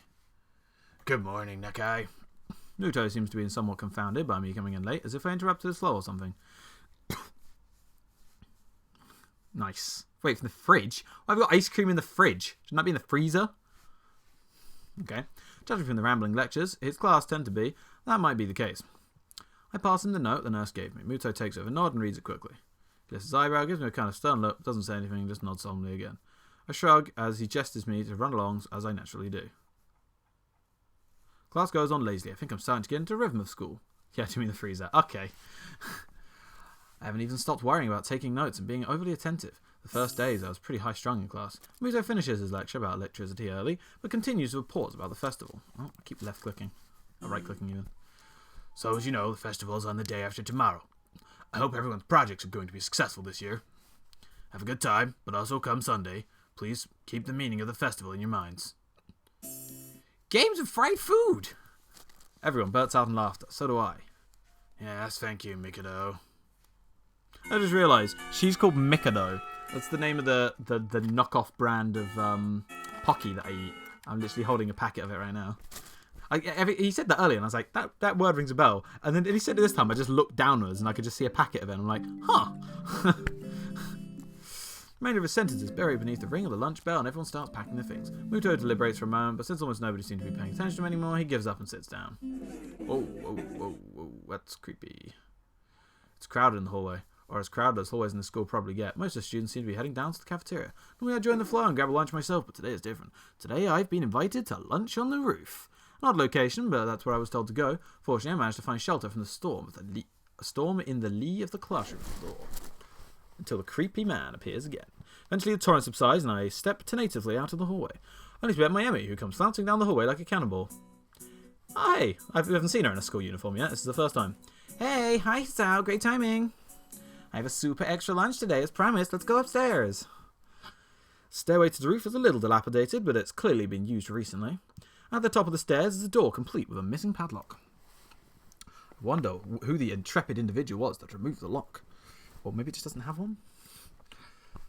Or it's Emmy, you know. Emmy shoves the door open and steps beaming into the sunlight. See, now while we're on this roof, I can't help but think of the anime School Live. I know obviously lots of animes do the whole thing on the roof, but that's the one that I immediately think of anyway. Suddenly a tall, dark... Well, you can tell who it is.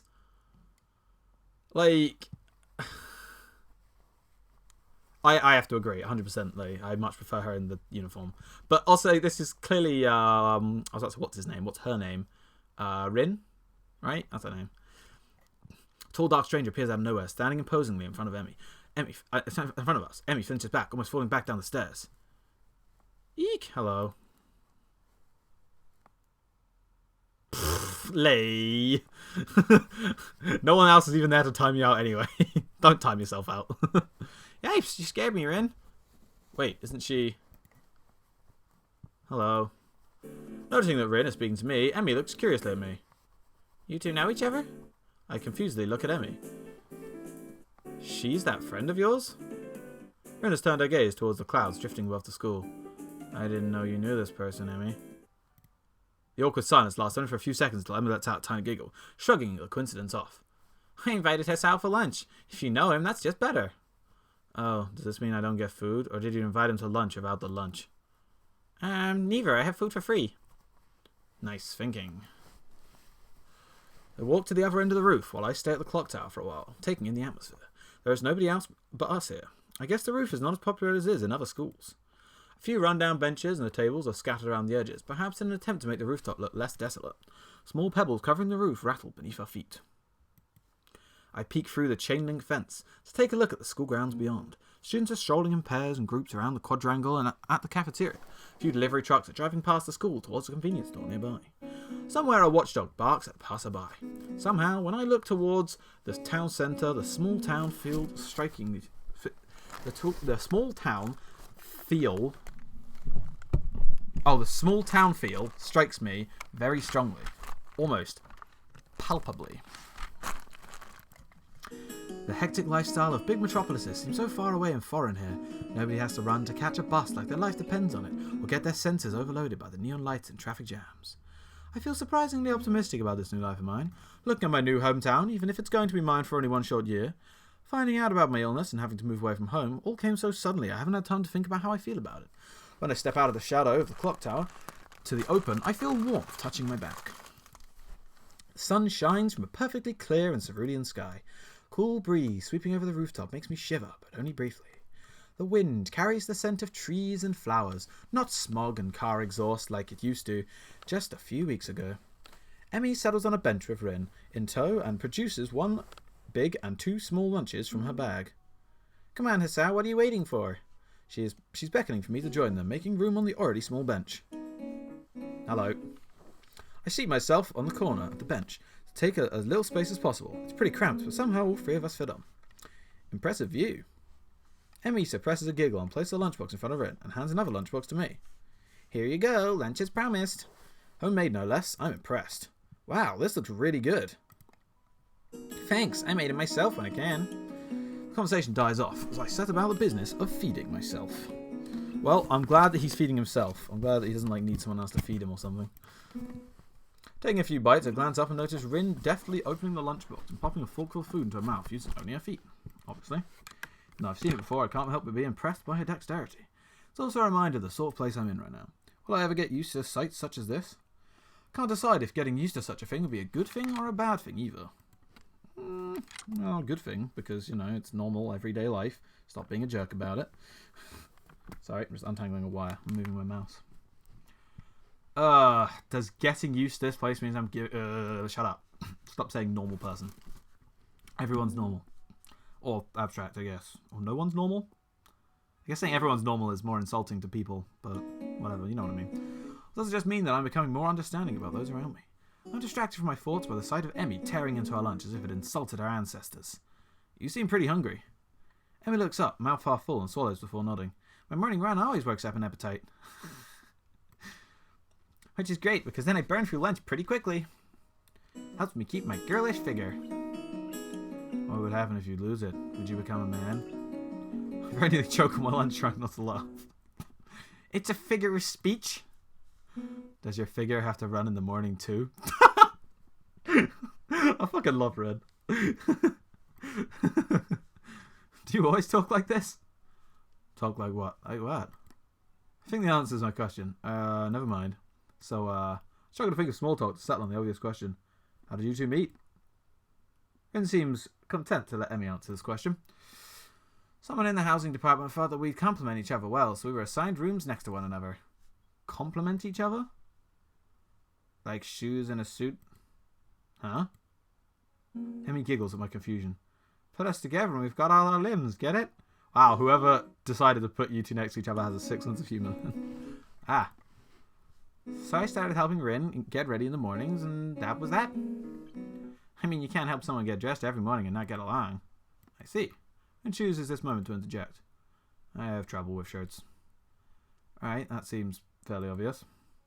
Really? Kind of? This isn't helping, but at least Emmy seems to find the whole thing funny. That, combined with the fact that Rin is genuinely curious, makes me feel slightly better and yet confused. I mean, you've got no arms, so putting on a shirt seems like one of those things that would be difficult. You know what? I'm going to just stop talking now. It'll save me a lot of trouble in the long run. Rin nods, as into what I suspect to be a sage manner. I see. Conversation dies, I turn my attention back to the lunch. It's really quite good. Emmy finishes her lunch first and makes a contented noise. Ah, that was good. As she busies herself with cleaning up her lunch, Rin speaks up. I'm thirsty. Oh, I almost forgot about that, sorry. With a flourish, she reaches into a bag and removes a trio of juice boxes. She tosses me one that appears to be cranberry juice, one to Rin that appears to be some kind of strawberry milk, complete with a pink colour scheme, and keeps an equally pink box of some kind of fruit punch for herself. Rin dexterously stabs her straw through the top of her box and begins to drink. Once again impressed by how flexible she is, but this time keeping my comment to myself. Somehow I don't think either Emmy or Rin are the sort of people to think twice about the way they work around their particular disabilities. Rin especially so. Indeed, she gives off the impression of being entirely unaware that she's missing any limbs at all. Whether or not that's conscious decision is another matter. I'm honestly not sure. So, Hasao, how do you like it up here? It's quite nice actually. I like high places, for the view. Thanks for inviting me up here. And for the lunch too. Emmy grins a 1,000-watt grin, pleased by my response, I suppose. No problem. Feel free to eat with us next time too, okay? I won't make you a lunch, but you can bring your own up here. No lunch service? I don't know. Emmy looks more offended. Trying to take advantage of my good nature. The nerve! She giggles. Well, if that's your answer, I guess Rin and I will just keep eating lunch all alone. I'm suddenly assaulted by the most heart-rending puppy dog eyes I've ever seen. So Emmy pouts. Kidding, I was kidding. I'd love to eat lunch up here again. Good location and the company is okay too. Wow. Emmy frowns a bit at my declaration of okay, but seems happy enough that I've accepted her invitation. Guess this makes us friends now. Or at least acquaintances. Lunch bell rings, signals can return downstairs. Rin, you didn't finish your lunch again. I wasn't that hungry. If you don't eat more, you're going to fade away. Rin shrugs as if this is an acceptable risk. Come on, we better get going. Three of us head down the stairs together. The afternoon class passes. Once again, I find myself without a plan for something to do after school, so I head to the library to return a couple of the books I finished reading. Walk inside, I see there are about as many students here as there were on Tuesday, all the more evident from the almost totally silent enveloping room. As I drop the books I borrowed in the return slot of the counter, Yuko suddenly pops up from behind it, quite startled from the banging they made as it hit the trolley next to her. Sorry, Yuko, I didn't mean to startle you. No, that's fine. It happens. A lot. I'm used to it by now. Can I help you? It's okay. I think I know where everything is. Thanks anyway. I suppose I'll grab another book or two while I'm here. There's not much else to do, and after reading so much during my stay in the hospital, it's my hard habit to break. I wander down to the fiction section towards the back of the library, scanning the bookshelves for anything that catches my eye. As I do, I look over to the corner where Hanako had been the last time I was here, not really expecting anything to come of it. Surprisingly, though, she's there, absorbed completely in a fairly thick book. I decide against intruding on her like last time and get back to finding reading material. After an indiscernible amount of time spent pursuing the aisles, finally decided a couple of books to get and slide them off the shelf. With a minimum of fuss, I quickly walk over to the counter, check out my books and pop them into my bag as I walk out. By the time I leave the main building, sunset isn't too far away. A small trickle of students remain, but the majority have left, presumably for their homes and dorms. Feeling utterly drained, I head to my room to read the books I borrowed. There's been enough action and excitement for one day already. The first is Alice's Adventure in Wonderland. I know the story, of course, but I've never actually read the original book. It's just as trippy as I remember the story to be, with the wacky characters and nonsense plot. Start thinking of herself as some kind of Alice too, haplessly tumbling down the rabbit hole into... Really? You just... I'm just gonna skip that one. Okay, that's a rather strong expression. You don't fucking say!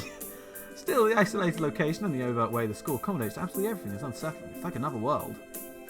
I wonder why I can't shake the feeling of being an outsider, like Alice, despite most everyone being hostile and friendly with me. Turning the other page, my mind starts drifting further and further from the book. It's quiet. I can hear my heartbeat thumping against the fabric of my shirt. For some reason, it makes me feel really bad. Wait, some reason, it makes me feel really bad, like it has since the time in the forest of Wanako. Like I was locked in a cage of something nasty and scary. Put the book down for a while and stare at the ceiling. Take my time to shake off the feeling. That was a rhyme. That was a good rhyme. 200 pages later, I fell asleep. I still don't like that eye animation because it just doesn't make sense for him to be there. Like, his position, like where he's looking or whatever, you know, it just doesn't work. Excuse my rustling for a moment. Right.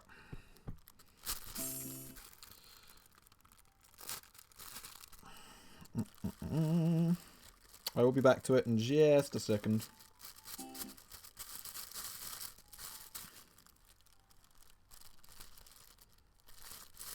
Okay. Oh, students roll into class for the Saturday morning session. Ah, okay. So it is Saturday. Do we have class on Saturday? I guess boarding school you would do, right? It kind of sucks. I guess they're not overworking them though, because they don't seem to do many classes. So, yeah, at least means we have something to do on the weekend rather than having to just sit there and wait with Yuri, right? Each and every one of them sporting tired eyes of people who have worked through the night. Only a day left to prepare, so it's not so surprising. Thankfully, we only have to suffer through classes until lunch break, now our time's our own. Muto lurched into class, a tired stagger. So students aren't the only people here that enjoy their late Friday nights. Okay, so what I don't understand is, right, I'm not eating a sandwich, I'm just eating a tiger loaf with cheese. So, why would they have a mad Friday night if they knew they had to come to school every Saturday? I don't get it. Like, how stupid do you have to be? It's good though. It's tiger loaf. I was saying a word, he scrawls some page and question numbers on the board and slumps down at his desk. Completely atypical behaviour for him, but it appears that no one in the class is going to call him out on it. Hey, Cosmic Fox. Wordlessly, the students shuffle their textbooks into position and get into work. Not wanting to break the trend, I do the same. Fatigue has made the class antisocial. Not a peep is heard among the ruffling papers. It can partly be attributed to the 2 empty seats beside me. For some reason, Misha and Shizune aren't present, probably doing council work for the festival. It's very quiet without Misha. Good. You know what? I'm happy. I don't have to do her stupid voice anymore for a little bit. I wonder if she was born rowdy or if she's making up for Shizune's lack of voice. Nakai, can I speak for you a moment? So engrossed about thinking about Misha, I don't even notice Muto approaching my desk. Sure, what's this about? Probably better if we speak outside the classroom. Uh-oh. Well done. Something about this doesn't sound too good, but I stand up and follow him out in the hallway. Muto stands in the hallway, scratching his head as he works out what he's trying to say. Not knowing what's going on, I wait silently. I heard from the school's head nurse that you had an incident the other day. Ah, so it's about that. Well, kind of, but not anything to be worried about. Yes it is. Anything that can endanger your health is something to be worried about. We try our best here to prepare you for the life here. Part of that involves knowing your limits and how to work around them. It would be remiss of me if I didn't speak up about this. Alright, I get it. I'm sorry. Muto closes his eyes in frustration. I realize this probably wasn't the best thing to say. Something tells me you're not sorry. Pretend as much as you want, but this isn't a normal school. A lot of people have put a lot of time, effort, and money to make sure that you and every other student here can have the same level of education as your peers. For you to abuse that by throwing out advice, especially medical advice, is plain selfish. I'm not quite sure if this is actually how he feels or if it's some act that he's practiced many times to guilt-trip students into doing the right thing. Either way, it's working. I understand, this is all new to me, I apologise, I know my limits now, and I'll be sticking to them. Muto appears to lighten up a little, satisfied that his message has been received. So then, on to my next question. How are you finding your studies? I understand you were laid up for a while. Not too far ahead, are we? I don't really think so. I tried to keep up while I was in the hospital, so it hasn't been too hard. Muto taps his chin and raises an eyebrow as he was absorbed in this information. Is that so?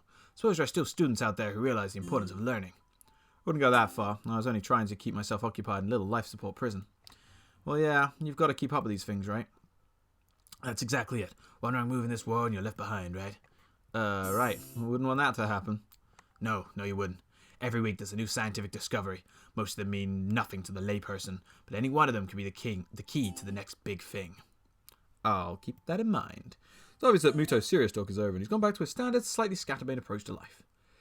I think in hindsight that I prefer him this way. He's slightly more predictable in his unpredictableness. Well then, I think that's all I really had to say. Let's get back inside, shall we? My relief at that suggestion is insurmountable. Sure, you're the boss, right? Muto pauses for a moment. I don't think any of my students have ever said that to me before. For an instant, I consider applying to this, but something deep within me tells me to shut my mouth and get back to the classroom. Okay. Interesting. A few of the students jump at the sound of the door, rapidly trying to pretend that they are working on the questions on the board. Some don't even bother. They head slumps to their desk as they nap. Trying to clear the pill that Muto doesn't even notice them. He goes to his desk, retrieves a scientific journal from one of the drawers. I guess I got to him there. The class returns to the near silence that Muto had left it before our chat. Mixed feelings of tiredness and anticipation buzz around the room. Everyone here is either waiting for a chance to rest, or a chance to get their last-minute preparation. Clock on the wall slowly ticks. The remaining class time away, until finally the bell cries out, ending the tournament. Before you all leave, expect the answers to those problems by Monday. His class sighs as one, instantly regretting slacking off, but acutely aware of the more pressing issue at hand. The classroom empties in a blink as everyone rushes out to the last-minute festival preparations. Stay behind and try to quickly finish the questions so I don't have to bother over the rest of the weekend with the festival and tomorrow. Apart from me, Hanako is the only one left, obviously waiting for Lily. It's weird that Lily comes all the way to our classroom to pick her up, except the moving around is at least nominally harder for her than it is for Hanako. But it's none of my business, and I naturally don't ask about it from Hanako. Despite the relative proximity of our seats, neither tries to strike up a conversation about that, or anything else either, so an oppressive silence falls upon the classroom. Time passes in silence. Probably just 15 minutes or so, but it feels longer. I turn pages of my notebook. Hanako turns pages of the novel she's reading. My pencil, lead, splinters against the paper just when I was about to finish a paragraph. The sound of my irritated sigh and subsequent fumbling around for a sharpener feels like they're breaking the mood in the classroom. Hanako keeps her eyes firmly away from my direction. Before long, Lily's tall figure appears in the doorway. Hanako? Her name is all that it takes to make Hanako jump from her desk and run to Lily. Oh, she's cute when she's smiling. They talk quietly for a moment, moving on before Lily leaves down the hall, and Hanako idles behind the classroom, taking her seat once again. I watch Hanako out of the corner of my eye, and out of sheer curiosity the idea that the two would be separated. For a couple of minutes, she does nothing but sit with her chin in her hand, staring at the desk dejectedly. The boredom evidently becomes too much for her slender frame, reaching into her bag and pulling out a small book. Come to think of it, isn't that the one I saw her reading in the library? She must be quite a fast reader to get through at this rate. Oh, that isn't the one I saw, right. Sorry. Still stuff in my face here. After about 10 minutes of restlessly shuffling in her seat, trying to read, Hanako closes the book and leaves too. As should I, since the assignment is all but finished and there's nothing else to do in the classroom. Not that I have anything else to do anywhere else either. School is a beehive of activity, but nobody pays me any heed. I saunter past classrooms filled with students frantically doing this and that, buzzing around like little worker bees. You wouldn't guess the school day is over. Well, I mean, it's not. It's a bit quieter outside, but not by much. People zip by, left and right, hurrying as quickly as they can, busy and energetic. I feel the opposite. The midday sun seems to be draining all the spirit out of my body, making it feel limp all over. Warm, soft air flows inside my shirt, feeling like a cushion. I yawn lazily, thinking about what I'd do. I'll drop off my books at the dorms first, and then something I haven't decided yet. Maybe Kenji is in his room. Why would you... I mean, I want to hang out with Kenji. Why would you want to hang out with Kenji? On the way to the dorms, I spot Emmy coming my way, running despite not having those... Why are you calling them weird? They're not weird. I wave at her and she skids to a stop. Yo, Hisao! Splatters of white and green paint adorn her nose and chin respectfully, but her smile is wide as always it seems. She's close to me, amplifying the feeling she's examining me. What you doing? Nothing really. I don't have anything important to do for the festival, and everyone else seems to be doing something important. That's perfect. Then you can help me in Rin. With the festival preparations? I'm not sure I'll be of much help. That's fine. I'm not much help either. Em grabs my wrist and starts dragging me back inside the school, quite forcefully. Even her walking speed is more like jogging, making me stumble over myself, simply trying to keep up. The stairs slow me down a little bit. Maybe it's hard to climb with her legs, or maybe she's finally run out of breath. She doesn't run out of breath. She never does. We go all the way back to the third floor into the seniors' hallway, ending up where I'd left 5 minutes ago. I could have just as well have stayed here waiting for Emmy had I known. So, is Rin working on that mural still? That's right. She needs all kinds of paints and brushes and stuff, so I want to get them from the art classroom. And you need me to help with that? Well, Rin told me you'd already helped her, so I figured you wouldn't mind. I see. So thanks to Emmy's flaky logic, here I am again, collecting stuff from the art classroom for other people. The room is empty apart from my shelves and the lonely specks of dust floating in the air. Emmy skipped straight away to the back wall, digging out a tiny crumpled piece of paper from my pocket. While she tries to make sense of the scrawled handwriting, I take a closer look at the materials lying around. Dozens of paint cans and bottles are arranged on the shelves in the most unorganised fashion. Some look like they've been left there for several decades, relics of a previous art club generation. Next to the heavy stacks of neatly piled drawing paper, boxes full of different sized brushes and unsorted crayons. The smell of paint, turpentine, and the fresh paper flow to the stale air, mixing in my nostrils to form that unmistakable scent of art. Emmy studies her notes, comparing them to the markings on the various paint cans and passes them to me as she finds the correct matches. She stretches her neck to look on the topmost shelf, but it's not quite enough. Her eye level stays below the shelf no matter what she does. Emmy gives up and just looks on the shelf, up to the shelf longingly, like a child in a toy store, huffing in annoyance. After a moment of building anger, she starts jumping up and down, apparently trying to speed read the labels. A fraction of a second she can see them and what she can. It's no surprise she fails miserably, and almost manages to bring the entire shelf crashing down. Now I see why me lending a hand would be useful. Come on, let me do that. You can't jump high enough, and I don't want you to hurt yourself trying. Also, I'm like twice your height. You don't have to say that, dude. You are not. Turns around, flaring scorn, flushed cheeks and all. So this is the Natsuki then. Easily. I sort of picked that early on, actually. Just kidding, just kidding. Anyway, I'll look up there, okay?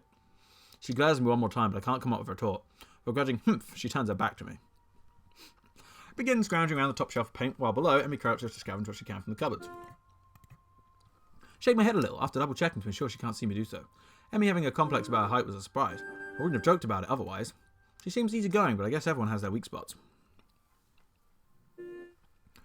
Only after we have almost all the items collected and spread out on a desk like a treasure hunter spoils, do I realise it wasn't necessarily the height jab that really riled her up. She might not like being told that she can't do something, like jump. But Emmy herself seems to have forgotten all about it already. Quick to anger, quick to forgive. She's that type of person. At least she doesn't seem to have taken anything to heart. She chatters away happily, and we pick up the rest of the items and make our way back to Rin. Hooray! You guys still here? I feel like I'm talking to myself now. I chivalrously carry the bulk of materials and make our way back to the dormitories. Alright. Don't think too much of yourself. Rini's really stressed about getting her painting done. It's her own fault though. She should have started earlier. Alright, cool. Just checking. Is she going to make it? No idea. Looks good to me, but with Rin, you never know what's going on. Fair enough, dude. Well, as long as you don't mind the fact that I am. That is totally fair. I'm like eating using my knee as a plate. So, I at least have one spare hand to keep clicking through the mouse. Found her this morning lying in front of the dorm in fetal position. She hasn't slept all night. Can't believe that the night nurses hadn't found her. Now she's painting again like crazy. Yeah, I've noticed she does come off as kind of unhinged, so to speak. Emmy giggles at that. As well as my likely too obvious awkwardness. I don't mind it. She's just a little weird sometimes. On that, I can agree with her. Unlike me, Emmy seems to be cool with Rin's whatever it is that feels so off about her. Still, they don't feel close like Misha and Shizune do. With them working as a single entity sometimes, it's hard to say where one ends and the other begins. Even though they're so different, just like Emmy and Rin are. Rin is the most different of them all. Different from anyone else I've ever met. Yeah, I guess she's a very unique person. Turn to that word again, as if it encompasses Rin's personality by itself. But really, it's just a substitute for a lengthy description of her oddities. Emmy giggles as I grasp for a properly descriptive word. She's just weird. Oh, okay. You know, earlier she spent just half an hour sitting on her backs. And stared at her toes. She giggles in a way that makes it think that she doesn't know what's funny about it. It just is. All that time. Working area is a mess, but the mural itself has taken over even more of the walls since I last saw it. The disfigured human figures have mostly been coloured in tones of red, pinks, oranges, weird imagery, those things populating the space between. Looks nice. I can't think of any word that would describe the consistency and comprehensively, so I settle myself in a nondescript nice. But honestly, it seems like the area around the wall becomes untidier at the same rate the mural progresses. The ground is littered with dozens of paint cans, various art supplies, and empty soda bottles. Rin herself is in the centre of the chaos, standing there looking very cosy as if she was a natural part of the scene. Her pant legs have been rolled up to her knees, exposing her thin legs, which sport a drying spectrum of war paint, similar to those on Emmy's face. Emmy sprints to Rin ahead of me and gleefully jumps in front of her. Oops, I clicked on something else. I'm back! That was fast. Did you run in the corridors again? Hisao, help me! Emmy points victoriously at me. Rin turns around, following Emmy's finger with her eyes, looking in my general direction. She nods absent-mindedly at me. She looks like she hasn't slept since last night. A vacant, glazed stare that is focused slightly off me, a movement like a slow-motion movie. We don't know what happened. Why she doesn't have an arm? They don't really discuss it. I mean, you haven't seen this yet, but Emmy doesn't have legs either. It's sort of like this is a school for disabled people, so they don't really talk about it. It's just this is normal for here, which is why I keep getting triggered every single time he keeps on saying, "Oh, it's not normal," or "I'm not a normal person," or whatever. It's like, dude, you can't say that. It's not cool. Don't mention it. I just did. Never mind. Looks like you made progress. Looking good as far as I can tell. You done that thing again where you said it. But now you get more bad luck. I know, but I'm willing to take the risk. Oh, you did? Yeah, okay, yeah. That's a very nice thing to say. For me, of course. Not for you. This is why artists are always unlucky. They have to constantly look at their unfinished paintings. So artists can't find romance, their favourite TV shows are cancelled, or they die young because of unspecified diseases. It's a deep and mysterious law of the universe. Wow, okay. Well, most of my friends are artists. Don't say that. Wait, does that include myself? I don't even know. Unless they're blind. Oh, right, that's why she was thinking about the blind one. She considered this for a while, looking like she's going to fall asleep. There is a boy. Oh, I keep right-clicking. At the art club, you see. Blind boy, so he doesn't see. You already told me. I glance sideways at Emmy, and she glances back in a way that tells she has heard this one before too. Neither of us say anything to her in, though, so she continues her monotone soliloquy. I always struggle with that word. Like an unfunny stand-up comedian. He should become an artist. No bad luck, guaranteed. Don't you think that would be a good idea? That only blind people should become artists? No, not as such. You might have a point. Abandoning this train of thought, she turns again to consider her work and starts humming a tune that I think I recognise but can't remember the name of. Emmy arranges her supplies we bought and moves a few paint cans around, trying to bring some organisation to the scene. Emmy, I need the Prussian blue. Oh god, Prussian blue, that's just making me think of Bob Ross. Which one's Prussian blue? She's staring helplessly at 7 or 8 cans, each of different tone of blue. It's the one with the Prussian blue paint in it. Jeez, Rin, you're not helping at all. Look around as well, and even though I don't know what Prussian blue looks like either, I wonder what blue has to do with Prussia. You know what? That's a good thought. I've never questioned that. Or what Prussia even is. Well, it's what Russia used to be called, you plonker. Or part of Russia, I guess, because Russia sort of like expanded and took over a lot of other places. One of the blues look more Prussian than the others. Small print on the labels are legible enough to determine that none say anything about the content being Prussian. No? What are we knowing about? What's up, Lee? There's no Prussian blue here. We need to get more then.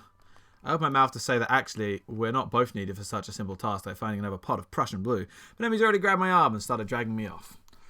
I wave to Rin, who doesn't seem to have noticed that the two of us are even leaving. Well, she'll notice when she goes for her Prussian blue and finds out it's still not there. Maybe. Prussia is in northwest Germany. Wait, northwest Germany? Is it? I'm pretty sure Prussia doesn't exist anymore. I am Googling the ever-living crap out of this right now. I am fairly certain Prussia no longer exists. Of course, the first one that comes up is Prussian blue. Prussia was a prominent historical German state. Well, right you are. I knew I recognised it. I'm just stupid. Northeast. Yeah, that makes a bit more sense. It's towards the side of Russia. Is it still in Germany then? Because I thought it was in Russia now. Does it say anywhere? I guess not, because on here it's just like, hey, it's not there anymore. Oh, I'm sure someone else can Google it. Anyway, probably not actually. While I'm busy thinking of how weird Rin is, Emmy's been dragging me back to the art classroom. I feel myself starting to run out of breath. What's the rush? Huh? Emmy's giving me an appraising look as if she's trying to figure something out. It's just that you seem to be in a hurry. I'm not sure I can keep up. Comprehension dawns in her face. You're not out of breath, are you? There's almost an accusingly playfulness to her tone. Tempted to deny, but then I realise I've been breathing heavy since we stopped. Guess it's kind of obvious. A little. Not everybody can be in shape, you know. Takes all kinds, right? Emmy frowns. It's not a particularly good frown. That is, I should get in shape? Not that I hadn't already decided to try for that. After the flutter on the track, I figured there's a real need to get in some sort of running habit. I was, after all, feeling pretty good until I had my false alarm. Well, actually, I wasn't, but it was fun. A state that dominated the confederation that formed the German Empire. Great, that doesn't tell me where it is now. Meanwhile, my comments seem to have helped Emmy come to some sort of a decision. Well, that's it then. She gives me a serious look. You're joining me. I beg your pardon? In the mornings. You and I are now running partners. I've got a routine all planned out, in fact. She produced a crumpled sheet of paper. I've got it all right here with me. Take the sheet of paper and give it a once-over. Times, dates, and laps all laid out. A slow increase from just a few laps a day to, my God, does she expect me to have running marathons? Where does she find the time to get all this together? How long has she been planning this anyway? You've been planning this? A little. But it's really the nurse's idea. He told me to keep an eye on you to make sure you exercise like he told you to. A vast conspiracy. Maybe Kenji's onto something here. Oh, fucking Kenji. Oh, that guy. Seems a bit much for just keeping an eye on me. Well, to be honest, I've been trying to find a running partner in the mornings for a while now. My God, Kenji, if only you could see the scheme unfolding. What do you need a partner for, anyway?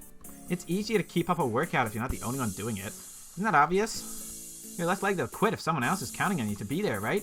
I see, and this won't only keep you running, but it'll make sure that I keep running as well. Meaning that I'll be obeying the nurse. And I'll be keeping an eye on you just like he asked. You caught on quick, Kasao. And if I refuse... I have no intention of refusing, of course, but I've got to at least put up a token resistance as a masterfully executed plan. Well, if you refused, I'd have to pout.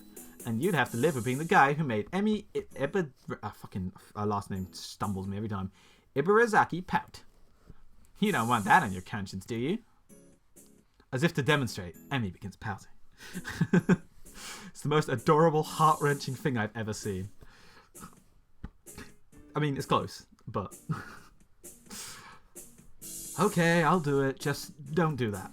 I feel like I just hit a puppy. So it's settled, right? You're gonna be my running partner. For the workout. And the dietary plan? Dietary plan? Yeah, the dietary plan. You've got to eat healthy if you're gonna get in shape, you know. Examine the workout routine closely. I don't see a dietary plan on here. Oh right, I forgot to give that to you. Another crumpled sheet of paper is produced and handed over. It's somewhat less detailed. I had the nurse help me come up with it. The amount of dedication that the nurse has to keeping me in good health is pretty overwhelming. I don't know many school nurses who would get one of their students to spy on me, much less help come up with a dietary plan. Then again, I guess I'm not a normal school. Maybe that's not such a bad thing. Then again, this dietary plan seems to cut out just about everything that will be offered at the festival tomorrow. So when does our running start? After the festival. Right after? What if we had something to eat there? Could I get a stomachache, you know? I meant the day after the festival. I knew that. Wasn't that something we were supposed to be doing? Oh, I guess we should get the paint for Rin, huh? Oh no, it slipped my mind. Oh, dude, the nurse wants us so bad. You haven't seen the nurse. They wink at us every time with this really, really creepy wink. It's, By the time we get the paint and get back to the mural, Rin's already wandered off. Oh well. Emmy and I both decide to part ways there, leaving the paint on the ground. Rin will find it, whenever she comes back, anyway. We did just sort of leave her in the lurch. Hey, we get to come back to fucking, forgot what we called this place. Travel Lodge. Festival's tomorrow. I'm actually a little excited. At the same time, the week's left me feeling pretty tired, so I read a little and then go to bed. Okay, so... the festival, right? We never actually reached the festival in Doki Doki. But it's, you know, it's like the thing. It's the topic of choice? Yeah. So I'm a little worried at how many people are going to make it through this festival. Next day I wake up feeling a little lightheaded. It's almost noon already. Sleeping late is fine since it's Sunday and there are no classes. It's not just Sunday though, but the festival as well. How can you play it multiple times? I feel like people who play it multiple times don't really get the messages behind it, and they're just looking at Monica memes, which is, yeah, Monica memes is fine. I'm all cool with that. My window, I can already see some people at the soba booth. I don't know what soba is. Slinging noodles. I'm guessing it's some kind of noodles. Slinging noodles is a plate for people with cravings for low quality food. I throw back a handful of my morning meds and ponder how to spend the day. There'll be a few exams in the coming weeks, but I don't consider those as ominous as others, so I'm not worried about them as I probably should be. With no urgent obligations regarding education, I should be free to spend the day at the festival as I like. Finishing my morning routine, I exit the hallway intending to go out and find something to eat. Passing by his door, I decide to see what Kenji's up to today out of impulse. Oh no. Should I know sober? I'm curious if he has any plans as everyone else is doing something. Then again, I can picture him having built a soundproof shelter in his room. Possibly something like a fort, complete with no girls allowed sign. And with the girls crossed out and body crudely scrawled underneath it. Knocking on his door, which is luckily devoid of any kind of sign, I hear again the unsettling clacks of at least 10 locks being pulled back. The door opens a crack. I wouldn't say I watch it often. I've watched anime for sure, multiples of them, but... Who is it? You're supposed to ask that before you open the door. Oh, it's you. Damn, it's early. It's not really that early. What is it, man? Nothing. I was just going to ask what you're going to do today. Half the school's out there already. And where? Why? What? What? Wait, what? This today special? Why are they there? Who are? I can hear them. It's loud. Don't tell me. Has the invasion begun? He suddenly looks more alarmed. What day is it, man? Yeah, I guess you can see the big wooden booth outside and people selling stuff. What the hell are you talking about? I have my curtains closed at all times to thwart the snipers. It's the festival. You know that, right? Oh, shit, that's today? Ah, damn it. I can't believe I forgot. I don't have my fort finished yet. This is bad. This is going to be a very bad day. It's good you told me this, man. It's going to be a bad day. Why? Oh, man, they're going to be everywhere. The people outside my window. Socializing. Simple broth, water, soy sauce, dashi stock, and mirin into a saucepan. And I don't know what mirin is, or dashi stock. So hey, did you guess what? I don't really eat much. I mean, I eat, like, packet noodles. That's about it. Kenji rubs his temple nervously, suddenly looking very ill. It's gonna be loud as hell. Damn, and I was gonna go out today, but now it's ruined. Everything is ruined. This is awful. This sucks. What the hell? This really sucks. I can't go anywhere now. There's nowhere to run. Kenji seems nervous. You could even say he's majorly freaking out. I can't believe this. So this is what today was. Damn, I couldn't even prepare for it. I couldn't even brace myself, and now here it's here. I can't do anything. You should have told me this earlier, dude. I mean, at least I know, but I could have known earlier. Imagine what I could have accomplished. Sorry, I thought you knew. So I guess you're not going to do anything today? The weather's even good. Yesterday was really windy, so I thought today would be cold. Why are you talking about the weather? You're so boring, player. It's how you're worse. It's not, though, so there's no reason to just stay inside. Yeah, you should check out the festival. Kenji groans and covers his face with his hand. Ah, no, I can't do it. They'll leave me alive out there. I know it. This has to be a joke, but he said it with such a straight face. Relatively straight. What are you going to do? We should hang out in here if you can help me build my fort. We might still make it if we work together. I wonder. I'm kind of hungry, but I made this deal that I'd try to take better care of myself. Be healthier, you know? Don't know if I should steer clear of the takoyaki or head straight in. Deal? Sounds ominous. What are you getting in return? Nothing, I guess. It's not that kind of a deal. You know Emmy from our year? We kind of agreed to watch each other's backs and... Aye! A shrill scream and expression of abject terror in Kenji's face chilled my blood, as if I told a Catholic priest I sold my soul to the devil. Her! You sold your soul to the devil! Didn't get anything in return? What the hell is wrong with you, man? Do you know who you're dealing with? She's a public health danger. Do you know how many people she sends to the hospital monthly with her carefully placed flying tackles? She's one of them, a key player in the vast conspiracy that aims for the complete submission of everything that is manly. I can't believe what I'm hearing. I trusted in your judgment, man. I thought we were brothers. You have to call it off before it's too late. This festival, too, is just one of their ploys. He fingers his scarf nervously, faster and faster, like he's trying to start a fire, and slowly begins to calm down once the panic attack finishes running its course. I'm going to have to find some place to hide in, a safe haven, and then knock the lights out myself so I don't have to experience this horrible day.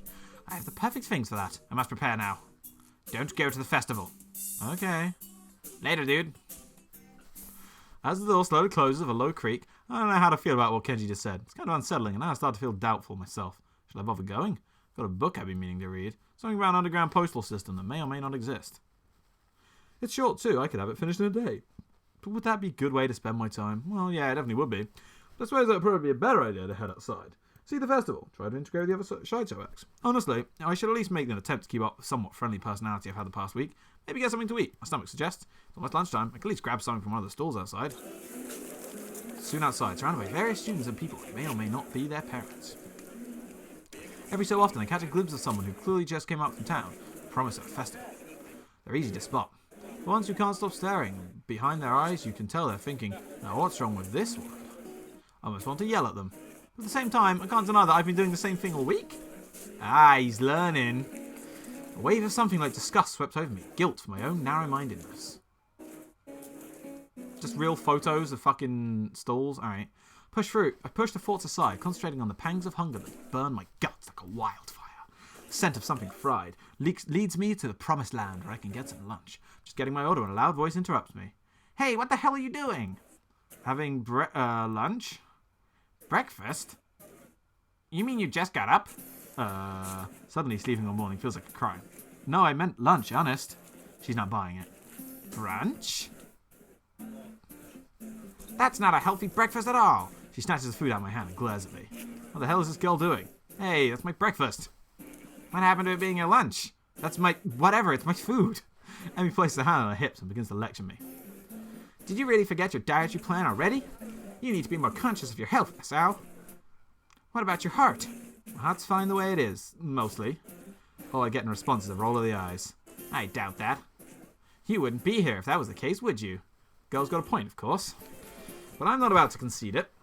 It's not that bad of a heart. Certainly it can handle a little grease now and then. Yeah, sure, it handled a little running just fine too. Emmy seemed unconvinced. Not surprising, I haven't even managed to convince myself. Maybe, but if you're not sleeping the day away... Wait, but not if you're sleeping all the day away all the time. A devious look suddenly crossed her face. Of course, if you'd been following a routine from the beginning, you wouldn't be in this situation. Hey, I've had a pretty eventful week, you know. For example, I almost died, and there was a lot of meeting people, and then I was on a roof for a while. Which is no excuse for slacking off, you know. A little near-death experience is no excuse for skipping basic exercise. Like running in the morning. Oh my god. She nods as if something important had just been decided. So it's settled then. You've seen the error of your ways and are willing to adhere to my routine, right? I'll see you bright and early in the morning. We'll be running buddies. You know, you already convinced me this yesterday was a good idea. You don't need to convince me again. Not that I did a good job of being convinced. She's right about eating healthy after all, and here I am ordering up something grossly unhealthy, but delicious. There are more important things than deliciousness, aren't there? Like staying alive? If Emmy weren't here browbeating me for my poor decisions, I'd probably... Hey, wait a second. Sudden question springs to mind. Hey, why the hell have you taken such an interest in my well-being? Emmy shrugs and grins at me. You're the new guy. I figure you don't have any friends yet, right? Besides, I've caused you trouble all week, right? I owe you for not getting angry. And I told the nurse I would anyway. Uh-huh. Crazy little running girl wants to make me healthy. Well, I suppose there are worse fates. Okay, that sounds fine. Thanks for your concern. Tomorrow morning, then. Figure that ends the conversation, so I turn to leave. Not so fast. I feel a hand on my collar, and in a second I've been yanked backwards. Hey, no need to be so rough. What do you want now? Emmy looks almost wounded by my annoyed question. Thought you could use the company. Her eyes narrowed. No, they don't. They literally widened when it said that. Besides, you were just going to go try sneaking more of that fried crap, weren't you? Well, I wasn't going to, but now that she mentioned it, that would have been a really good idea. I was not. Another glare. Okay, maybe I was going to get a little. The glare continues. Okay, a lot. Jesus, I'm endangering myself and others, aren't I? I get done agreeing that I need to be healthy, and then I immediately start considering the next unhealthy habit that comes my way. I knew it. You can't be trusted. Now I definitely have to stick with you. The whole situation feels silly. I can only imagine what passerby think of the sight of me being lectured by a tiny girl half my size. Maybe I should just give up for now. Fine, do what you like. I sigh. Might as well make the best of this. What do you want to do? Let me think for a minute. Well, I promised Ren I'd stop by her mural. So let's do that. I confess I'm slightly curious as to how a mural turned out myself. So again, I consider there are worse fates. Give a nod of assent and find myself almost dragged bodily through the crowd as Emmy races to our destination. By the time we reach the dorms, I can feel my heart pounding. My heart shouldn't be pounding after just that. Take a few deep breaths, willing myself to calm down. I'm one of the most normal-looking people at the school, but I still have to be here. Sometimes I'd almost wish I'd lost a hand or something. Wow. At least then it'd be obvious that I belong, but instead I don't even look sick. Even now, trying to catch my breath, I just look out of shape. Emmy looks back and notices my state of distress. You're not going to die on me now, are you? Please don't. It'll be all my fault, and I don't want to deal with that kind of guilt. Besides, after the last time, I really don't think I need to see that again, especially because the nurse will totally say it's all my fault. Nah, I'm fine. Guess I need to start running after all. And you wanted to keep eating your greasy whatever it was. See, it was a good thing I found you, right? Yes, it was. Maybe. Of course, I don't add that. that I wouldn't be in this state if she hadn't dragged me across the festival grounds. Further conversation is interrupted by the sudden appearance of Rin. Oh, it's you. Hello, Emmy. Hey, Rin, I brought Hasao along because he was going to give himself a heart attack. I was not. My objection goes unnoticed. We stopped by to see how the mural turned out. Rin nods slowly. Well, it's right there. You can see it pretty clearly. I found myself wondering how long Rin's been standing here in front of the mural. Has anyone even stopped by to look at it? Are we the first ones? Obviously, we're not the first to see it, of course. I mean, it's pretty big. You're hard-pressed not to see it. At the same time, I don't think anyone's actually talked to Rin about it. Anyone but us, that is. I feel compelled to say something. Looks pretty good. She's not happy with how it turned out, but I guess it'll do. She seemed almost resigned to it. I'm not sure what she expected as a result, but I guess she didn't quite get there. I mean, it's creepy as frick, in all honesty. I sort of hate it. We stand in front of the mural, taking it all in. Trying my best to concentrate on the composition of the thing. It's, horrifying. It's actually fairly interesting, but horrifying. The colours swoop and blend together, dragging me along with them. There's a dreamlike quality to the whole thing that makes me almost feel sleepy.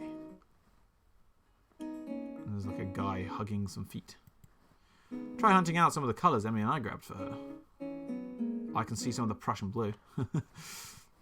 Try as I might, I can't see any Prussian blue. It's right here. I mean, I guess I'm colourblind, so I don't know the difference between the blues, but I mean, it's blue. That's why she stared at her feet. Yeah, probably. Oh well.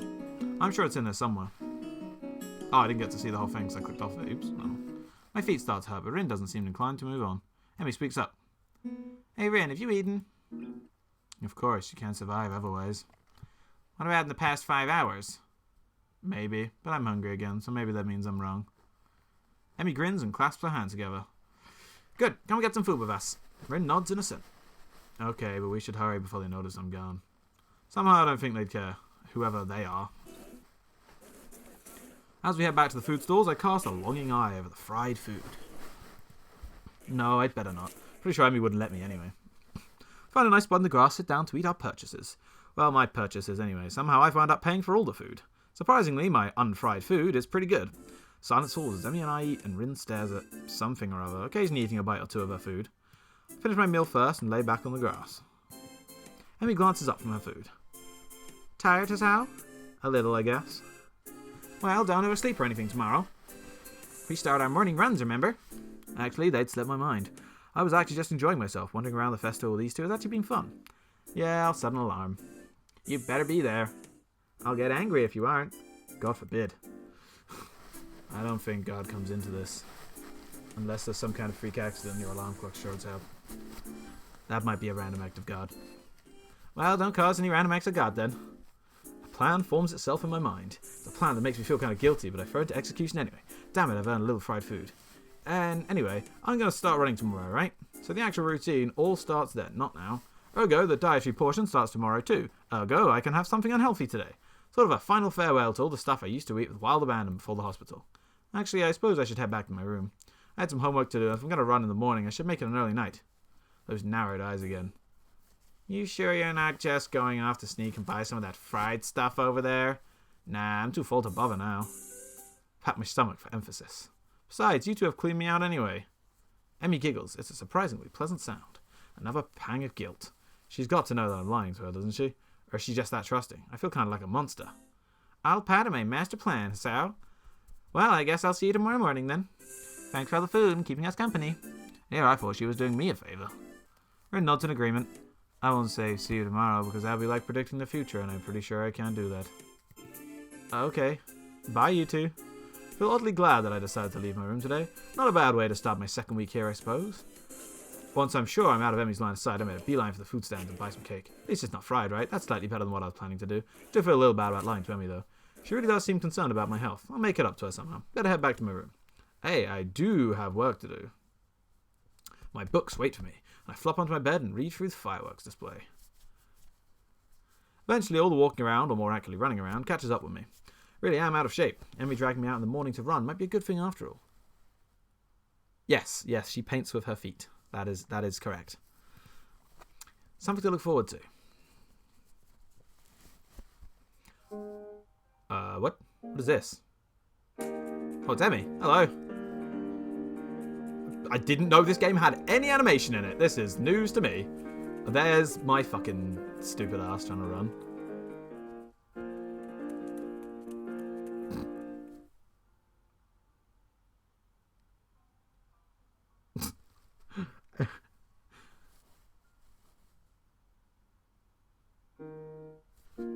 Holy shit, she's cute. Okay. Is this like an ending, or does it actually end at the festival? I'm confused. Like this feels like an ending to a route, right? But I feel like it shouldn't be.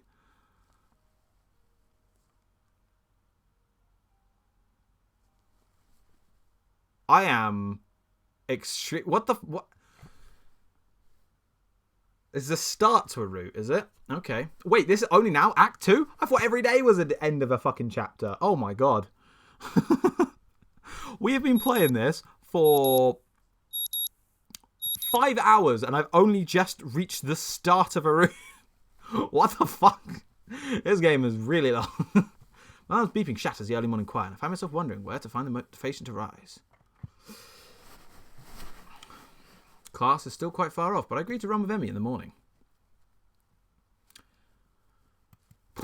Really, I'm not that interested in running as a hobby or even as a possible life-length exercise. However, I feel obligated to follow through on my promise to Emmy yesterday, which is why I find myself throwing some running shorts and a light t-shirt. If we're doing this only on Fridays, we are never going to finish this game. How long has it been? 5 hours and 10 minutes. I just checked like 2 seconds ago. Cool morning air caresses my face, and the morning sunshine causes the dew on the grass to sparkle, nearly blinding me at first. So I made my way down to the track, and an ugly thought strikes me. What if it's some sort of joke that Emmy's playing on me? Would that surprise me, really? Hell, I'd probably do the same to the new guy, too. At the very least, I'm sure Emmy and Rin made a bet on whether or not I'd actually show up. I feel a sense of trepidation as the track comes into view. You're late. But seeing that Emmy is already there. What a relief. Not according to my watch. We're both early, in fact. Damn, you got me there. Emmy's sitting on the bleachers, decked out in her running gear, waiting somewhat patiently for me. What, 5 to 6 hours per person? That doesn't count the beginning section. Because we've already been playing for 5 hours, unless there's only one more hour for this. How many characters are there? Oh, 5 to 6 what? Oh my god! Okay, so assuming there's 6 acts, right?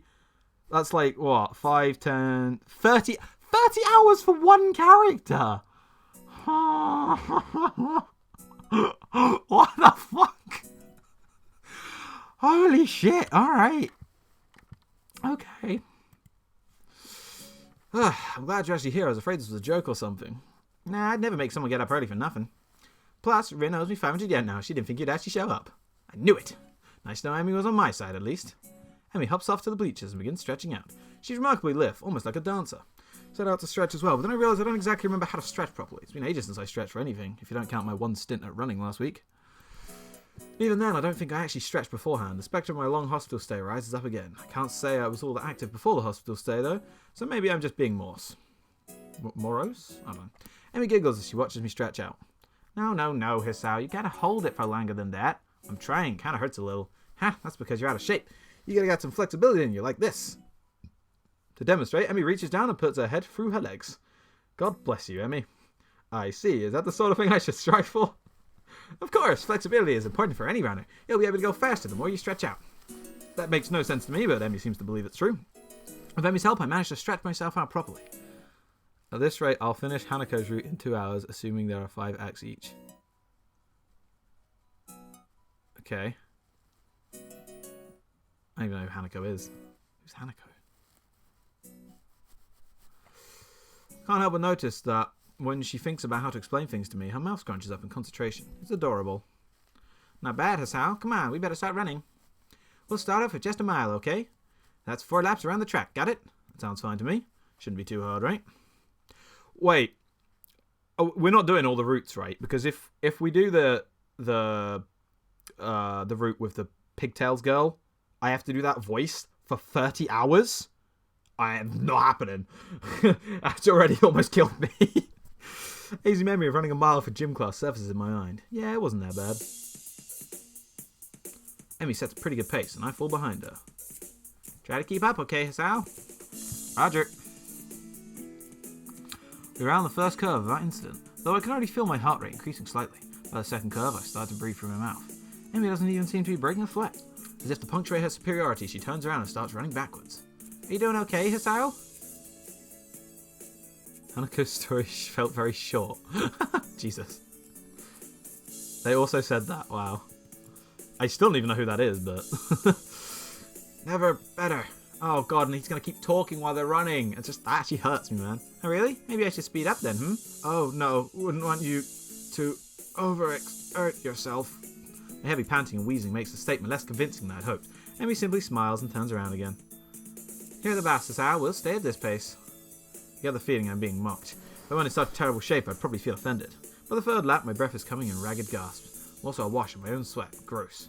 Around the curves to start a fourth lap, and Emmy looks back at me with a grin. Here we go. She takes off at blinding speed while I stubbornly stick to my slower place. Shizune, that's the girl who I'm not doing at all. Oh, that's one of the long ones? Especially not then. Hers probably feels longer because every time Shizune wants to say something, it's just Shizune with 3 dots and then the other character says something. So there's always that extra dialogue box. By the time we get to the first turn, she's already rounding the second. As I struggle across the backstretch, Emmy continues running and catches up to me. Come on, Hisao, you can do it. The stuff I skipped in Act 1. Oh, well, Act 1's what's taken me 5 hours, so... I'd answer her, but I'm too focused on getting air into my lungs and ignoring the burning in my leg muscles. Part of me wants to say something like, maybe you can, but I'm about to die here. But again, I doubt I can actually form words right now. Emmy keeps pace with me as I round the second turn and cross the finish line. Her sprint seems to have gotten her sweating. It's actually caused her shirt to turn slightly translucent. It seems she's wearing a black sports bra. Thanks for pointing that out, you perv.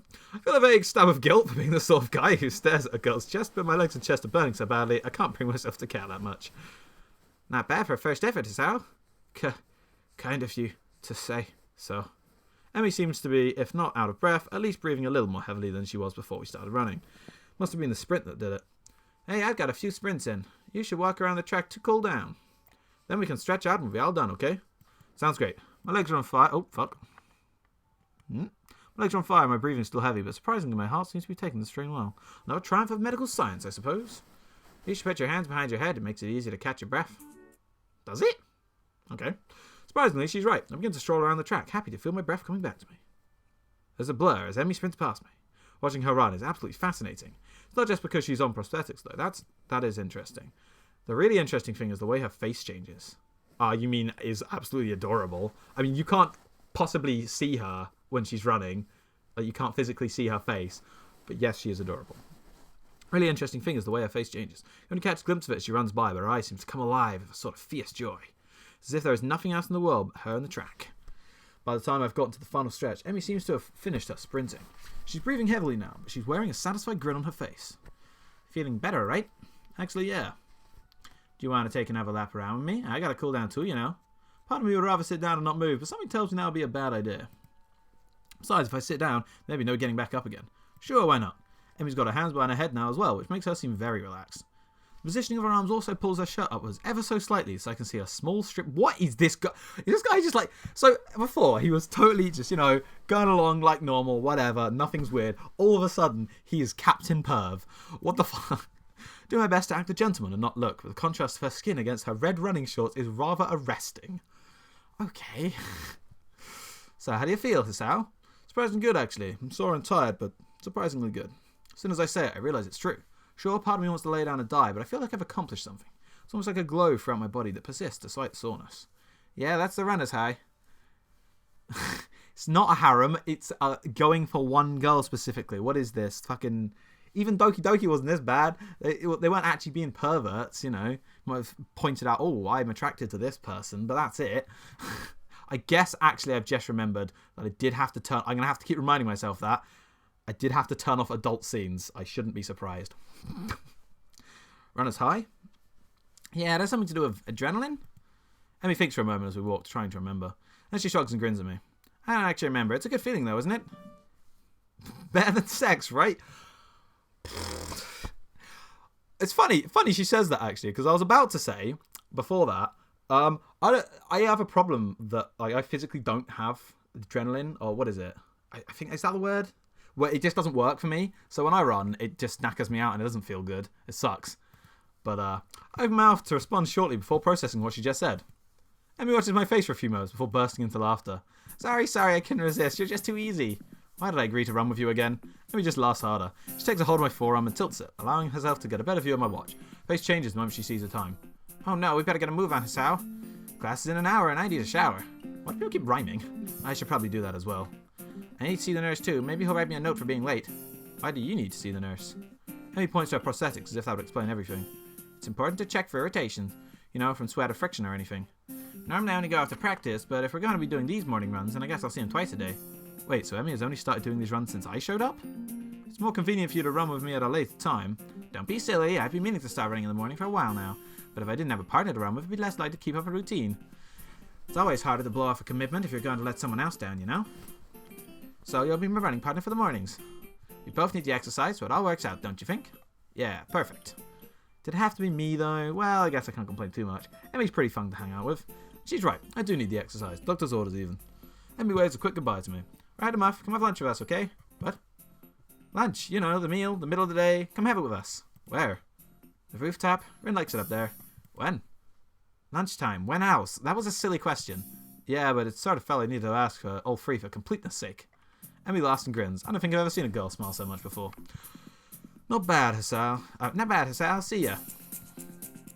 Okay, then. With that, she takes off like a shot for the school building. Guess she's going to see the nurse first. You know what's funny? I'm out of breath just fucking reading it.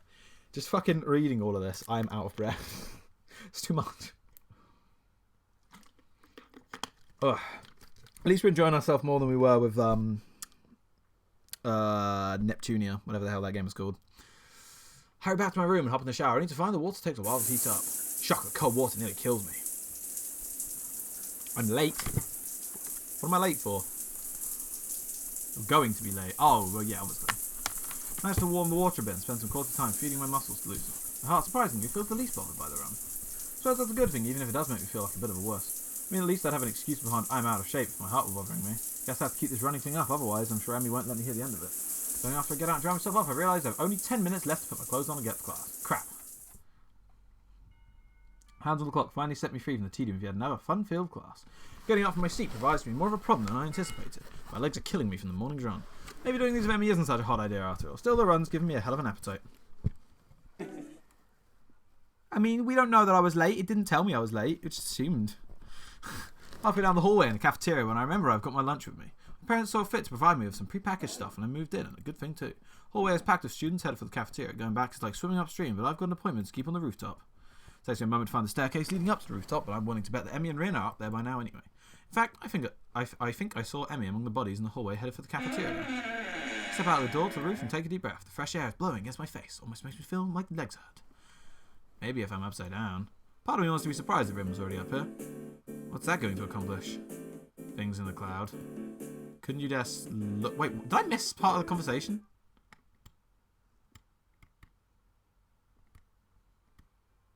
Okay, I didn't. Couldn't you just look at them right side up? Rin rolls her eyes, seeing in something approaching as aspiration.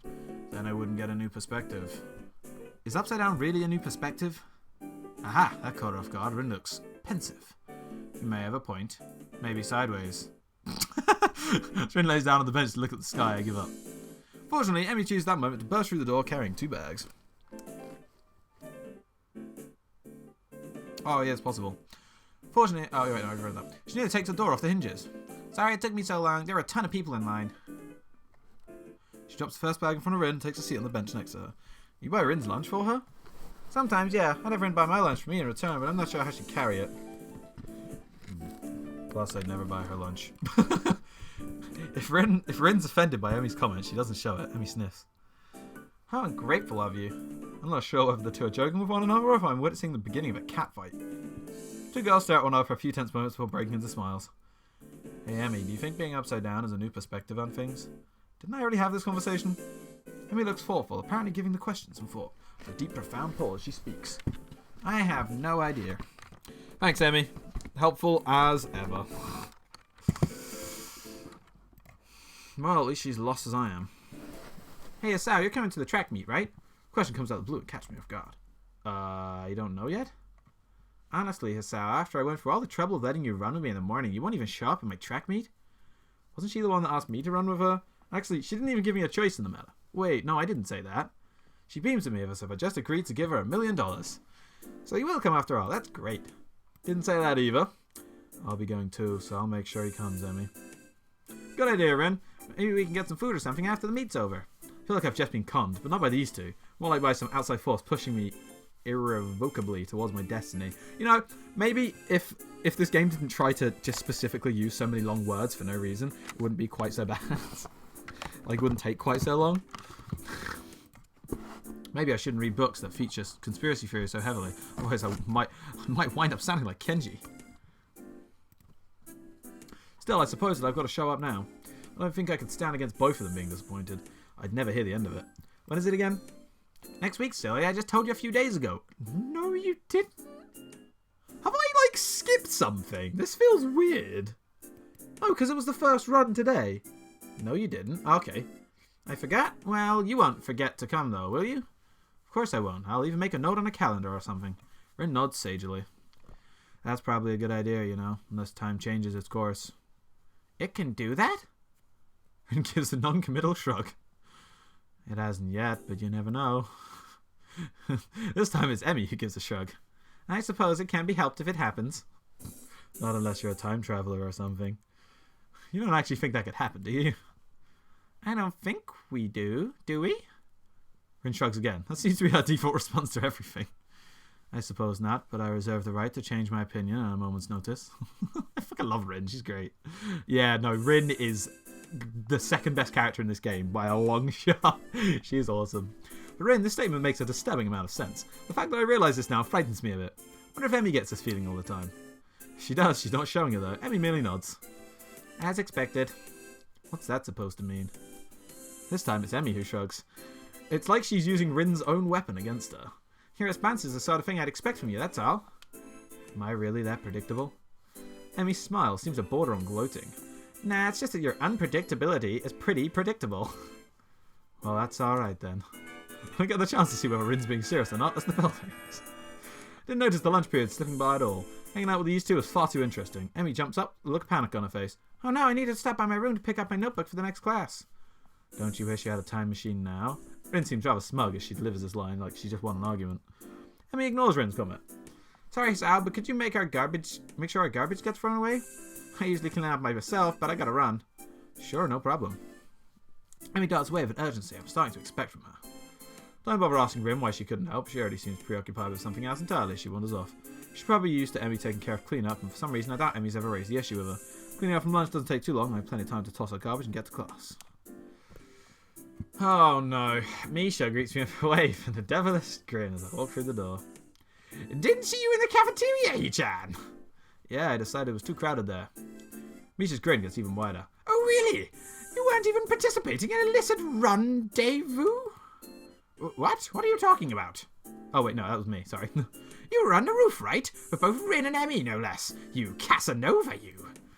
We just had lunch, that's all. Misha burst into laughter, drawing the attention of several of my classmates. You're so adorable when you blush like that, Ichan. She gives me fucking hell, why? She gives me a conspiratorial wink? Like a wink like a conspiracy? I don't fucking know. Don't worry, your secret's safe with me. That's no secret. Oh? Misha seems disappointed and then brightens up again. Time will tell. Every single person, apart from Lee, hates this girl. I think it's because I've given her such an obnoxious voice. I hate her too, because it kills my voice doing this. I don't know what the hell she's talking about, but blessedly our teacher comes in and the class starts. Why did you think I went, oh, when it said Misha? I read the name Misha and I was like, oh god. After day of class, I finally dragged myself to a close. Unexpectedly, I managed to stay awake for the whole day. Pretty sure that counts as a miracle. That's the way that she speaks, right? I mean, that's why I speak like that, because it's how it's written, like, you know, that's totally how she would talk. Pretty sure it counts as a miracle. My legs seem unwilling to stand up for a moment. Guess the run took a lot out of me. Oh, it's that creepy photo. I hate this painting. Why is it here? Down the hallway and make my way to my room. Yay, we're back in Travel Lodge. Sit down and half-heartedly chip away at my homework for a while, feeling like a vulture picking at a particularly unsavory carcass. I know this is what it eats.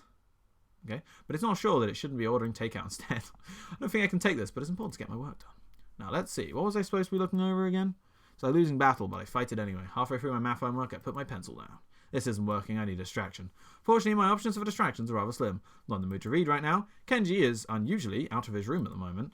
If I go to the student council room, I'll just end up doing work for those two, and heaven only knows where everyone else is, except for, well, I suppose there's an option. I grab my shoes and head for the track. Emmy's probably down there.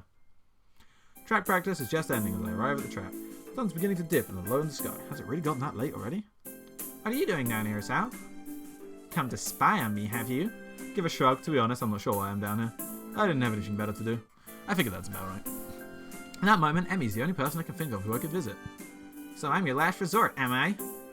Nobody cool around, so I'll just go see Emmy. Is that what you thought? She actually looks angry. Chance for some teasing of my own persist itself. Actually, yeah, I guess you are. Emmy pouts, widening her eyes to give the maximum amount of puppy dog resemblance. Kidding, I was kidding. So you are down here to stalk me. Wait, what? That's not what I meant. Why would I stalk you anyway? It's not like you require stalking. If you're not a sleeper in class, you're down here, right? Emmy laughs at this comment. Well, you're not all wrong, I suppose. But you forgot about eating. I do that too, you know. I nod, conceding the point. Reminds you of someone. Oh, I want to know who it reminds you of, because I probably will not like that someone either. Plus, I hang out with Rin sometimes too, so really I might take some effort to stalk. What do you two do together anyway? You don't seem to have a lot in common. She puts her hands on her hips and assumed a superior air. That's what you think. I've got all sorts of hidden hobbies, you know. Oh really? Like what? Emmy puts her head to one side as if she's trying to remember what it is she does in her free time. Well, Rin and I go out shopping sometimes. Guess that makes sense. Emmy's a girl after all. But Rin? Wait, that sentence just A, was completely sexist, and then B, confused itself? So, you're not surprised that Emmy goes shopping because she's female. Everyone goes shopping. You have to go to the shops to buy things. But then you are confused that Rin does it when she's also Okay. Rin comes with you? We usually swing by the art supply store. Plus she likes a music store that sells all kind of weird sounding stuff. She says it helps her focus.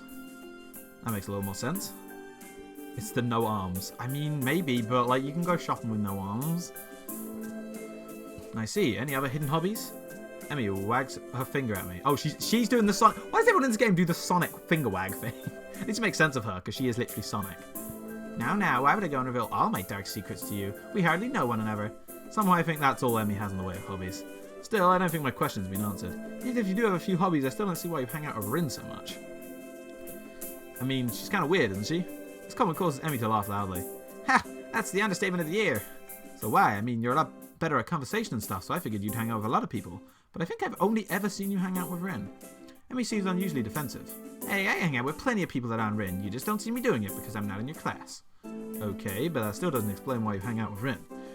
I'm not even sure why I want to know this. I guess it's just because lunch was so strange.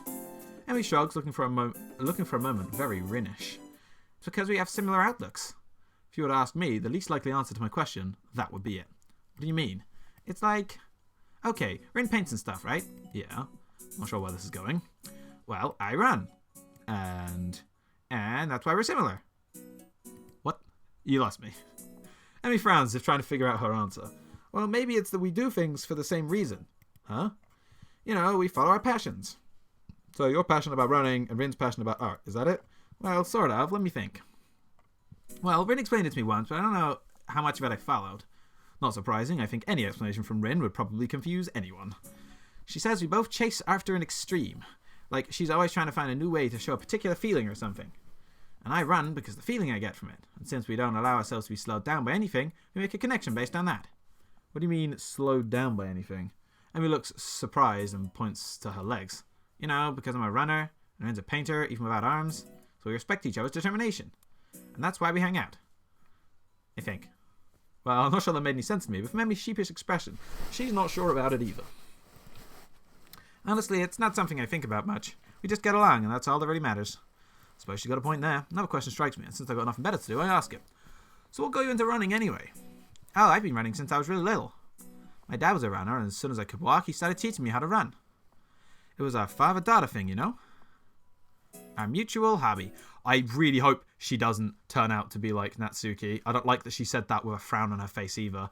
Oh, she suddenly mentioned father. No one else has done that yet. Oh no. Shadow crossed her face and I'm shocked to see her looking sad. Oh no. No. Why? Did something happen between them? Man, I don't have a lot of time left. Sorry, but I've got to get a few more laps in before I go see the nurse. She raced off around the tracks, her hair streaming in the wind. Seems to me she's got a lot faster since this morning. Yeah, that foreshadowing. Why did I compare her to Natsuki earlier? No, I'm a horrible person. I'm sorry, Emmy. She rounds the track. I catch a glimpse of her face. Oh, we get to see this cute picture again. They can keep showing me this one as often as they like. It's my favourite. It's much the same as it was this morning, but her eyes seem to have taken on a harder edge. I guess she's right. Really don't know much about her. Yeah, well, that's why you were asking. To be fair, she didn't know anything about you because you don't have a personality, but... We'll run for a little while, then I stand up to head back to my room. Hey! She spots me leaving and waves to catch my attention. Don't forget, same time tomorrow morning, got it? Got it. I head back to my room. Homework beckons. I can't sleep. My body's tired, but my mind is kept awake, staring at the ceiling in the hollow darkness of my room. I grasp desperately for a thread of thought, hoping that I can run my brain into the ground. All I can think of is how I can't think of anything. This is not productive at all. I wonder if this is a side effect of my medication, though it seems odd for it to take so long for it to show up. And again, maybe I'm just not used to my new surroundings, as I'd like to think. I don't know, but for whatever reason, I'm awake and I shouldn't be. This is ridiculous. Ignore my body's stiffness and get out of bed and look at my clock.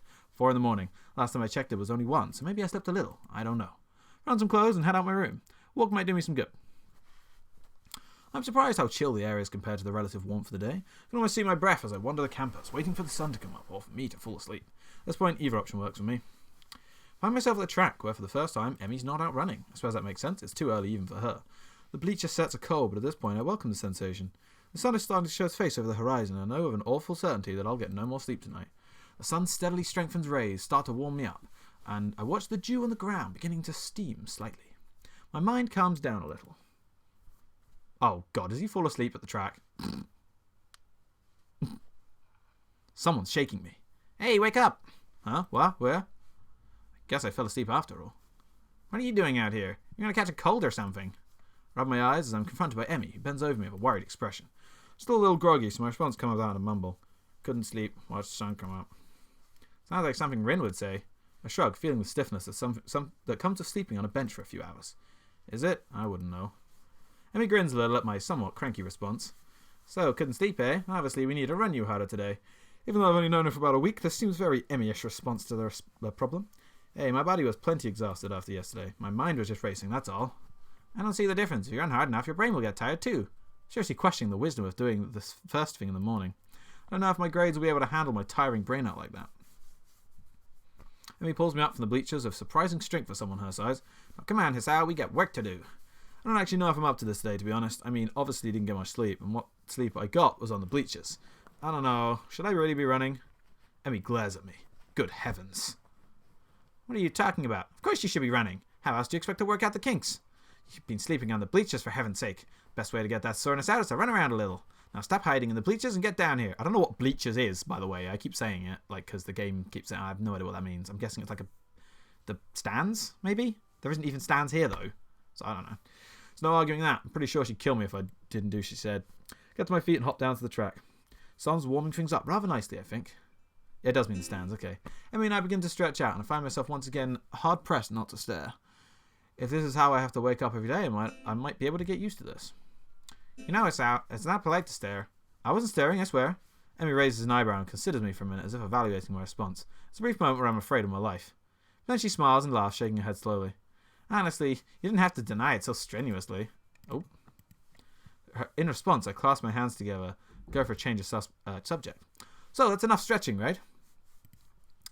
Emmy gives a casual shrug. Do you feel stretched? That's how you really tell.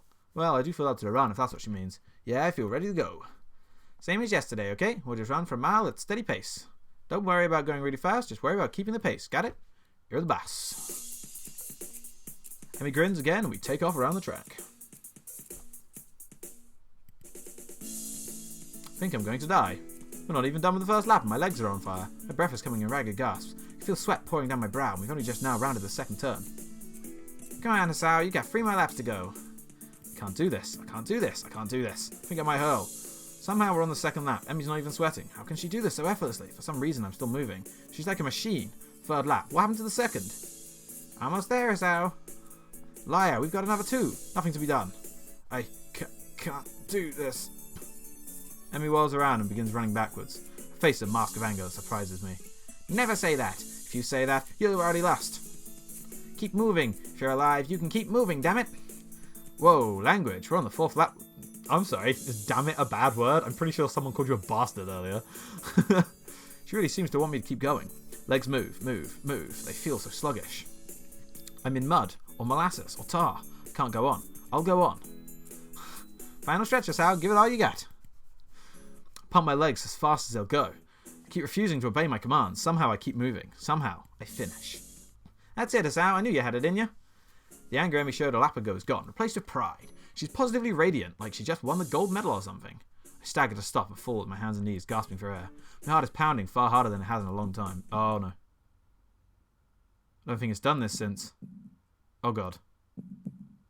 Please slow down. Shit. Slow down. Stop racing. I cough. For some reason, I feel a grin crossing my face. So this is how I die, huh? Trying to stay healthy? How ironic. I'm all ready to give up right there. But then, I feel my heart slow down. 2 hands grab onto my arms and tug upwards. I look up and see Emmy standing over me with a mixture of delight and worry. On your feet. Come on, you'll never catch your breath that way. Somehow I manage to stand up.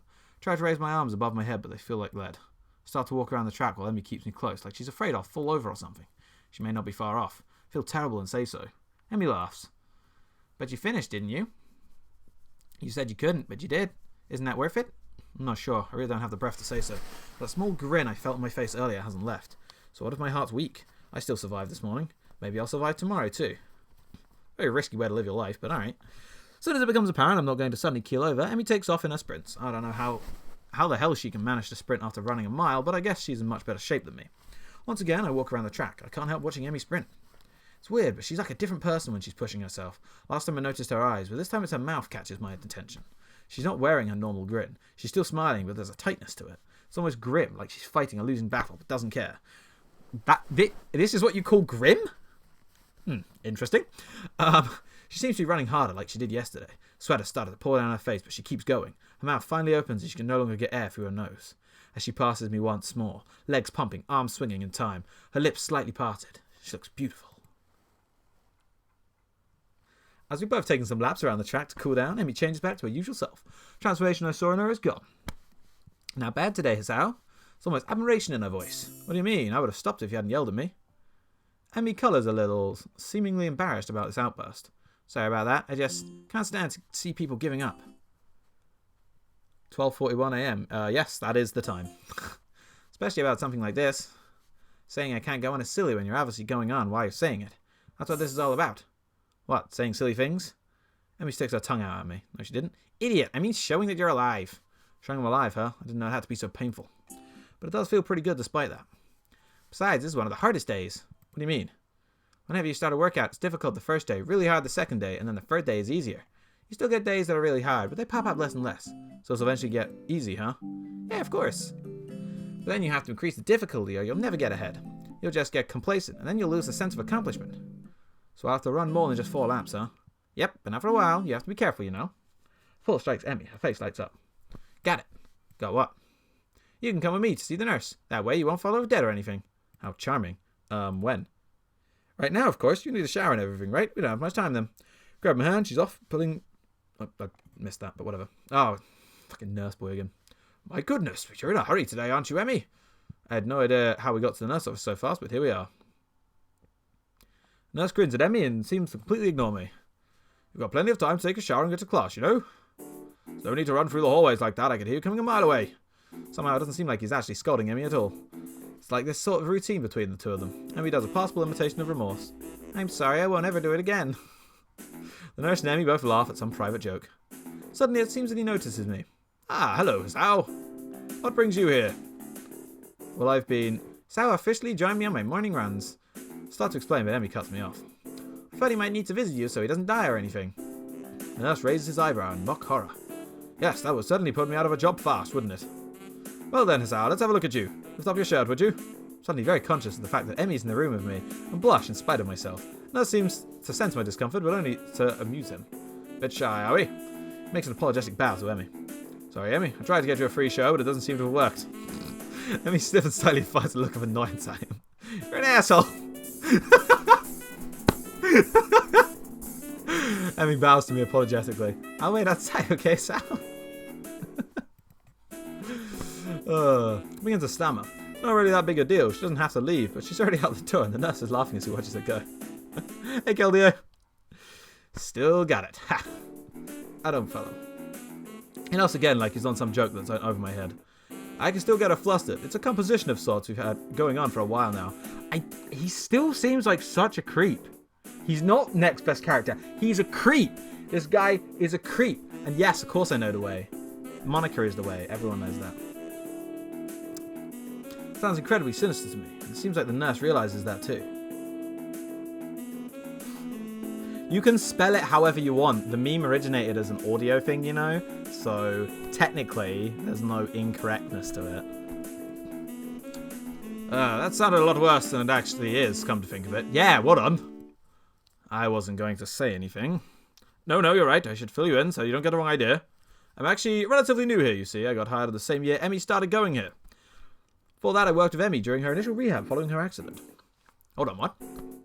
We had to amputate her legs after a really nasty car wreck that nearly killed her, and succeeded. He shuts abruptly. I blink at receiving this unexpected piece of news. Well, that's not my place to say. Anyway, we've known each other for quite a while, so we have a slightly more familiar relationship than is strictly professional. Seems embarrassed, like he's done something stupid. Oh yeah, now that you're on a route, do you want my waifu tier list? Yeah, fucking go for it. Sure. I mean, you knew I was going to go to Emmy's route anyway, right? Guess he's really worried about that. I wave a hand to let him know it's not a big deal. Don't worry, sir. I promise I'm going to be discreet. I've been wondering about what caused Emmy to lose her legs, and that was one of the scenarios I'd thought of. That foreshadowing earlier was, I'm guessing her father died in a car accident.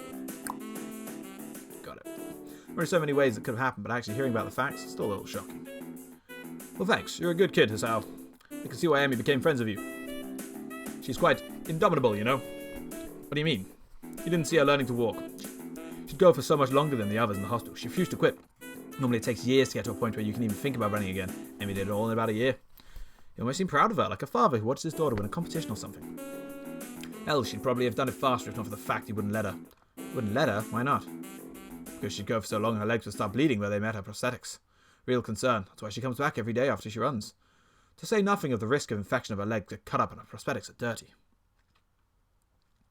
Rin, Lily, Shizune, Emmy. Oh, wow. You put Shizune that high? I didn't realize Lily was a dateable character. I still don't know who Hanako is. Oh, is she the... She's the shy girl. Right. Gotcha. I kept forgetting her name, honestly. I mean, my personal order, obviously I don't know the characters. Obviously Emmy's first. Then I guess Rin. Probably Hanako next, then Lily, and then Shizune because I hate her annoying friend. I'm not really a big fan of her either, to be honest, but... Say nothing of the risk of infection of legs... Oh, I read that one. But enough about that. If I don't get you anyway soon, Amy will think we're up to something. He says and gives a wink and begins checking my heartbeat. Yeah, you know, she'll think we're up to something and gives the wink. This is why people were trying to write a fan fiction earlier, buddy. The stethoscope is way too cold. He really should have heated it up or something before he used it. After a few moments, he leans back satisfied. Well, you do sound pretty good to me, Hasao. You don't have any chest pains while you were running, did you? No, not really. I had some trouble catching my breath, though, and my heart was racing by the end of it, too. The nurse frowns as I say this, but then shrugs. It's probably just because you're out of shape. If you don't improve, then you should let me know, okay? Don't push yourself too much, and of course, if you have any chest pains, come to me immediately, right? My shirt back on, the nurse leans out the doorway to call in Emmy. Rin is best girl, see? Fox knows. What took you so... Oh, God. Oh, scroll past it. What took you so long? Now I'm going to be late. Nurse gives me a significant look. I was just seducing herself. Don't just joke about... Oh, my God. This nurse is the worst. What? Come on. What have I told you about seducing my friend? I'd expect Emma to be shocked by this, but instead she seemed merely annoyed, scolding the nurse as if he were a child stealing cookies. What? Meanwhile, I try hard not to blush at the nurse's innuendo. I'll try not to do it again, though I fear young Hasao may be lost to the female gender forever. Oh, you know what? Not freaking likely. I didn't mean to say that out loud, but both the nurse and Emmy regard me for a moment before bursting into laughter again. Told you he was funny, didn't I?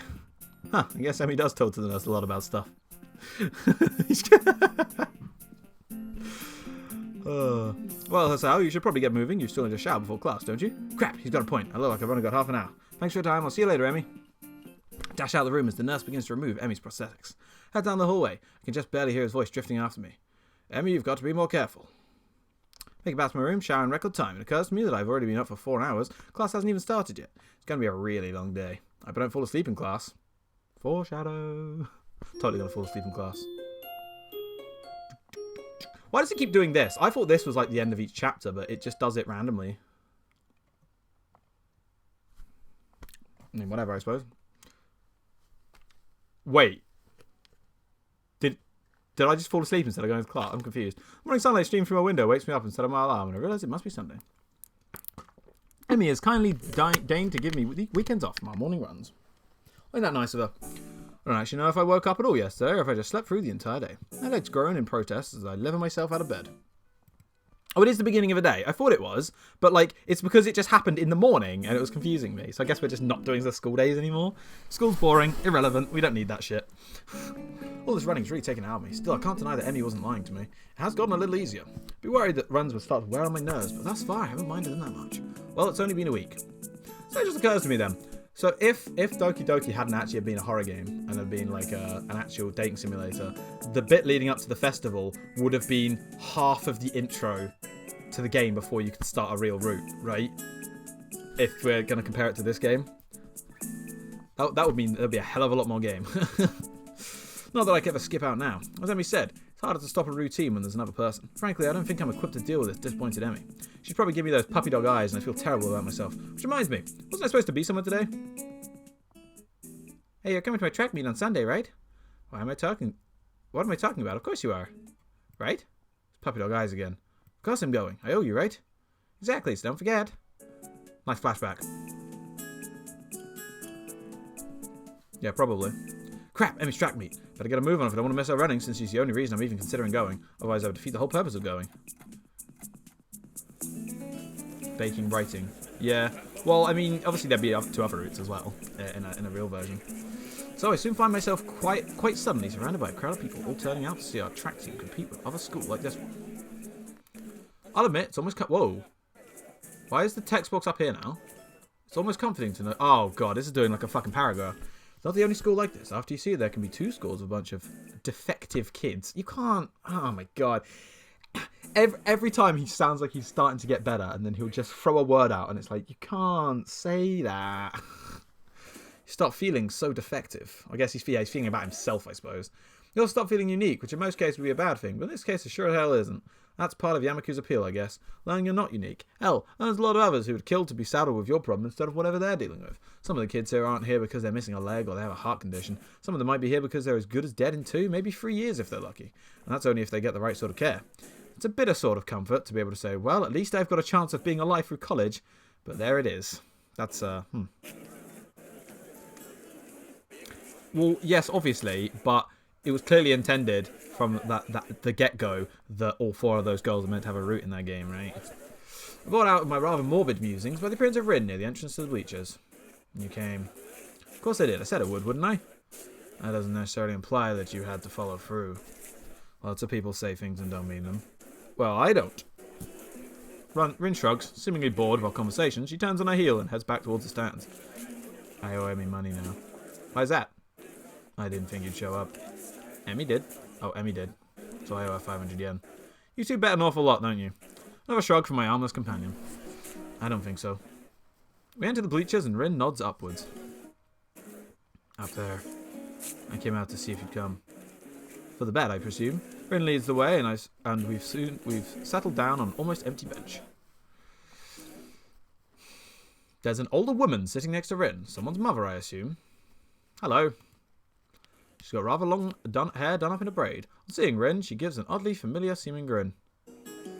Rin, Well, this is surprising. I thought you went to get a snack, not a boy. Huh? A snack? I wonder why I was down there. The woman laughs again in a way that seems familiar. Where have I seen her before? Well, I suppose you've always been one to go out for one thing and bring back another. But I'm being rude. I haven't introduced myself. I'm Mako Ibarazaki, Emi's mother. Pleased to meet you. I mean, I figured as much. It's like she's got the same colour hair and eyes, right? Well, that explains it. She's like a taller, older, and better endowed Emmy. Apart from her hair being darker shade than Emmy's, there's really no mistaking the resemblance. Oh, is it? I just thought it was the same colour. Sorry, I'm Hasao Nakai. And really, you don't have to apologise for not introducing yourself, Mrs. Abarazaki. My god, if I was actually him, having to say that and say her last name would confuse the fuck out of me, because I'm struggling every time. That's really Rin's job in this situation, isn't it? Another laugh from Evie's mother. I take it you've not known Rin for that long, then? It's best not to expect her to remember something like that. She's got other things to think about, I assume. Rin nods, seemingly pleased by this assessment. She's right. You can tell this game is written by degenerates sometimes, like describing her as better endowed, right? I was thinking about sunsets. You see, it's really up to us to make introductions and the like. For lack of a better response, I nod. Miss Abarazaki leans back a little on her seat and raises an eyebrow. So how long have you and Rin been dating?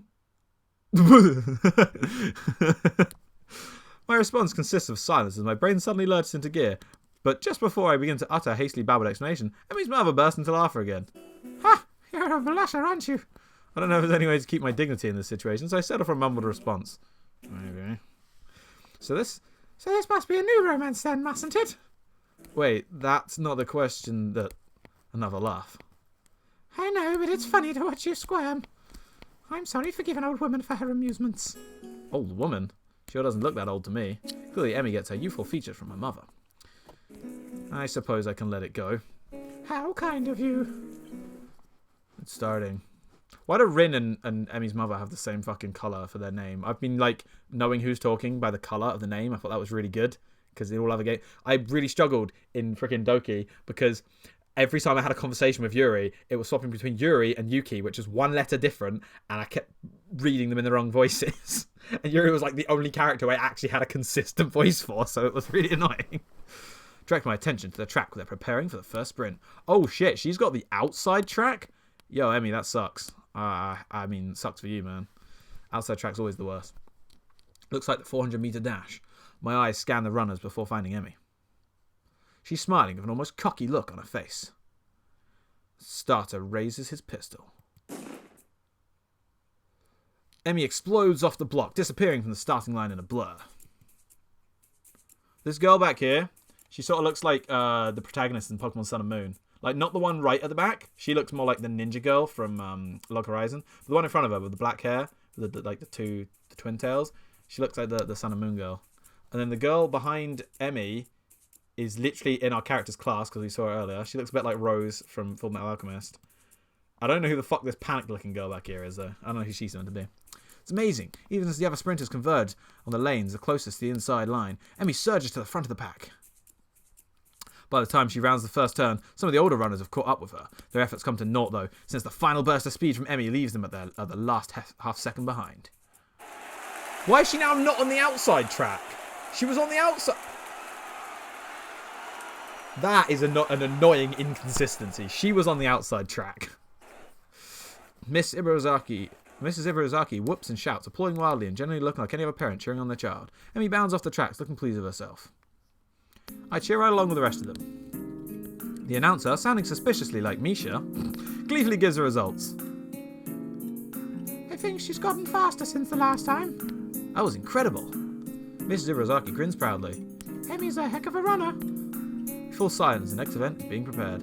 I'm surprised to see Emmy striding out on the track again. Wait, didn't she just run? Emmy's mother nods. Yes, but she runs multiple events for the team, especially the sprints. It's a lot of running, but Emmy can handle it. Looks of things, she's right. Emmy doesn't appear to be tired, as if she hadn't run the previous event at all. If not for the sweat visible on her shirt, you'd never know. Which event is this? It's the 200-meter dash. She'll do this one, the 100, and the relay. I see. Once again, the pistol sounds, and once again, Emmy flies off the block. Thumping sound draws my attention away from the race. It's Rin's foot. She seems completely absorbed by the race. Emmy's mother cheers again, and I assume that the race is over. Sprints don't seem to me like they take very long to complete. Well done! Your foot. Your foot was bouncing on the bleachers. Oh. You seem pretty into this stuff, I'm surprised. Rin looks at me quizzically. Why wouldn't I be? No reason, I just thought stuff like sports wouldn't interest you. I suppose you're right. It's not that interesting. But I'm watching Emmy, not the sport. I don't follow. Emmy's the most Emmy when she runs. You don't get to see Emmy at her Emmyest very often. Emmyest. I like that. But here, you can. See?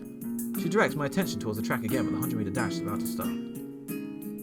I watch Emmy closely. She gets onto the starter blocks. Her whole body seems to relax, but it's a false relaxation. You can see she's actually like a coiled spring. Oh, there's that evil grin. Oh, I like that. The starter line tells everyone to get set. Her head snaps up and her eyes narrow slightly. They didn't, but okay. Her mouth curls upwards in what could be a grin and what could be a growl. Hey! When the pistol goes off, it's as if she's been unleashed from a cage. She was always moving at this blinding speed, but we couldn't see it happening until the starter pistols dispelled the illusion of motionless. It's all over in a few seconds, and in those few seconds I feel like I just witnessed something very personal for Emmy. As soon as she crossed the finish line, the fierce look was replaced by her normal grin.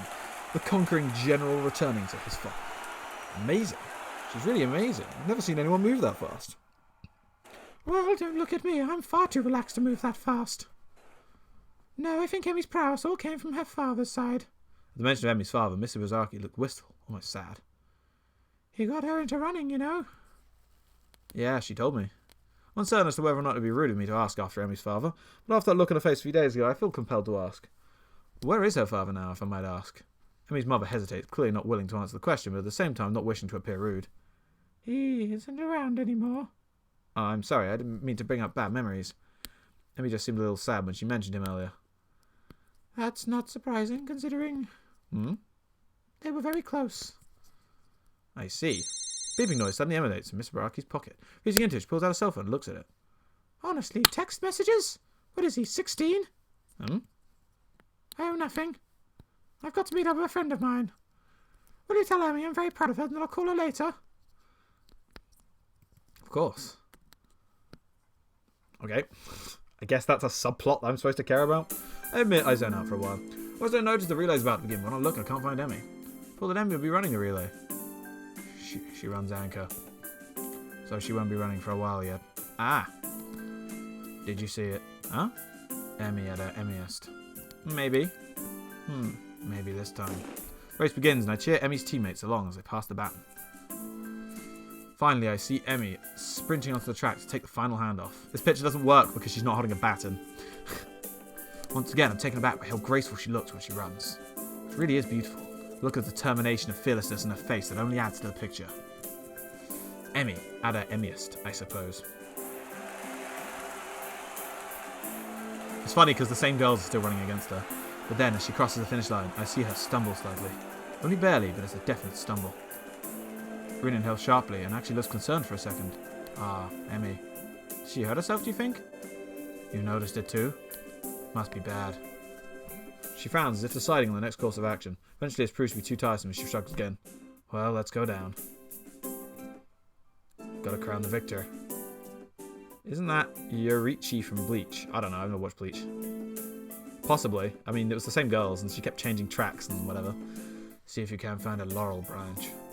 That's not going to be easy. Rin shrugs. At least we tried. Well, we didn't really try all that hard. Or at all, but hey, whatever. Emmy is surrounded by her teammates, all of them congratulating her on the run. Rin seems to be waiting for Emmy to notice that she's arrived. Oh yeah, I guess she can't exactly wave Emmy over. Wow. And again, I'm not sure that Rin would do such a thing even if she had arms. She doesn't seem her style to draw attention to herself, or to emote beyond shrugging. Either way, I'm not willing to wait, so I wave to Emmy, who looks up and grins happily at me, us. Hey, you showed up. Guess Rin owes me money, huh? Who would have bought you a crowd of laurels, but Hisao didn't find one. Hey, neither did you. It wasn't my job to look. When did we assign jobs? When I said, see if you can find a laurel branch. Try to keep up. I love Rin. I shrug. I guess Rin's rubbing off on me. Seems it's my fault after all, Emmy. Emmy laughs at Rin and me. It's okay, I'm sure you'll make it up to me somehow. Sure. Good. So how do I look? Stop myself from blurting out beautiful or amazing and settle for the substantially safer, very impressive. Emmy seems pleased with this assessment. Don't mention how much more impressive her performance is given her lack of legs. Figure she knows that already. Besides, it seems like it would take away from her effort somehow. Great to hear. I was worried I'd look a little slow on the relay, but I guess I did fine, huh? He kicks me and keeps me from finishing my sentence. What was that about? He noticed it at the end. Huh? That's no good. Guess the nurse will look at it for me later. There's a carelessness in her voice as if it isn't a big deal, but I suddenly notice a twitch on her face. Like she's trying to hide the fact that she's in pain. I notice her breathing's a little shallow too. I guess she really is hurt. I must notice my concern because she skips up to me and gives me a friendly pat on the shoulder. The best part about Emmy's route is the prosthetic sound effects. Oh. I didn't really notice them, to be honest. Hey, you look all worried. I'm fine, really. Just sore from all the running is all. And come on, a little pain isn't going to stop me. Oh no? Emmy grins, and for a moment she looks like she did during her sprint. Fierce and unconquerable. To put another way, really beautiful. Hasn't yet. Well then, I guess I shouldn't worry, huh? Damn right. I'm Emmy Fucking, her last name stumbles me every time. I'm Emmy Ibarazaki. Fastest thing on no legs. I don't stop for anything. Impressive. Emmy giggles and then seems to remember something. Oh, before I forget, you and I are going to do something next Sunday as a post-track meeting celebration. You should come along. Normally we do it the day after, but since the track meet was on a Sunday, I've got homework and class and all that stuff to take care of. Plus, I'm running around, of course. You're right, of course. Oh, right, your mom wanted to say she's proud of you. She'll call you later tonight. I thought I saw her in the stands. I'm glad she made it. Used to be my dad who showed up to the meets, but Mom's done a pretty good job of taking over. She shivered slightly, and I realized she's still sweaty. Breeze has started to blow too. I'm not cold at all, and I've got my jacket with me, so without word, I throw it around her shoulders. Let me jump slightly, and then grins at me. Hey, thanks. Getting a little cold, I guess. Yeah, looked like it. Just I begin to wonder whether or not giving Emmy my jacket could be taken the wrong way. A boy in a track uniform approaches. Hey, Emmy, you're going to miss the medal ceremony. No, yeah, thanks. She turns to Rin and myself. You don't have to stick around for this part, it takes forever. Besides, you should get cracking on your homework now if you don't want to be up late or so. Morning run tomorrow, don't forget. How could I? Good point. I mean, it's spending time with me, after all. With this, she waves quickly and dashes off to receive her medals, or whatever they pass off medals these days. Rin and I head away from the track, Rin remaining deep in whatever thought she has, most of the walk back to her dorm. As I see her off, she speaks up. You're probably not getting that coat back, I think. I'm sure I'll get it back eventually. Interesting. Take it as it comes, huh? Very Emmy-ish. With this odd statement, she turns and heads to the building. Honestly, was it that big a deal? Emmy was cold, unless I'm mistaken, in pain. Giving her a solution to at least one of those problems seemed like an obvious reaction. Though I guess there's a chance I could lose my jacket if Emmy never remembers to return it. I guess Rin has a point. Still, I can't bring myself to muster much worry over the whole thing. After all, it's been getting warmer lately. I don't need a jacket. Odd. I think I used to be a little more responsible with my stuff. Emmy-ish, huh? Maybe that's not really a bad thing. Maybe it's not. Maybe it's not. I haven't kind of noticed there hasn't been a single decision since this route has started.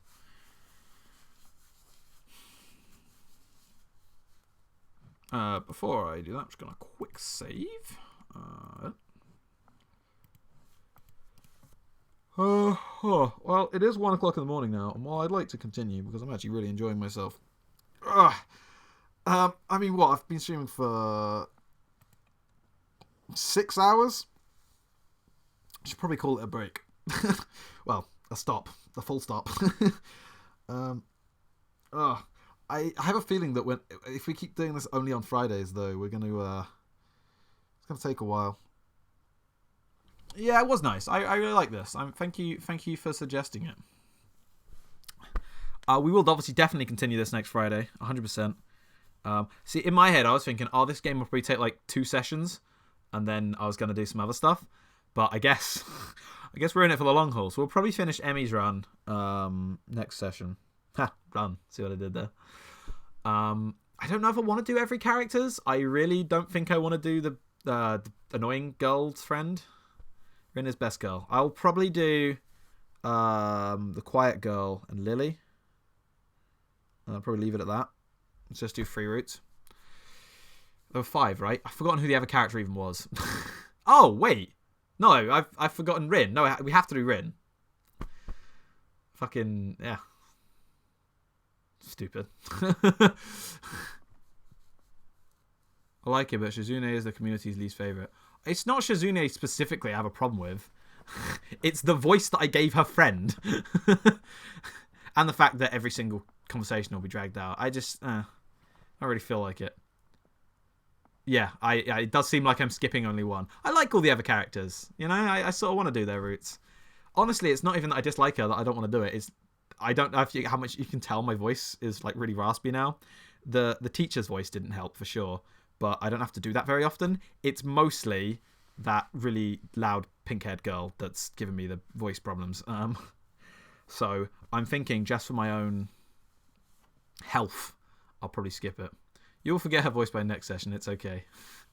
It's funny. I actually, as long as I remember, I might like write down what I've done for each of their voices because I have a thing in my head about what each one of them is. So I'm going to do that. I'm going to actually write down every single one of these fucking voices.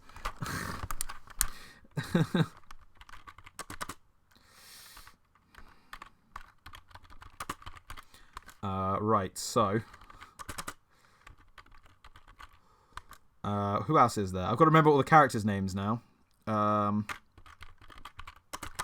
probably won't forget Lily's voice actually because it's literally the character it's based off of. But hey, we'll write it down anyway. What the fuck is the character I based her off of called? I've forgotten. Nunnally. There you go. Who else have we got? There's Shy Girl. I don't know her name. I keep forgetting her name. And then there's Pink Hair.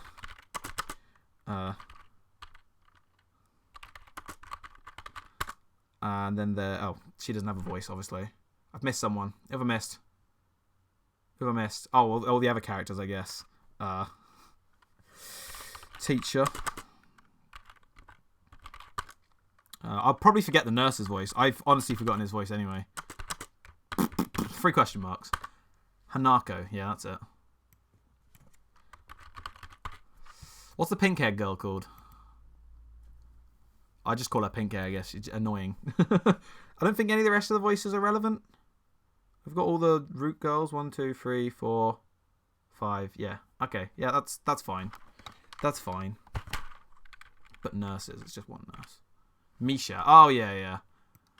Fucking... How can I forget? She's the bear. I keep forgetting she is the bear. Okay, right. Save. Katawa voices. Save it on my desktop. There we go. All right. Well, that was very fun. Obviously, Yu-Gi-Oh! Will be on Sunday probably. If there was a day where I knew that lots of other people would be free, I would do this again on story mode on 2 days a week. But I don't want people to miss out. And Friday honestly seems like the day that everyone is most free. So that's why I will just stick it to Friday. Because obviously I know like middle of the week streams, no one ever turns up for them anyway. So it would be pointless. That basically would leave me Saturday. And I think my voice is going to be dead tomorrow. So yeah, okay. Next Friday we'll continue this. Sunday Yu-Gi-Oh! Tuesday I'm racing Sam at the Game Boy Advance Harry Potter game. If any of you are free, you should come watch that. It's going to be fun. And I will see everybody later. Probably most of you on Sunday. Ta-ra for now.